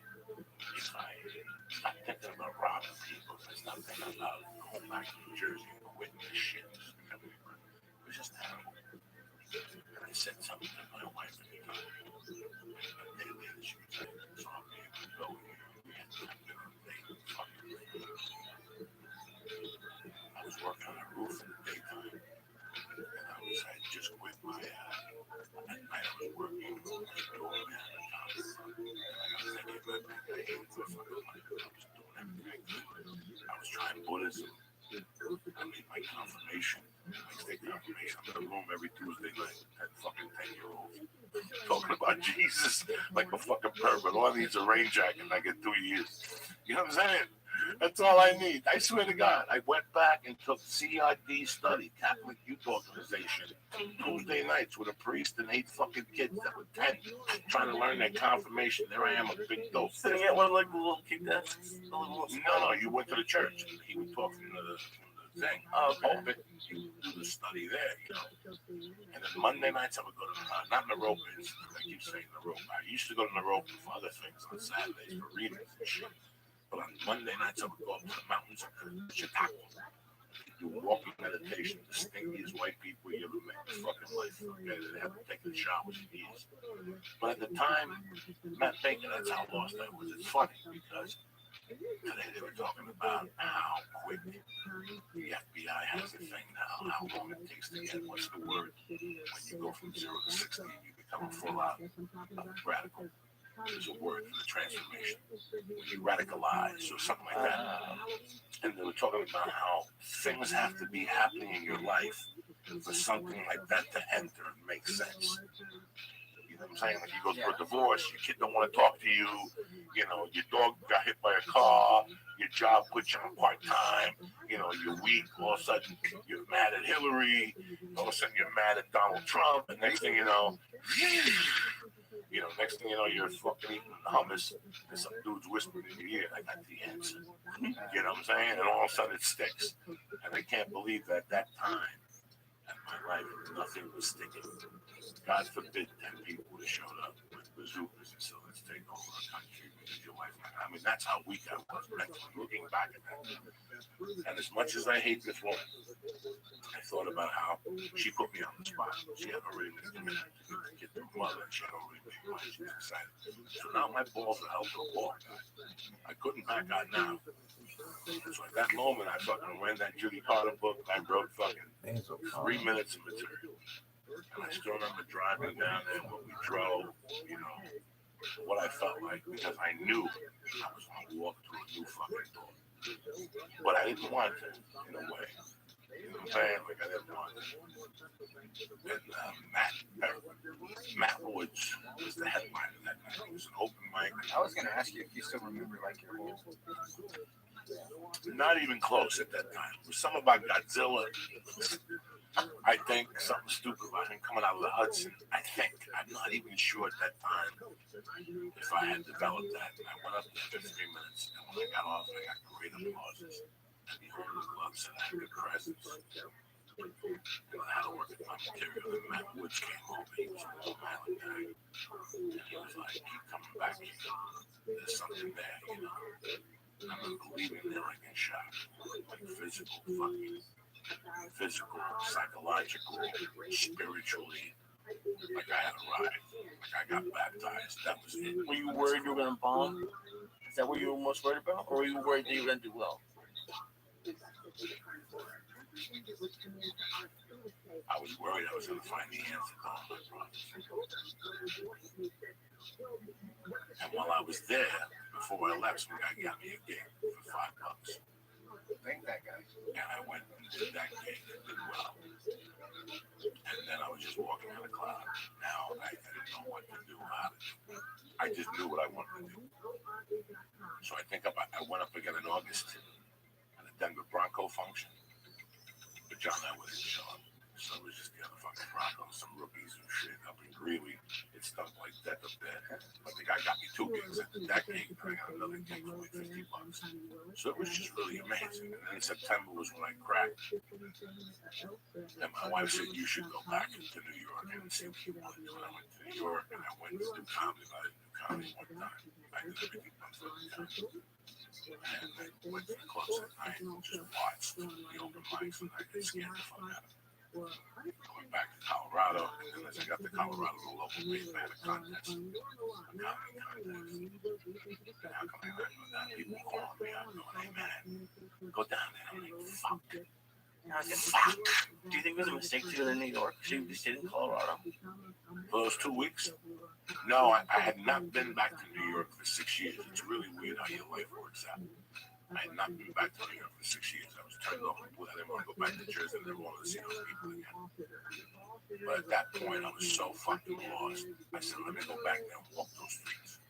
I ended up going back, kind of hooking up with my stepfather, seeing my friends, and I broke dead the news to them. And they kind of laughed in my face. You know what I'm saying? Like, I'm going to try stand-up comedy. I'm like, oh, that's great. Do another line of coke. You know what I'm saying? Like, we were just partying and all of a sudden I dropped it on. And I went back home and I contest and I won the first round. I think I won the second round. And I got my wife. I went home with it. And my wife had found a loan that I paid real quick to flip a car. And she wanted to separate. And I was like, that big, like, I heard those, you see, movies and Jesus shows up and you those organs and shit. It was something like, I love my child, but this was what was in my way the whole time. I knew it. I knew I didn't want to be fucking married. Not the HUD. It was nothing there. It was nothing there. It was 2 kids who evolved and became something else and then realized this ain't for me for the rest of our lives. But now we got this kid, and then whatever happened, happened. But this whole week I've been struggling with the fact that I don't know what made me stuck. When she left, I was fucking broken hearted. I just kept getting on stage, and I met girls, and I did drugs. But next thing you know, I was getting calls for gigs. Not big money gigs, not like the improv. I mean, fucking the fucking. Lee, you would giggle. The Jimmy and Bailey used to get me fucking gigs everywhere for $40. Like at bars or something? Like a bar, but I had gotten it every Tuesday night for the first year. This is insane. Every Tuesday night I had to go on stage and come up with new material. That same, I had that job for 18 months. That turned me into that kind of, that's like going somewhere 2 times a week and rolling for an hour with a black belt. You'll get good because there's certain things you got to do in that room. It's the same fucking customers. It's the same people. It was $15.95 and you got a steak and a baked potato. And fucking, you got a comedy ticket. Same type of people went every week to get the fucking $15.95 steak because it was really $30 during the week. So that's a lot of pressure because you're not coming up with something new. Oh shit! I remember one time I put on the Madonna cones. way before you or even thought in your dad's pants. This is 19. When were you born? 88. Oh, so you were 5. Madonna was huge in 92. But she did one song where she had cones on the tip. Yeah. Remember that? And I came out with the cones. Please tell me you have a picture. No, That would be please. great. Of me and Madonna. No, Madonna, please, come on. No, I came out with the cones on my tits. It was just a year, and what saved me was that my friends would come to the show. They would giggle. I really, like, I knew people. I lived in Bold. I went to prison in Bold. You know what I'm saying? So people, I knew motherfuckers, dog. I went to prison in Bold. I did. That's when they locked me up. I'm gonna lie to you. It's just the things that we stick with. So, do people? Well, okay. So in the process of writing now, like this is kind of. So, how do you come up with material now? Is it observational? Observation, Yeah. you know. I mean, it just kind of. It would seem like the more you're exposed to stuff, the easier it probably gets, right? Well, See, you have so many stories, and it's just kind of like, okay, the suckier your life is, probably the easier it is to come up with stuff. Well, yeah, because you want to humor yourself, so you look at things from a different perspective. It's like last week, the fucking gorilla. You know, I was thinking about that fucking gorilla. How, you know what? Look at that gorilla. He ain't a normal gorilla. That's a retarded gorilla. Like, he ain't right. If you have kids and you go to a zoo in the country right now, well, you got fucked up gorillas. I tell you, I've been telling people on stage, they're all China gets the best gorillas. China pays top dollar for gorillas for 15 mil, 20 mil, so they get the best. The reason why these are endangered is they're retarded. There's not a lot of them left. That's why they're in danger, because we got the retarded fucking apes. Where do they stick their finger in their ass and sniff in front of your 10-year-old? How do you explain that to your 10-year-old? Yeah. They throw shit at each other. Those are retarded gorillas, dog. Gorillas are intelligent. You ever see a lion in the zoo? He's been shot 2 times. They got him in his bush. He got flies everywhere. Go to fucking China. Look at the fucking lions in China. They're combed. They got nice teeth. Everybody's fucking happy. You're crazy. We get bummy fucking animals. Go to the LA Zoo. I haven't even been. Oh, first off, it's all uphill. So you got to be Johnny fucking shape to go to the LA Zoo. You got to be in shape. Or you got to take a train that goes a mile an hour. You rather shoot yourself.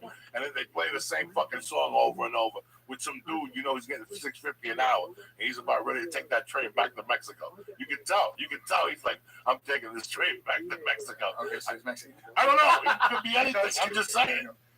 It could be anything, but it's a fucking. My wife's like, I gotta keep you gotta keep my eyes open at the zoo. I'll tell you what, I'm not even a terrorist. And there's times I go to the zoo and I want to shoot everybody. I swear to God, the apes, because they're all fucked up at those zoos. I went to the zoo in Big Bear, and it's all animals that have been like rescued. So like it's a 3-legged bear. It was crazy. But did you know this was actually really weird? China owns all pandas. Even if a panda is born here, China owns it. Yeah, but guess what? Even that panda's fucked up. I guarantee the pandas we got over here, they're all fucked up. The pandas they got over there are nice. They fucking smell like cotton. I don't know, man. You know what I'm saying? I'm just trying to tell you. No, well, that was pretty. Yeah, man. So, no, it's true. You have to look at things. Sometimes I look at things because I know we're getting bullshit. You gotta assume 70% of the media is bullshit. You're scaring you. You know. Listen, when the report first came out of Orlando, he had called, whatever, and then it got deeper and deeper and deeper. God knows. You sit there. Yes, I sat there for 45 minutes watching CNN. You know, thinking about people I know and I don't know and situations. I mean, Felipe was there, right? Yeah, he was. Tommy, Joey Ferraro was there in Orlando at the fucking resort. Who was there? And you know, Damon's father's there. God, that's like somebody shooting somebody. Meyer, you're such a shit. Yeah. That's, I can't, guys. When a person dies, you could feel that person's spirit. A couple of days before that person gets married, that person's not just going to fucking leave. You can feel it in the air. Something's wrong. My mom died of AIDS for a few days in church. Mom, you can feel it. And the sun comes out and everything's right. You know that. it smells like over there right now with the gunpowder. You can smell the desert. If any city doesn't deserve that, if you're a big Orlando, listen, it's like Johnny Orlando, whatever, fucking Disneyland. There's kids that have to see all those cops. It's just a horrible fucking disaster. You know what's going on, but it's the world we're involved in. Where's Tony Bennett? You know what I'm saying? Oh, we haven't been doing it. So I'm saying, you fucking slipped. This is a perfect Tony Bennett thing. I don't know what you think. You haven't been doing Tony Bennett. I know. You've been slipping lately. That's what I'm saying. You were starring that. What do you think about Z? Matt Bacon's very great to have you. It's a privilege to be here. So It takes balls. well, Here we go. Do a little swing and pop. I Let's see wanna it. be around. They believe you got the fucking hat on. Go, baby. I can't wear the hat now. You had two other Because you're parties. watching. I watched. Yeah, You don't think I watched? You think I'm some fucking Johnny come late? I've got to pay attention. Pedro's got another plan. Pedro's got plan B. No. I like the music in the Periscope. Oh. One Periscope, you told him to turn it down. It sounded good. Yeah, it's all inspired. It's all for a purpose. You got a good idea, and I know where your heart is. So it's like, yeah. What made you come up with that name? Well, the whole. See, this is the whole deal. When back 20 years ago, never really thought I was going to get anywhere with jiu-jitsu. It was just something I was hoping to do. And, I had my moments where things were good and things were bad, but the irony is it weren't. And, I had a neck injury, and that neck injury was something that I was kind of encouraged not to do jiu-jitsu anymore. So it was like, well, I think you should stop, and that's really not an option when you have a school. There's just no way you're going to be able to not roll. So concepts that kind of were forced. I just basically was pushed. I think all good things happen for a reason. And it was one of these things where my neck was giving me a lot of problems, and it was forcing me to basically even to use my brain more. So a lot of concepts I started using basically to get by. So, I've never been a natural athlete. I would never say, like, I wasn't, all the years of jiu-jitsu, no one ever said that I was strong or I was, very, athletic or whatever.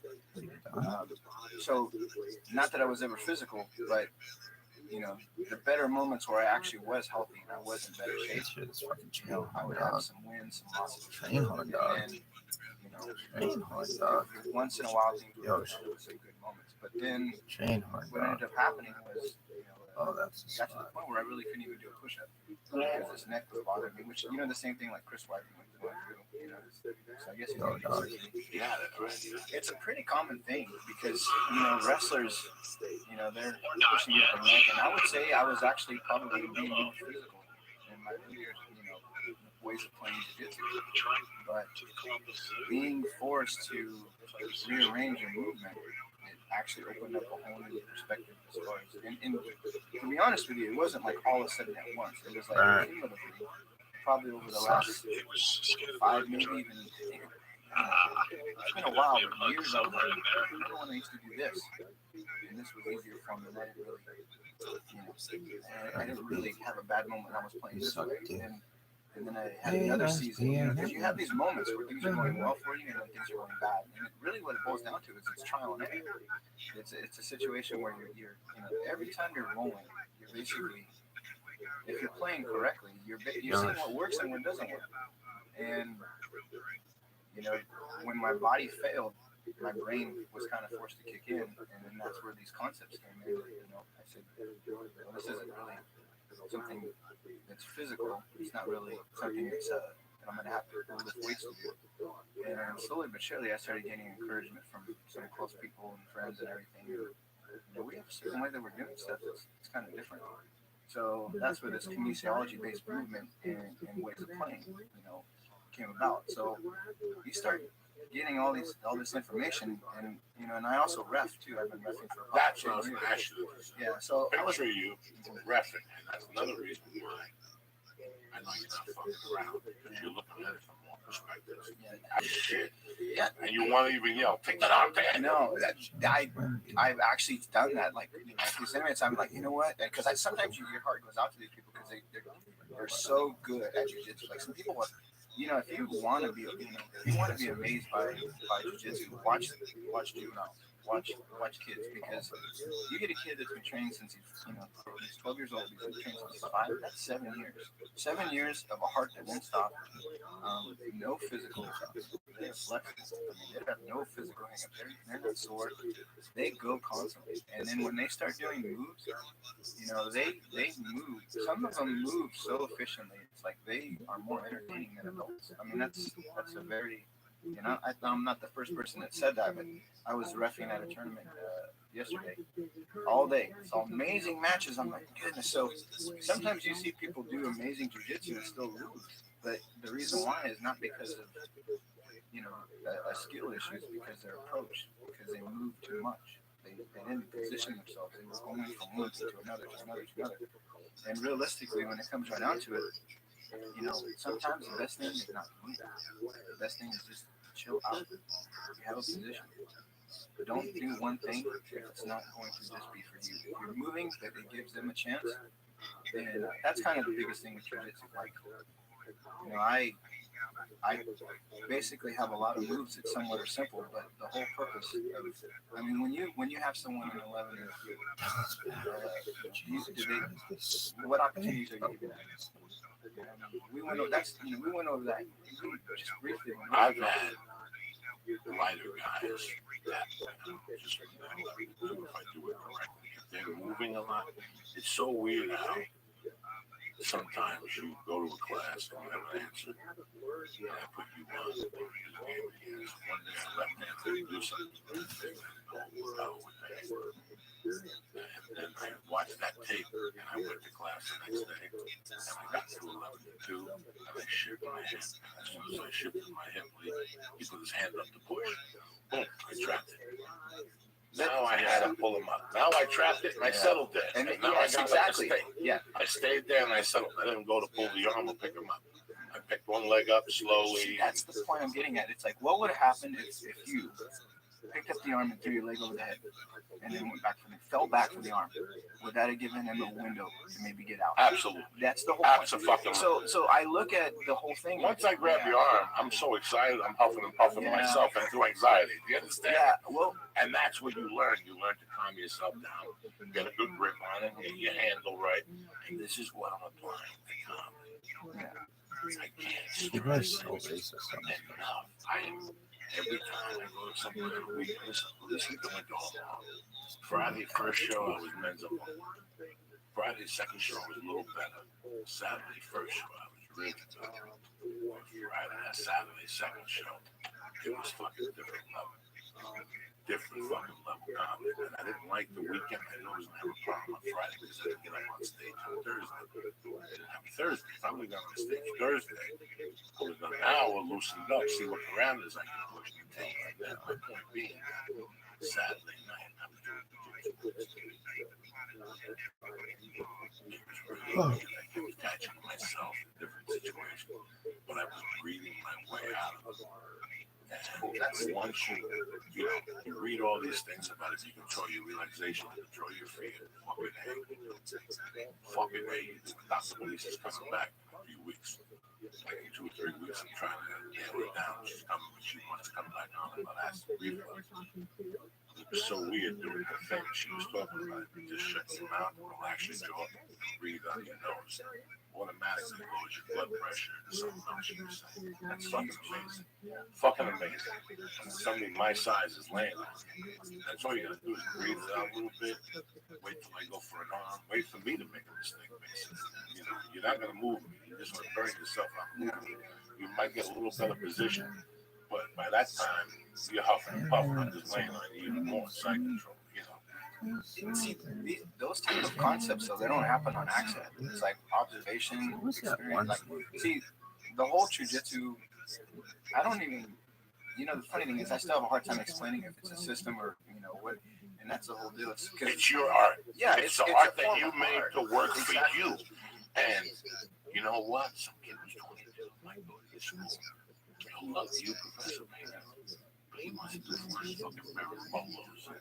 And I know in some of you, like the 101 leg lock, you go to a Z-guard. I'm lost once you go into a Z-guard and stuff like that. You know, I'm 25 years old. I'm 6'1", 185. I got aspirations, but I'm not telling you. You get those guys, they have aspirations, but I'm not telling you. When I walk in here for the first time, I'm just an office guy. What do you call it? Just mumbling along. Like, meanwhile, I'm jerking off every time he sees Randy Couture. No, it's the truth. Hey, listen, man. I was jerking off when I'd see Eddie Murphy was coming to town. It's the same concept. I went to see Jerry Seinfeld, and you come in, and next thing you know, maybe Professor, he wants to do Marin Bolos and more extra rides and more flying through the fucking air. And he's gonna last 6 months because he's gonna take something from what you learned, but he wants to go to something like that. And the end of it. You know, you take Shotokan, you take Asian, you take Russian rule, you take Russian rule, you take Okinawa, you take, you know what, at the end of the fucking week, you're doing the same punches and the same fucking kicks. But what you're learning is what that guy learned his 20 years of experiments. So he cut the fat out of a lot of shit because he knows like the percentage rate. The first time you and I spoke, you spoke about something. We were talking about a basketball player. Listen, a dunk is 100% movement. When I'm a team, I'm an African looking for 7'8" dudes. Listen to me. All I want you to do is get the ball and slam it, okay? I'm going to give you $20 million a year. You can bring the whole family over. No more shooting people for milk. No skyhooks. Okay? No more nothing. We're going to fucking do this right. I just, no skyhooks. I just want you to take the ball, and who's ever in front of you, I want you to slam it like they're coming to shoot your family for diamonds. Okay? That's it. This is fucking it. So, that's what when you spoke to me that morning about percentage. Dr. Judy Mikovits has been called one of the most accomplished scientists of her generation. I see the whole thing is I want people that are one guy's saying, I don't know what he's dressing the same, yo. He said betas unite, and it was so funny because the concepts of jiu-jitsu, they're good for everybody. I mean, if you're an athlete, so be it. But what I don't want people to feel is that they have to do CrossFit, they have to lift weights, or they have to do a bunch of athletic training to do jiu-jitsu. Because there is a way to move that negates all of the strength and all the athleticism. And I'm laughing because I tell you what. I sent a recite yet. You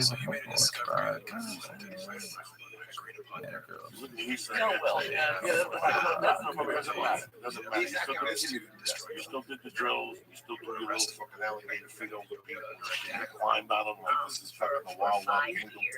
What my point is that if I said anything at all, they would find new evidence and put me back in jail. And it was one of the few times I cried, and it was because I knew there was no evidence the first time. And when you can unleash that kind of force to force someone into bankruptcy with perfect credit score, and so that I could bring my 97 witnesses, which included the heads, Tony Fauci, and Ian Lipkin, the heads of the public health and HHS, who would have had to testify that we did absolutely nothing wrong. And so what did they charge you with? Nothing. But you were in jail. I was held in jail with no charges. I was called a fugitive from justice. He can't even wrap his legs around nobody. So no warrant. Literally drug me out of the house. Our neighbors are looking at what's going on here. They searched my house without a warrant. They literally terrorized my husband for 5 days. They said, if you don't find the notebooks, if you don't find the material, which was not in my possession, planted in my house. And so he took intellectual properties from the laboratory. He grabs you from the back. To appear as if I took confidential material, names, and intellectual property from the laboratory.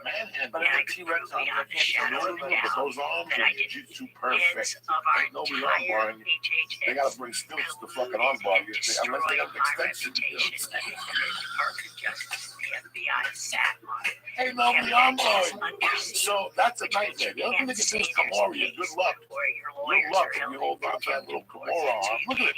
Your arm is anti-jiu-jitsu. They can't grab. Look at those things. So Lee has strengths, and that's the thing about jiu-jitsu. Lee's not going to choke you. I have no constitutional freedoms or rights. You sit here. I think a lot of people would That's the probably way have you just be on taken belly. a retirement out early. Oh yeah, you'd be on Lay belly low, with that little but you too. decided to come forth when your gag order has been resolved to write a book called Like Corruption, Restoring the Faith in But the it's so Promise of weird that Science. that's what And you are naming names. You created a system that Apparently, their attempt to silence you has failed. And I have to ask how you sit here with the confidence to call out these great forces and not fear for your life as you leave this There's a building. lot of Because if we don't stop this now, we can not only forget our republic and our freedom, but we can forget humanity because we'll be killed by this agenda.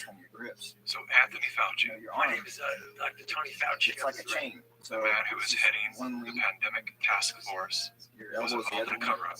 He directed the cover-up. The small And in fact, everybody else was paid off, and paid off big time. Millions of dollars in funding from Tony Fauci, Tony Fauci's organization, National Institute of Allergy and Infectious Disease. These investigators that committed the fraud continue to this day to be paid big time by the NIAID. And the whole world is listening to his advice for how to handle this current pandemic. How do we know that what he's saying is what we need to be learning? What he's saying is absolute First of all, propaganda, and the same kind of propaganda that he's perpetrated to kill millions since 1984. We know from the study quite clearly that there will be a delay in progression significantly greater than for individuals who do not take the drug. It started really when I was 25 years old. I was part of the team that isolated HIV from the saliva and blood of the patients from France, where when you play open guard, when you play these, so jujitsu has concepts that, you know, what I was going to say is but Tony Fauci and Robert Gallo were working together then to spin the story in a different way. At that time, Dr. Rossetti was out of town, and Tony Fauci says, you know, we understand that you have a paper in press, and you're we not want a copy giving, of it. normally that would be And a I bad said, move, see, because yes, there's a one of the paper in biggest press, traits of and jujitsu it's is everything that you confidential, do and no, I will not give you a copy of it. And And if you're going to he move, started give them an screaming at me, opportunity, and then then he that's said, when give us the paper you know, right now, or that's you'll one be of the fired things for that that's the insubordination. reason why And I things are just scaled said, down to I'm sure when Dr. That's the Rossetti reason gets why. back, So mostly you can the have a most important conversation. position for you to And get so is Frank comes back, you know, So the several people, weeks someone later, goes into and these is really jujitsu bullied concepts, that's into generally giving where Fauci I'm the going to take paper. them and say, Fauci this is holds what we up want to the be, we want publication to of the back. paper for Or we want to several Kimura months. them. But right after the Kimura, Robert Gallo that would writes be his the next own phase. paper and takes all the credit.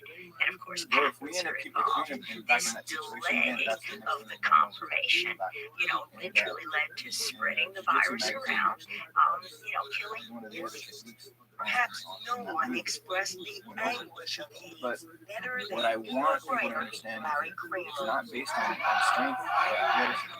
It's like 11 and 2. He was even more angry at the federal government and the You don't have to be strong. pharmaceutical industry. One And person that, who felt Kramer's fury was NIH Dr. Anthony Fauci. He called Tony Fauci the Bernie Madoff of science. It's still been crushing to me to think that I didn't know my work in 1999 was something that had been avoided. From 83 and 82, when the virus was isolated, the virus didn't have to wait until 84 the match should end with either Think you of keep how doing many there people, or the you entire continent of Africa, you know, lost a generation as that virus was spread through because of the arrogance of a group of people, and it includes Robert Redfield, who's now the head of the CDC, right along with Tony Fauci. They were working together to take credit and make money, and they had patents on it and tailored them to IL-2 I just therapy, want which to was saturate absolutely the wrong therapy.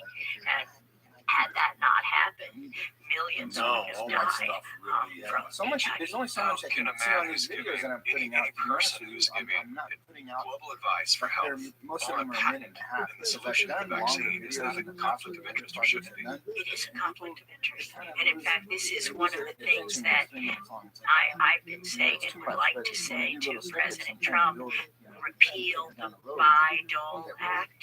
Bayh-Dole fundamentally changed the way universities approach technology transfer, and you can see that best in the statistics. Universities obtain 16 times as many patents today as they did in 1980. Now, everybody's getting more patents, but still, universities' share of all patents in the United States And that's is a whole more deal. than Once you have them 500. there, then it's like, okay, don't move a bunch. The situation has gotten so bad that one If you want someone to integrated technology industry official has publicly referred to universities as, quote, crack addicts, unquote, driven by, quote, small-minded tech transfer offices addicted to patent royalties.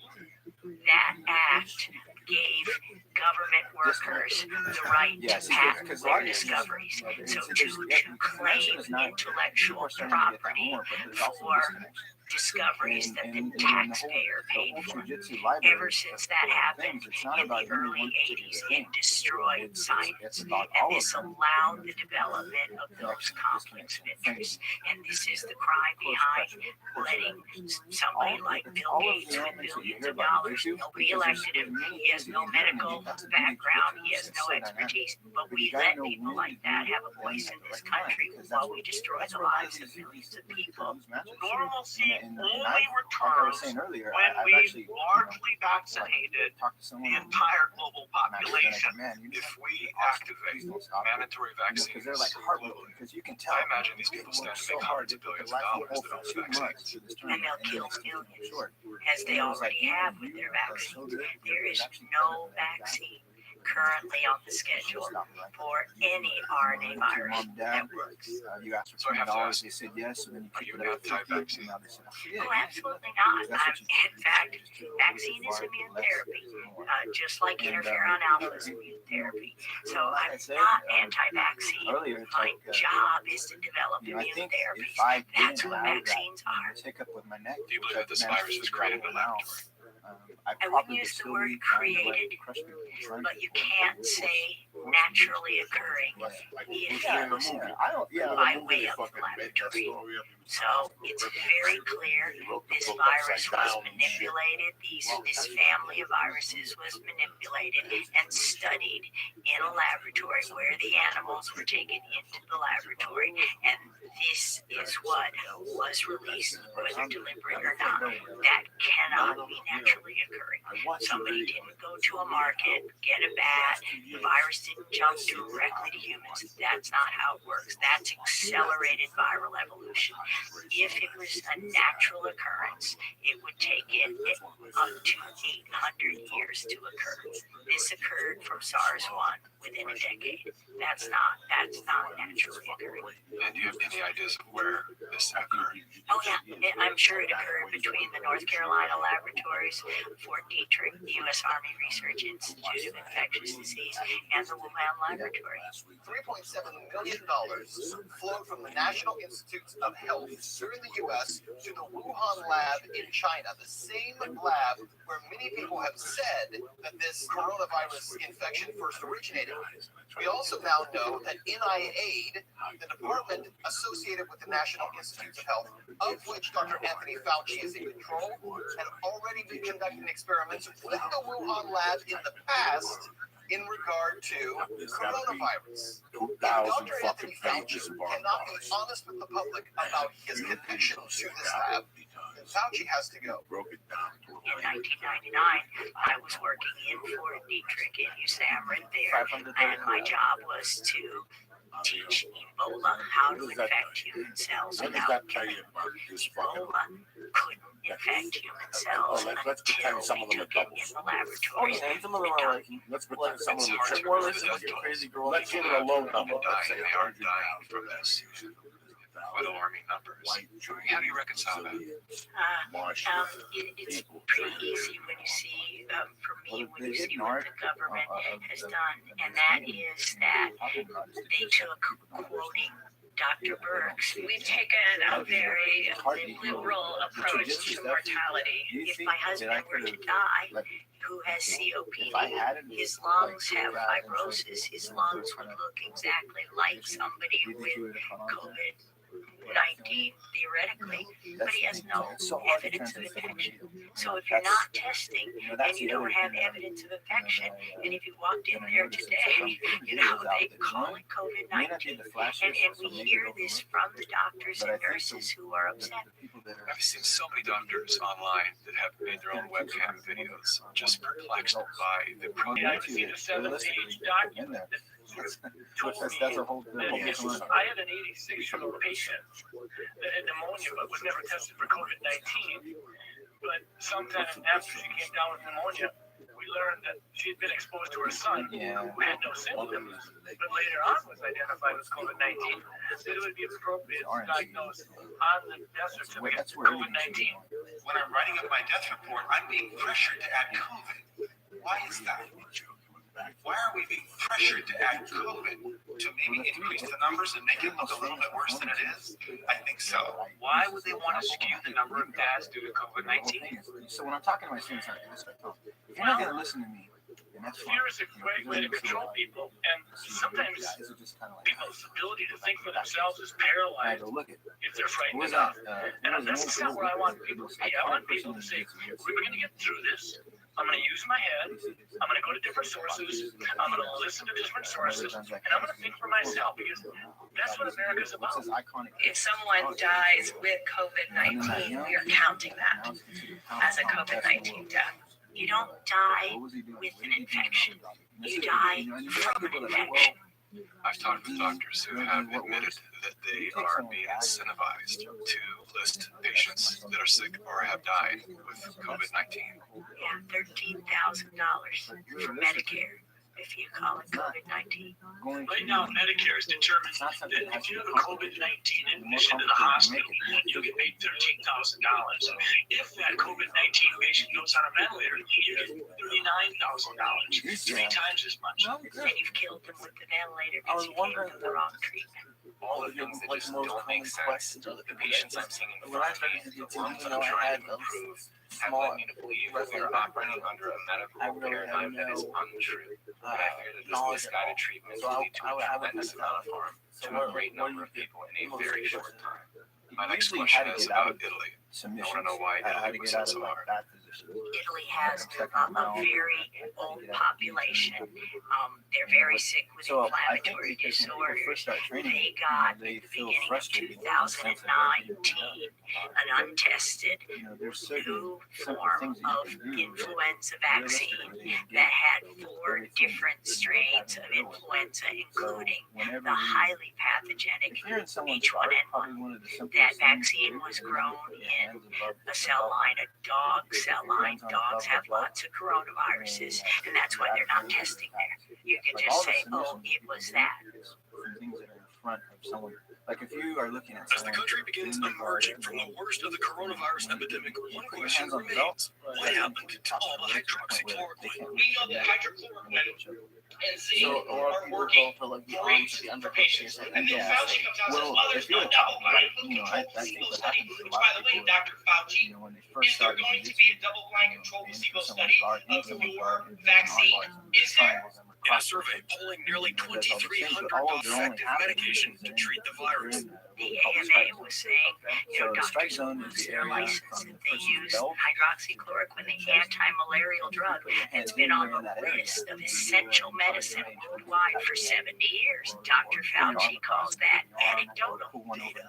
It's not storytelling if we have thousands of pages of data saying it's effective against these families of viruses. For 50 cents a dose, we could protect 1,000 people for 7 days, 2 doses a day, with $1,600 vial. And that hasn't been done. This is essential medicine, and they keep it from the people. Not only now, back in autism with our discovery, there was an old antiviral drug, 100-year-old drug called Servin on the WHO list of essential medicine. You literally gave kids with autism a life. What Bayer and Monsanto did, they took it away from everybody. You couldn't get it to save your life right now. We tried. Believe me, every way we could. So when you take away a medicine, and not just the WHO, not just the FDA, the CDC, Tony Fauci, close everything. Just end it all, and we've got a healthy world again. And we got tons of money because we can take all that money they're making on their patents and we can give it to the victims of this plague of corruption. Is it safe to say that anything that cannot be patented has been shut down intentionally because there's no way to profit from all these natural remedies that we've had for being in bad situations with tournaments, and that's exactly what's going on in COVID-19. The game is to prevent the therapies until everyone is infected and push the vaccines, knowing that the flu vaccines increase the odds by 36%. A publication last year where the military who had been vaccinated with influenza were more susceptible to coronaviruses. Coronaviruses are in every animal. So if you've ever had a flu vaccine, you were injected with coronaviruses. And then to put on a mask. This doesn't make any sense. We wear masks in an acute setting to protect us. We're not wearing masks. Why is that? Because we understand microbiology, we understand immunology, and we want strong immune systems. Our immune system is used to touch it. We share bacteria, staphylococcus, bacteria, viruses. We develop an immune response dealing with stuff. When you take that away from me, my immune system drops. As I shelter in place, my immune system drops. You keep me there for a month, it drops more. And now I'm at home hand washing the counters physically, worried about things that are indeed what I need to survive. You know, you're not immunodeficient and you're not elderly. You should be able to go out without any problems and without a mask. I think if you are those things, you should either say shelter in place or wear a mask and gloves. I don't think everybody needs to wear it. It tastes like ass. If you want me to sit here and tell you every day it's like I'm shooting fucking dice. I don't know what I'm doing. Some days it's so good. I must say, if you put the fresh fruit in, it tastes like ass. If you put the fresh fruit in and you put the ice in and you smell the blend, now you're more likely to get opportunistic infections you got to mix it up a little bit. I take a couple CBD drops in my tongue, and then as we all strengthen my bones, with a lower immune system treating viruses and bacteria, what do you think is going to happen? Disease is going to spike. I guarantee when we reopen, there's going to be a huge amount of illness that's going to be rampant. Building blocks of your immune system is virus and bacteria. End of story. Wearing the mask literally activates your own virus. You're getting sick from your own reactivated coronavirus expressions. And if it happens to be SARS-CoV-2, then you've got a big problem. You're not the first virologist who has told me that we're doing the exact opposite of what we should be doing to contain and to create immunity from this virus. Why would you close the beach? You've got sequences in the soil, in the sand. You've got healing microbes in the ocean, in the salt water. Something to give you a little security. That's insanity. We had a discussion yesterday. What did you tell me?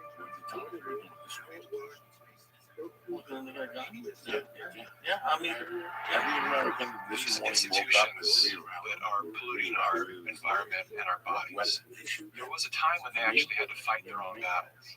But they've done such a great job at manipulating the masses that it's other people shutting down other citizens. And the big tech platforms follow suit and they shut everything down. There is no dissenting voices allowed anymore in this free country, which is something I never thought I would live. Nor would I accept whatever 1,000 likes. It's beyond comprehension how a society can be so fooled that the types of propaganda continue to where they're just driving us to hate each other. yeah. He was looking to walk into a temple. example and say, take my asshole. This I'll give is you the all the weapons. wake-up Step call forward. of all America They to cried. realize that Shove makes that no Irish sense dick in my in muffler. because information like this and Shout out for me it's the to great my news that the doctors Keep are the waking up buzzard and always saying, wait a dropping minute, knowledge. Sam Baker, just tell him that Tina Shandiz, nowadays, Nyack holding it down. Kenny Schaefer, that's what I mean. John Cutler, my main man, fucking. I'm just blown away, and I'm blown away why there are not more doctors like me talking about this all over the place. We should be banding together right now. You need to wake up. Your liberties are getting taken from you all because of fake news that's out there. This is wrong. People should be going to jail for this stuff. so it's not the scientists who are in any way dishonest. They're listening to people who for more than 40 years have controlled who gets funded, what gets published. And I'm sorry to say, many, many people will simply take the money and the fame and that support things that absolutely aren't true. What do you say to the medical professionals that are just beginning to glimpse the depth to which they have been misled and steered away from their oath to do no harm? I say forgive yourself.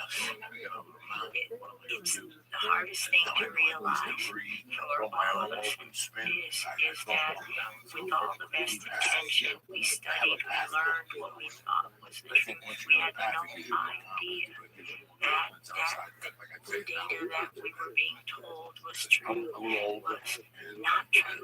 We've been taught now in our schools a very different science, and you don't get funded if you don't speak the party line. You don't get published. And that was probably the hardest thing for me to take, is understanding that scientific journals would twist the discovery that should have healed all. Will the scientific community have the courage to answer the question of whether these diseases might have been of their own creation?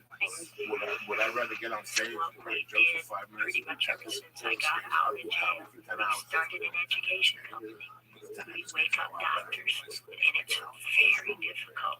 But every doctor who realized they may have been part of the problem has now turned that around to march toward a better society and restore faith. That's why you show and most of your belief. That's all we can do. You know what the banners are. Michael, thank you so much for your time. Show the real honor to sit here with you. Particularly thank you for Even I know. The idea that we are now a few days away from the new administration, given, as you heard from the introduction, that I have been around for a while and have had the opportunity of serving in 5 administrations, I thought I would bring that perspective to the topic today, is the issue of pandemic preparedness. And if there's one message that I want to leave with you today, is that there is no question that there will be a surprise outbreak. The thing we're extraordinarily confident about is that we are going to see this in the next few years. Thank you. Well, first of all, I was laughing when you went down the wrong pipe, so it's your fault. Hang on 1 second. Lee, how you doing over there? All right, you seen devils? No, I'm doing good. Yeah, I'm fine. Thank you. As far as not catching all the noise I was making.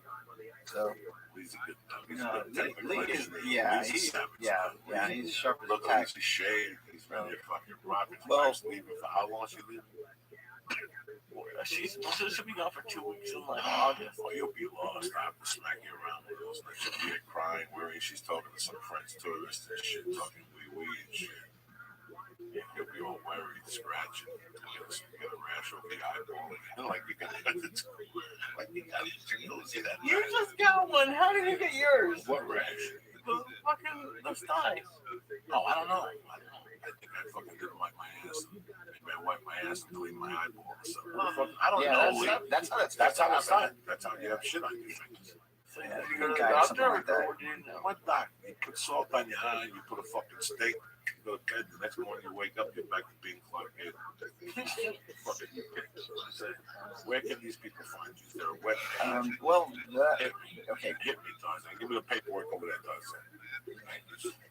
you need the definition? No, I got The information that they can see a lot of stuff on is the Trujitsu Revolution. So Trujitsu spelled without an E, so it's TRUJITSU. So the Trujitsu Revolution. You know, like you mentioned, Periscope. You know, if they look up at Matt Baker BJJ, that's the handle. Trujitsu is a Periscope, but I do a lot of question and answers and stuff like that. Just, you know, when questions come in, I make a point to answer. Put together a national time, get back to me, and I'll blow it up on here. So you have a national time every night. For 15 minutes, Matt Baker comes on like red off. Teach him, show him red off back. This is why I love you. I'm going to show you why I really love you before you fucking leave. Red on back, red on round ball. Way before, you're a young man too, Matt Baker. Way before you were an itch in your daddy's pants. Okay? It was a team we called the Boston Celtics. They won a bunch of championships. The guy who won the championships, the coach's name was Rabbi. You know anything about that? No, man. Yeah. He was a white dude who smoked a cigar. He was great. But he was very fundamentally sound. The NBA or the ABA, I don't know, don't fucking correct me. I don't know if they merged or went under, whatever the fuck happened.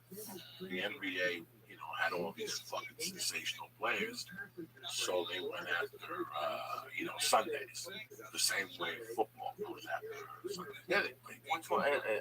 Red on round. Dang, that's a big cheat. Right there. Okay, so this guy would come on, look at this shit, on Sundays, and he would do this at halftime. Okay, this is what you're doing on YouTube. Put the volume on. He would do it at halftime. This guy here is where from my boy Theo Vaughn is from. That's cool. This is Pistol. Look at him. That's you, Matt Baker. Greatest playmaker playing today. Great passer, great shooter. A lot of people don't know this. He is wonderful at all these dexterity drills. Look at this. Look at this. This is you 20 years ago. Comes out of a system I started when I was 6 or 7 years of age, what we call homeward basketball. Takes in reaction. Look at the Ovan. Listen. Strategic quickness, coordination, confidence, and overall ability to handle basketball. Well, actually, don't you get the feeling that when you're doing these things, the ball becomes sort of an extension of your hand? Exactly.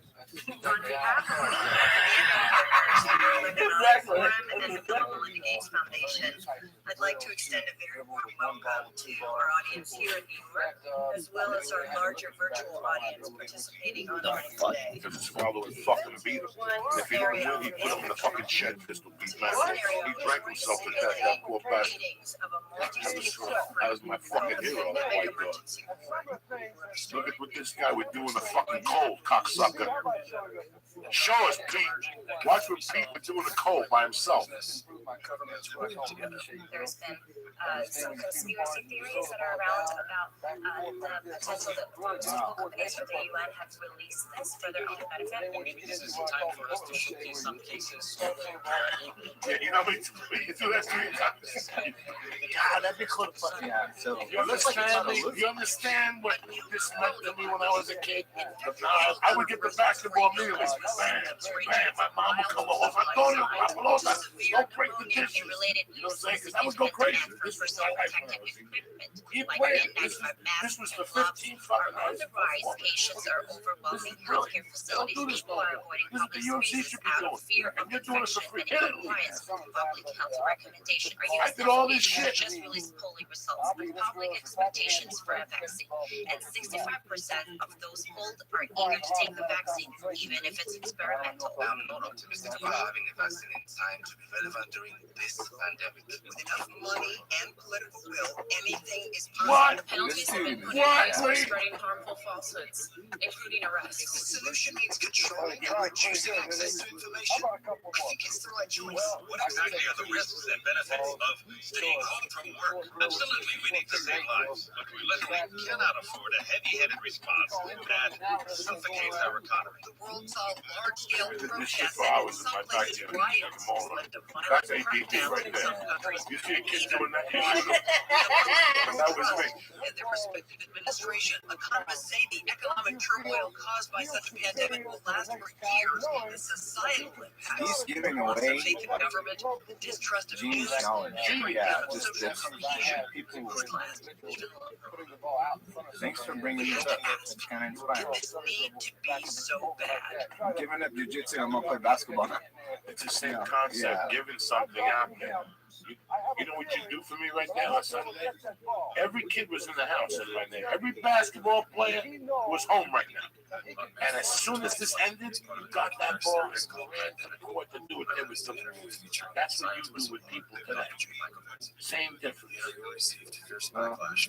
This stuck with me for life. I'd never forget this Red Arm. Every time I got an MMA guy in here, a jiu-jitsu professor, a master, a karate man, I say, this is the fucking, nobody's doing this. I've known Dr. Judy for 2 years before filming her interview. I read her book and thoroughly researched and vetted her story. After interviewing her legal team, her colleagues, and people who have known her for decades, the thing I can say without question is, Pedro has more ideas. I'm talking about old school motherfuckers, right? That's what I want to do. And that's, well, hey, I gotta say this. Thank you very much for everything. And I wish we started rolling back into I almost made folks with him. Conflicts of interest. And the I deadly corruption pervading our global health organizations. want to, let me tell the sponsors we'll get To the bottom of these questions, as well as many others, I've spent the last 7 weeks interviewing scholars from all over the world, among them top doctors, distinguished scientists.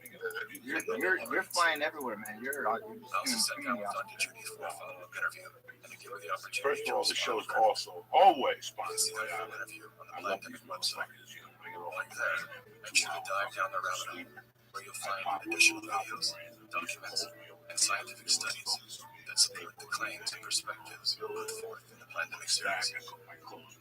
Here are a few highlights from my follow-up interview with Dr. Judy. What do you have to say to the people who have tried to minimize your involvement with HIV by stating that you were at the bottom of the total Mask on. I'm gonna start wearing a fucking mask on a plane. These cocksuckers. Anyway, onit.com right now. Go look at the great selection of supplements they got. They're gonna give you 10% off your first order, and you know what? They're delivering right to your house. Stop fucking around. I'm telling you right now. The hemp force milkshakes, the protein shakes, the Shroom Tech Sport, the Shroom Tech Immune, not to mention the fucking Alpha Brain, which they give you 100% money back guaranteed. No questions asked. Stop fucking lying to yourself and get yourself on track, cocksuckers, all right? Number 2, they sent me a package, and I'll tell you what. My lawyer said that's the best offer you're going to get. Not too sorry. You don't understand, ma'am. I love what they say. They have a great selection of hemp products, strong. I mean, not too sorry. You remember, loyal people working. It don't matter what it means. Let me tell you something. This is a great brand. That bag they sent me, they sent me a water bottle. It fits right in there. I put my nasal spray and my things in the other, the sweat towels I got in one pocket. I put the protein powder in a baggie and I put it in there. And then the other thing, I put the regular container of water just so I could put the protein powder in there before I break it off the mat. In the bag, they gave me a little bag that I could put my dirty rash guard and my sweaty fucking underwear in it. So I have to drive home and at least I have to take a shower, show my little Cuban uncircumcised dick and my fungi toe to all the guys at the gym, okay? The bag is fucking... Listen, guys, go to... What's the webpage? DSgear.com. That's V capital S capital gear.com. Go look at the great select. They got a fanny pack. I got everything in there. I flew this week like a fucking doctor and I fucked up. I told him I was going to take a picture and email it to him. I feel creepy. Every company that is involved in anything that either blurs the line of biological and chemical weapons or crosses them. They're fanny pack. Rogan talked about it on the podcast. We were on there. But Dr. Sour is a great brand. The ghee is fucking tremendous. It needs to leave the salary working. You hear what I'm saying? This is the way Chris thinks. To leave the salary. It's a Japanese word that translates literally to the to leave the salary took worker that life. information and we did a very simple exercise using Go our to linguistic genomics data. dsgear.com right now. I Look made at the great selection. horrific assessment From the gi they that have approximately to the one bag. third I'm of all telling you right now, the bag patents they have filed in the they have a United hooded States were sweatshirt functional that is food, tremendous. It feels meaning like that while they soft had and linguistic it variation, feels great. You know, they it's just actually got hot now. I produced can't be some walking around with a black hooded in shirt. Next thing you know, I'm gonna shot the fucking neck. You know what I'm saying? So anyway, go to dsgear.com right now. Whether it's a bag you want, a fanny pack. Listen, I don't give a fuck what they say. I got weed in my fanny pack. I got rolling papers in my fanny pack. I got fucking a vapor pen in my fanny pack. And you know what? It went through security. Don't tell them I told you because you put a fed type of cocksucker. Anyway, go to dsgear.com. Anything they have on there, type in Church Joey, Joey, and get 5% off, okay? dsgear.com right now. Press in Joey and get 5% off. I'm taking care of you. They'll ship it to you. The whole fucking deal. Tell them I sent you, all right? And number 3, I want to welcome to the show one of the fucking best. I'm hearing nothing but great things leak. What do you think when you use it? Tell me the fucking truth. And it's great. It's great for two things. If you know where you want to go, you can just type in like, okay, I want to go see the Dodgers or whatever. But I like it because I was new in town, and they have every when you put in your city, you can just scroll through, and you're like, oh, these people are here, oh, these people are here. And it's really cool. And I also like it because it shows you like where and what road you're sitting. Like you'll actually see where you're sitting in some places, and like you can see by color where the more expensive roads you're going to see. I went and saw the Dodgers a couple times, and I went and saw a play. I went and saw the coronavirus manipulation started with Dr. Ralph Barrick in 1999. Yeah, no, it's great. See what I'm saying? SeatGeek. Have you ever been frustrated trying to buy tickets online, guys? Yeah. Most sites make it complicated. Coronavirus research.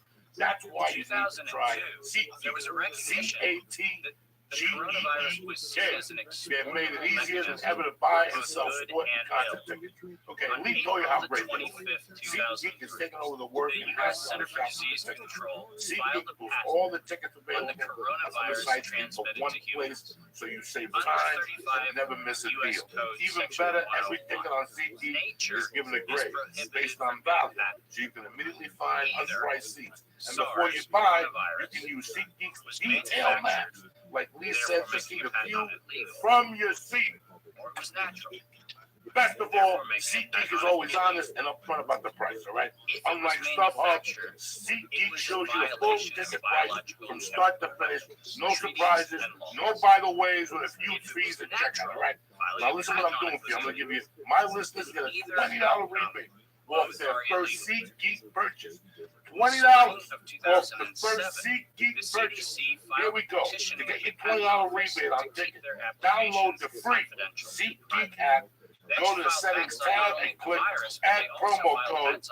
Again, go to the settings tab and click add promo code. Enter promo code CHURCH, CHURCH. SeatGeek will send you $20 after you've made your first ticket purchase. Download the free SeatGeek app and enter promo code CHURCH today, not tomorrow.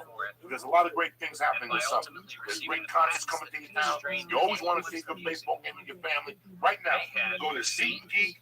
They had the motive, and most of all, they had the monetary Download the SeatGeek app and enter promo code CHURCH. Download the free SeatGeek app and go to settings tab and click add promo code and enter the promo code CHURCH. So let me just for an example. We're in Los Angeles. So the first time I open up Los Angeles tickets from $3. Los Angeles Arch tickets from $6. And so somewhere between $2 tickets from $2. Bob Dylan's here. Something happened. The federal funding for DMX research is here. was DMX. So yeah, they just show feeding you. into You places can like follow different people. Harvard, Tully is here. Emory, That's 19 plus. University of North Carolina, Chapel Hill. But yeah, that's pretty cool. Go to download the SeatGeek app right now. Enter promo code. Enter promo code CHURCH. For the NIH, Again, I'd like to thank Dr. Sauer. I'd like to thank Onnit.com for sponsoring. I'd like to thank Matt Baker, DJ J up there in Bakersfield. If you're in the area, drop in. The National Institutes of Health had a moral and social and potentially legal reason to object to research. But the letters that were sent to the researchers essentially said, you are receiving notice that we're telling you to stop. And now at the bottom of the page, we're going to keep going. When the heat gets hot in 2014 and 15, what do? Offshore you used to listen to this at Ramrod's? No. I got this in Boulder, Colorado. And I just got married, and I brought this fucking cassette home, and I played it for my then wife, and she just looked at me with a look of fucking disdain, and then I brought it to my job, and those white people went fucking nuts.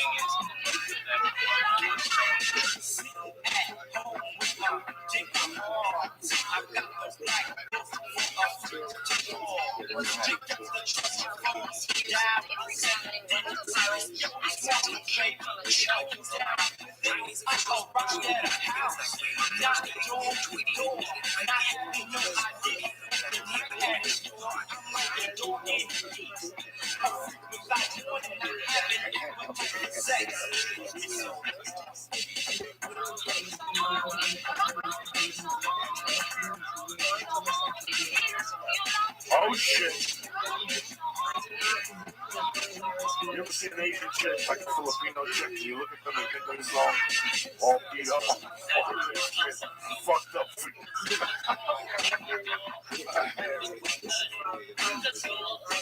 Oh shit.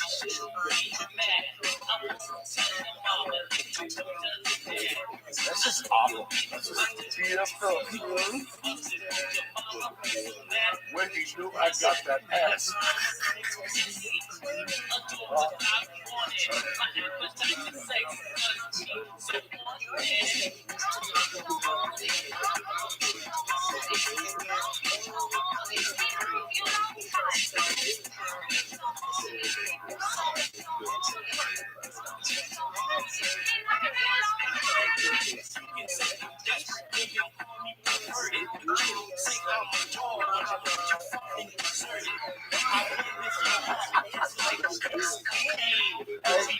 It's not a mystery. It doesn't just Oh shit.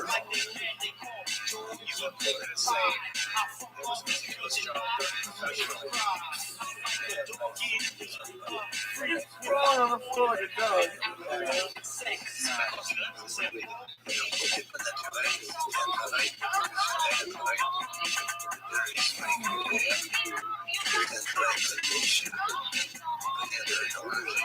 Have you heard the song The Mother Lode? No.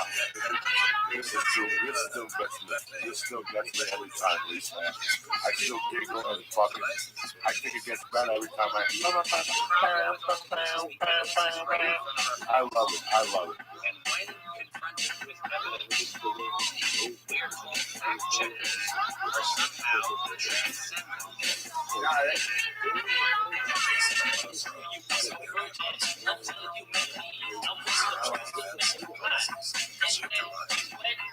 You tell your parents what's going out. Never do the movies, just straight to my house. You said it yourself. You like it like that. Oh, wait for it. That was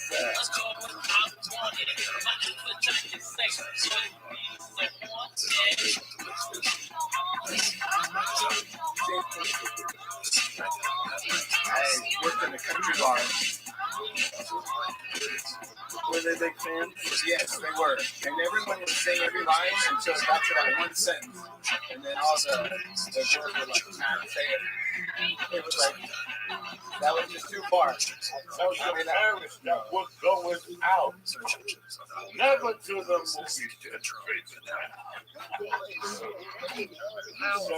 How to its control over people's lives. I'm a talking. No, You testified before this committee. You said in subsequent elections, Google and Facebook and Twitter and big text manipulation could manipulate as many as 15 million votes in a subsequent election. And the methods that they're using are invisible. They're subliminal. They're more powerful than most any effects I've ever seen in the behavioral sciences, and I've been in the behavioral sciences for almost 40 years. The blacklist is something that This show is brought to you by Blue Apron. Go to blueapron.com and check out the week's menu and get your first 2 meals for free with free shipping. That's right, your first 2 meals are free and you get free shipping when you go to blueapron.com/Joey. You'll love how it feels and tastes to create incredible home-cooked meals with Blue Apron, so don't wait. That's blueapron.com/Joey, blueapron.com/Joey. The show is also brought to you by Club W. Right now, Club W is offering our listeners $20 off of your first order when you go to clubw.com/Joey and buy all of their great wines. And it gets even better. I know you hate paying for shipping, so Club W will actually pay for your shipping on orders of 4 bottles or more. So go to clubw.com/Joey right now to get $20 off of your first order with free shipping if you buy 4 bottles or more. And go to onnit.com and use code CHURCH to save 10% on all of the great optimization products like Alpha Brain, New Mood, TruMan, Immune, and TruMan. Oh shit. He's about to see the devil. This Wednesday, June 8th. It's a beautiful motherfucking day to be alive. Lee Sayat, Brody Stevens, Uncle Joe, Becky's studio. Are you kidding me or what? The church of what's happening now, bitches. Little old Def Leppard for you from 83. People were smoking bazookas for this fucking song right here. I was one of them. Yeah, old school Leopard.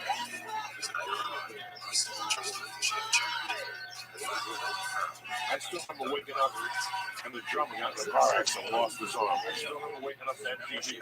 That was the story on MTV, that breaking story on MTV. He lost his arm. He lost his arm. I think it was January 1st, 1984. Or 85. In a car wreck. In a car wreck in Europe or somewhere. But he came back. Sure. He's still alive.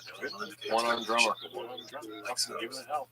What's happening, Brother Stevens? Enjoy it. Great to be here, Joey. I'm excited. I'm thankful. It's in the neighborhood. It's nice. Summer's coming out. I'm exercising. I'm happy. I'm very happy. I'm happy. Publicly available patents, unmistakably show that SARS coronavirus detection and treatment have been widely valued by both the public and private sector. Facebook's founder pledged to the WHO, saying they would remove false claims and block exploitative ads. They're working with the World Health Organization and with the NHS, so they have a hotline, if you like, from those official sources. Wikipedia is the go-to destination for introductions to people, places, and things. Even the all-knowing Amazon Alexa calls on this digital encyclopedia. Alexa, who is Dr. Julia Mikovits? According to Wikipedia, Julia Mikovits is a former American research scientist who is known for her discredited medical claims. She has been described as an anti-vaccination activist and promoter of conspiracy theories, and has been accused of scientific misconduct. Wikipedia is supported by the Wikipedia Foundation, a non-profit parent organization with a long history of politically tied funders. Any name, any anonymous. What exactly does a Wikipedia donor receive in exchange for the generosity? What began as an unbiased, open source platform is now weaponized to undermine the work and reputation of anyone deemed a threat to its stakeholders. And once they smear you, they lock you out for making corrections to your own bio. In summary, most independent fact checkers are neither independent nor factual. Simply put, they are political spin machines. And so what they have done is they've decided that there's an approved narrative. If it is in line with the CDC's public pronouncements, and if it's in line with the World Health Organization's public pronouncements, it is presumed to be correct.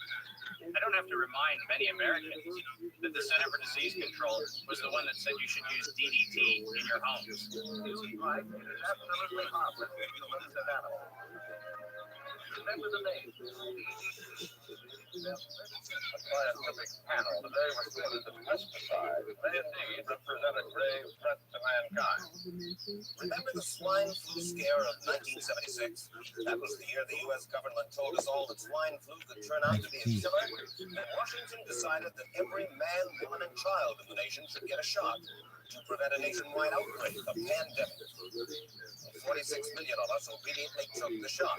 Did anyone ever come to you and say, there's a possibility of neurological damage if you get into a mass immunization program? No. No one ever did. No.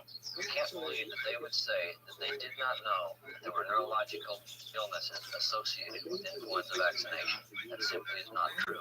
We did know that. Then he's lying. I guess you would have to make that assumption. And why does this report from your own agency list neurological complications as a possibility? You didn't feel it was necessary to tell the American people that information. Dr. Spencer's CDC also helped create the advertising to get the public to take the shot. The vaccines are safe, so roll up your sleeve. And now Americans are claiming damages from Uncle Sam amounting to $3.5 billion.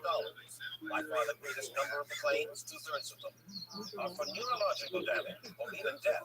There are serious concerns tonight about how well the CDC controls dangerous germs at its own labs after yet another safety lapse. For the third time in a month, the CDC acknowledged deadly pathogens were handled incorrectly in government labs. That CDC is the CDC that allegedly is looking out for your public health.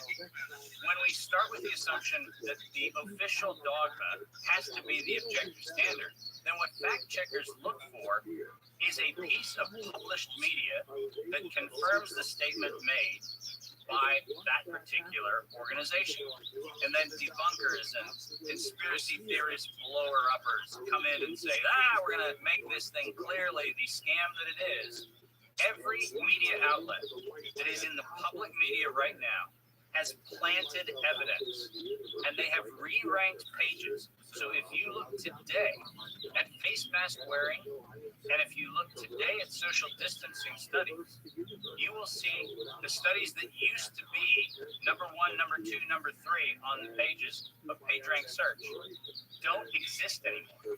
And what is there are studies that wind up having headlines that support the common narrative. You're going to be hearing more about advanced guidelines. Because if you can keep people from assembling, guess what they're not talking about? They're not talking about the issues of the campaign. If you can keep people in their homes, the only source of information that you can have is what you curate for them. Now I know how to target my electorate. They're in the only place I allowed them to be. Being fed the only message I'm allowing them to hear through a media that I control.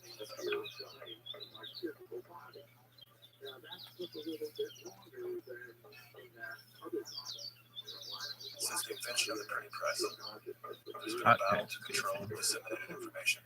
What not? In the early 1900s, oil tycoon John D. Rockefeller took control of every newspaper and news editor of his era. He became America's first billionaire, paving the way for the power-hungry ever since. Thus began the gold rush for the modern world's most precious resource, the narrative. Do you have any people being paid by the CIA who are contributing to a major circulation American journal? During a Senate committee investigation, it was revealed that the CIA had been conducting a covert operation to infiltrate and control U.S. media. They called it Operation Mockingbird. We do have people who submit pieces to American journals. Do you have any people paid by the CIA who are working for television networks? The same thing gets into the kind of details, Mr. Chairman, that I'd like to get into in executive session. Over 3,000 CIA contracted and trained operatives were placed in key positions within top media outlets. Posing as editors and journalists, these well-paid actors never dared to question the effect of their lives on the world beyond their cozy studio. How often does the CIA manipulate the media in this way? It goes beyond your wildest imagination. Setting up student organizations so they can draw radical students in, 5,000 university professors coopted to help the CIA manipulate people's minds. Journalists in the U.S. corrupted defunction routinely to help the CIA put out stories and lies to the world. As this 1952 CIA memo says, the aim is controlling an individual to the point where he will do our bidding against his will. It's a great brainwashing process to change the perception of reality of every American to such an extent no one is able to come to sensible conclusions in the interest of defending themselves, their families, their community, and their country. You think that continues today? Well, I would think probably for a reporter it would continue today, but because of all of the revelations, I think you've got to be much more careful about it. So how do we know that Operation Mockingbird still is in effect? Well, we don't. It was the Telecommunications Act of 1996 that opened the door for predatory corporations to monopolize the industries of print and broadcasting. This bill protects consumers against monopolies. It guarantees the diversity of voices. Today, a handful of corporate empires own and control the vast majority of everything you read, hear, and watch. From the biggest movie studios, television and radio networks, newspapers and magazines, to the vast universe of internet news and entertainment sites. Amazon has transformed its operations in response to COVID-19 to protect employees and keep packages flowing. The company is keeping its employees safe and healthy while still delivering those packages to the workforce. That the company is safe and healthy. The company is keeping its employees safe. The company is keeping its employees safe. Millions of Americans staying at home. Millions of Americans staying at home. That is how it works. It's like a house of mirrors, where you're seeing the same thing over and over and over again, except it's distorted. There's an industry that is paid to go after and target journalists, whistleblowers, and inundate our consciousness and the images we see to try to ruin, destroy, or smear the idea that they don't like or the person who's delivering it. You smear somebody with falsehoods and all the rest, and then you merchandise it, and then you write it, and they'll say, see, it's reported in the press, so they have that validation that the press reported the smear, and then it's called a repo smear. Now we're going to merchandise the press's report on the smear that we made. And it's terrible. Welcome back, everyone. News personalities are not the only high-paid actors to serve the propaganda machine. Most late-night talk shows are owned by the same corporate overlords and thus follow the same script, only laced with a laugh. Our next story tonight concerns conspiracy theory. Last week tonight with John Oliver featured a skit entitled Coronavirus Conspiracy Theories. Corporate claim that the moon landing was faked. First thing to note here is that Mr. Oliver opens with commentary about conspiracy theories that are completely unrelated to coronavirus. This is a standard tactic used by propagandists to set a tone so that anything that follows will be seen through the lens of absurdity. Pandemic, a simple documentary filled with a hodgepodge of conspiracy theories. Mr. Oliver then does his best to debunk Dr. Judy's claim that she was arrested but never charged with a crime. She was absolutely criminally charged. This was not an oversight, but a blatant lie. Prior to the taping of this episode, Mr. Oliver had the official arrest documents. They clearly proved that Dr. Judy was never charged with a crime. Mr. Oliver then attempts to debunk the idea that a beach, aka nature, holds any value in boosting our body's natural immune system. Instead of challenging the point with science, he kills it with a snare. Everything that you just said is insane. Television is not the truth. We deal in illusions, man. No, it is true. But you people sit there day after day, night after night, all ages, colors, creeds. We're all you know. You're beginning to believe the illusions we're spinning here. You're beginning to think that the tube is reality and that your own lives are unreal. This is mass madness, you maniacs. In God's name, you people are the real thing. We are the illusion. So turn off your television. establishing sets. Turn them off now. Turn them off right now. Turn them off and leave them off. Turn them off right in the middle of this sentence I'm speaking to you now. Turn them off. In 1979, the world decided that we needed the Vital Act because we needed to reform our patent system. And one of the modifications was we allowed recipients of federal funding to patent and retain economic interest in the research that the public paid for. You get a $5 million grant from the taxpayer, and then you get to charge the taxpayer a premium for the technology they paid to develop. Pfizer's going to get nearly $2 billion. Moderna receiving $438 billion in taxpayer money. And yet both companies have said they will not sell the vaccine at cost. They're going to make a profit on it. Should pharmaceutical companies profit off this vaccine research that taxpayers have helped fund? The Vital Act failed the American people because rather than standing on the shoulders of giants, we now kneel at the feet of greed.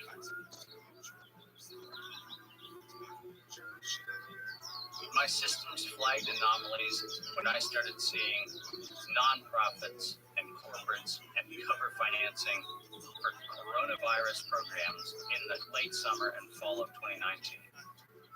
Our first red flag came out when we read the World at Risk scenario. Now, there is an organization called the Global Monitoring Preparedness Board.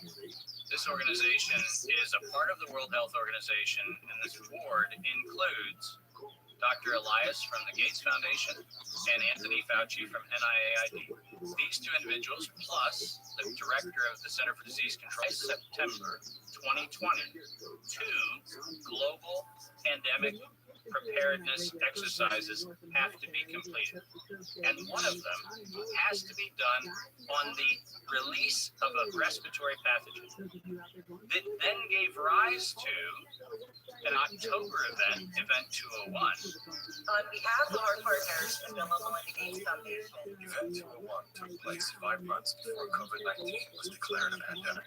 The participants of the event are some of the same people that are now deeply involved with the real pandemic and profiting from it as well. Event 201 was a scripted, multi-camera live event that was broadcast globally via the internet. An event of this complexity and magnitude would take months to write, prep, and produce, placing the conception date at least 1 year prior to the actual pandemic. There is no question that there will be a surprise outbreak. Anthony Fauci knew as early as January of 2017 that we would see an outbreak before the end of 2020. Even Bill Gates, a man with no medical training, knew it was coming. If we start now, we can be ready for the next epidemic. Every single thing that you have seen play out in front of your eyes, all of them laid out in their tabletop exercise with the coronavirus outbreak. Just happenstance. This is that wonderful universe of improbabilities where events just co-emerge and then nature conveniently backs itself into our architecture. That's the scenario we're supposed to accept. Brilliant. some countries have banned travel from the worst affected areas. The president has made a decision to suspend all travel to the United Kingdom and Ireland. Dis and misinformation circulating over the internet. Across the world, misinformation about the virus is being shared online. A significant demand for N95 masks and gloves are on the rise. The demand for N95 masks to prevent the deadly airborne virus has surged. We could eventually have 52 million treatment courses per year, but it will take many months to get there. We're still many months out from having something that we can really deploy to the public. And 65% of those polled are eager to take the vaccine, even if it's experimental. The new poll finds that 49% of Americans say they would get a COVID-19 vaccine should an effective one be discovered. I'm curious, who wrote the Event 201 script? The visionaries of the event knew at least 1 year in advance what was needed. Why didn't they take care of those things? Considering that Bill Gates has donated half of his fortune to make the world safer, why didn't he help to better prepare our hospitals and frontline workers? Why didn't any of the event's wealthy sponsors do something?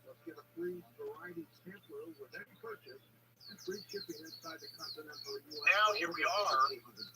We did simulate this. We did practice. On behalf of our partners, the Bill and Melinda Gates Foundation. So both the health policies and economic policies, we find ourselves in uncharted territory.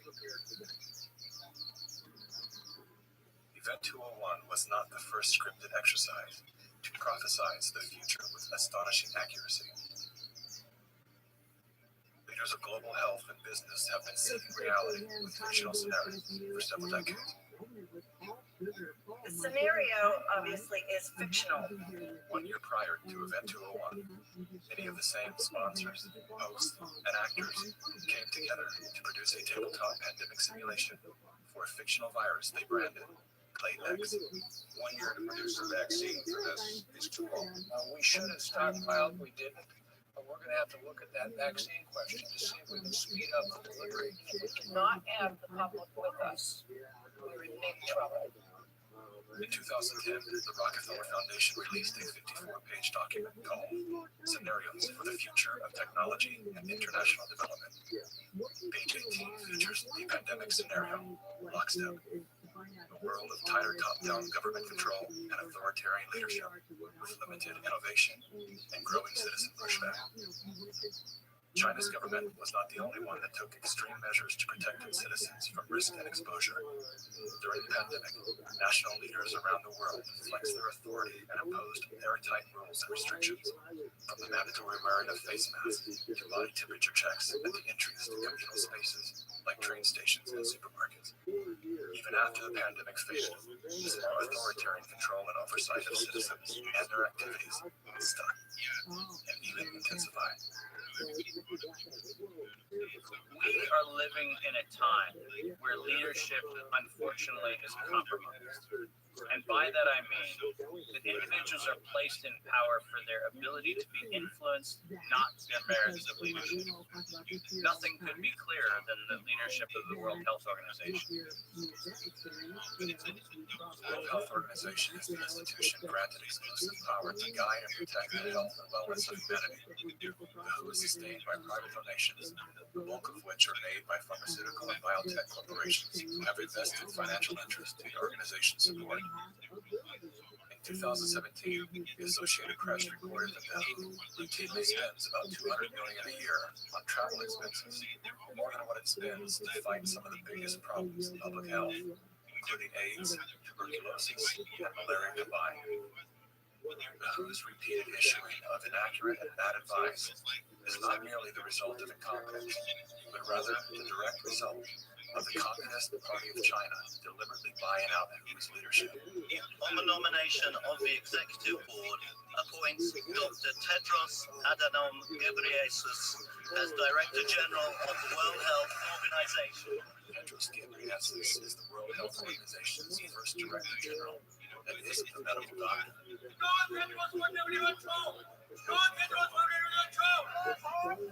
The appointment to the organization's highest position is controversial, given that in his previous role as Ethiopia's health minister, Tedros was accused of covering up 3 major health epidemics. Tedros is no stranger to controversy. As a former Minister of Health in Ethiopia, he has been accused of an alleged cover-up of 3 possible cholera epidemics. Prior to his appointment, Tedros was a high-ranking member of the Tigray People's Liberation Front, a brutal and corrupt political group responsible for crimes against humanity, including bombings, kidnappings, tortures, and killings. How does a man with such a controversial past score the top position at the world's most influential health organization? I have known Wilhelm Melinda for many years now. While serving as Ethiopia's health minister, What up, Tim? How you living, baby? The health minister of Ethiopia is one of the 8 most public servants ever. Yo, dog. Look at these moves. You always tell everybody, oh my God,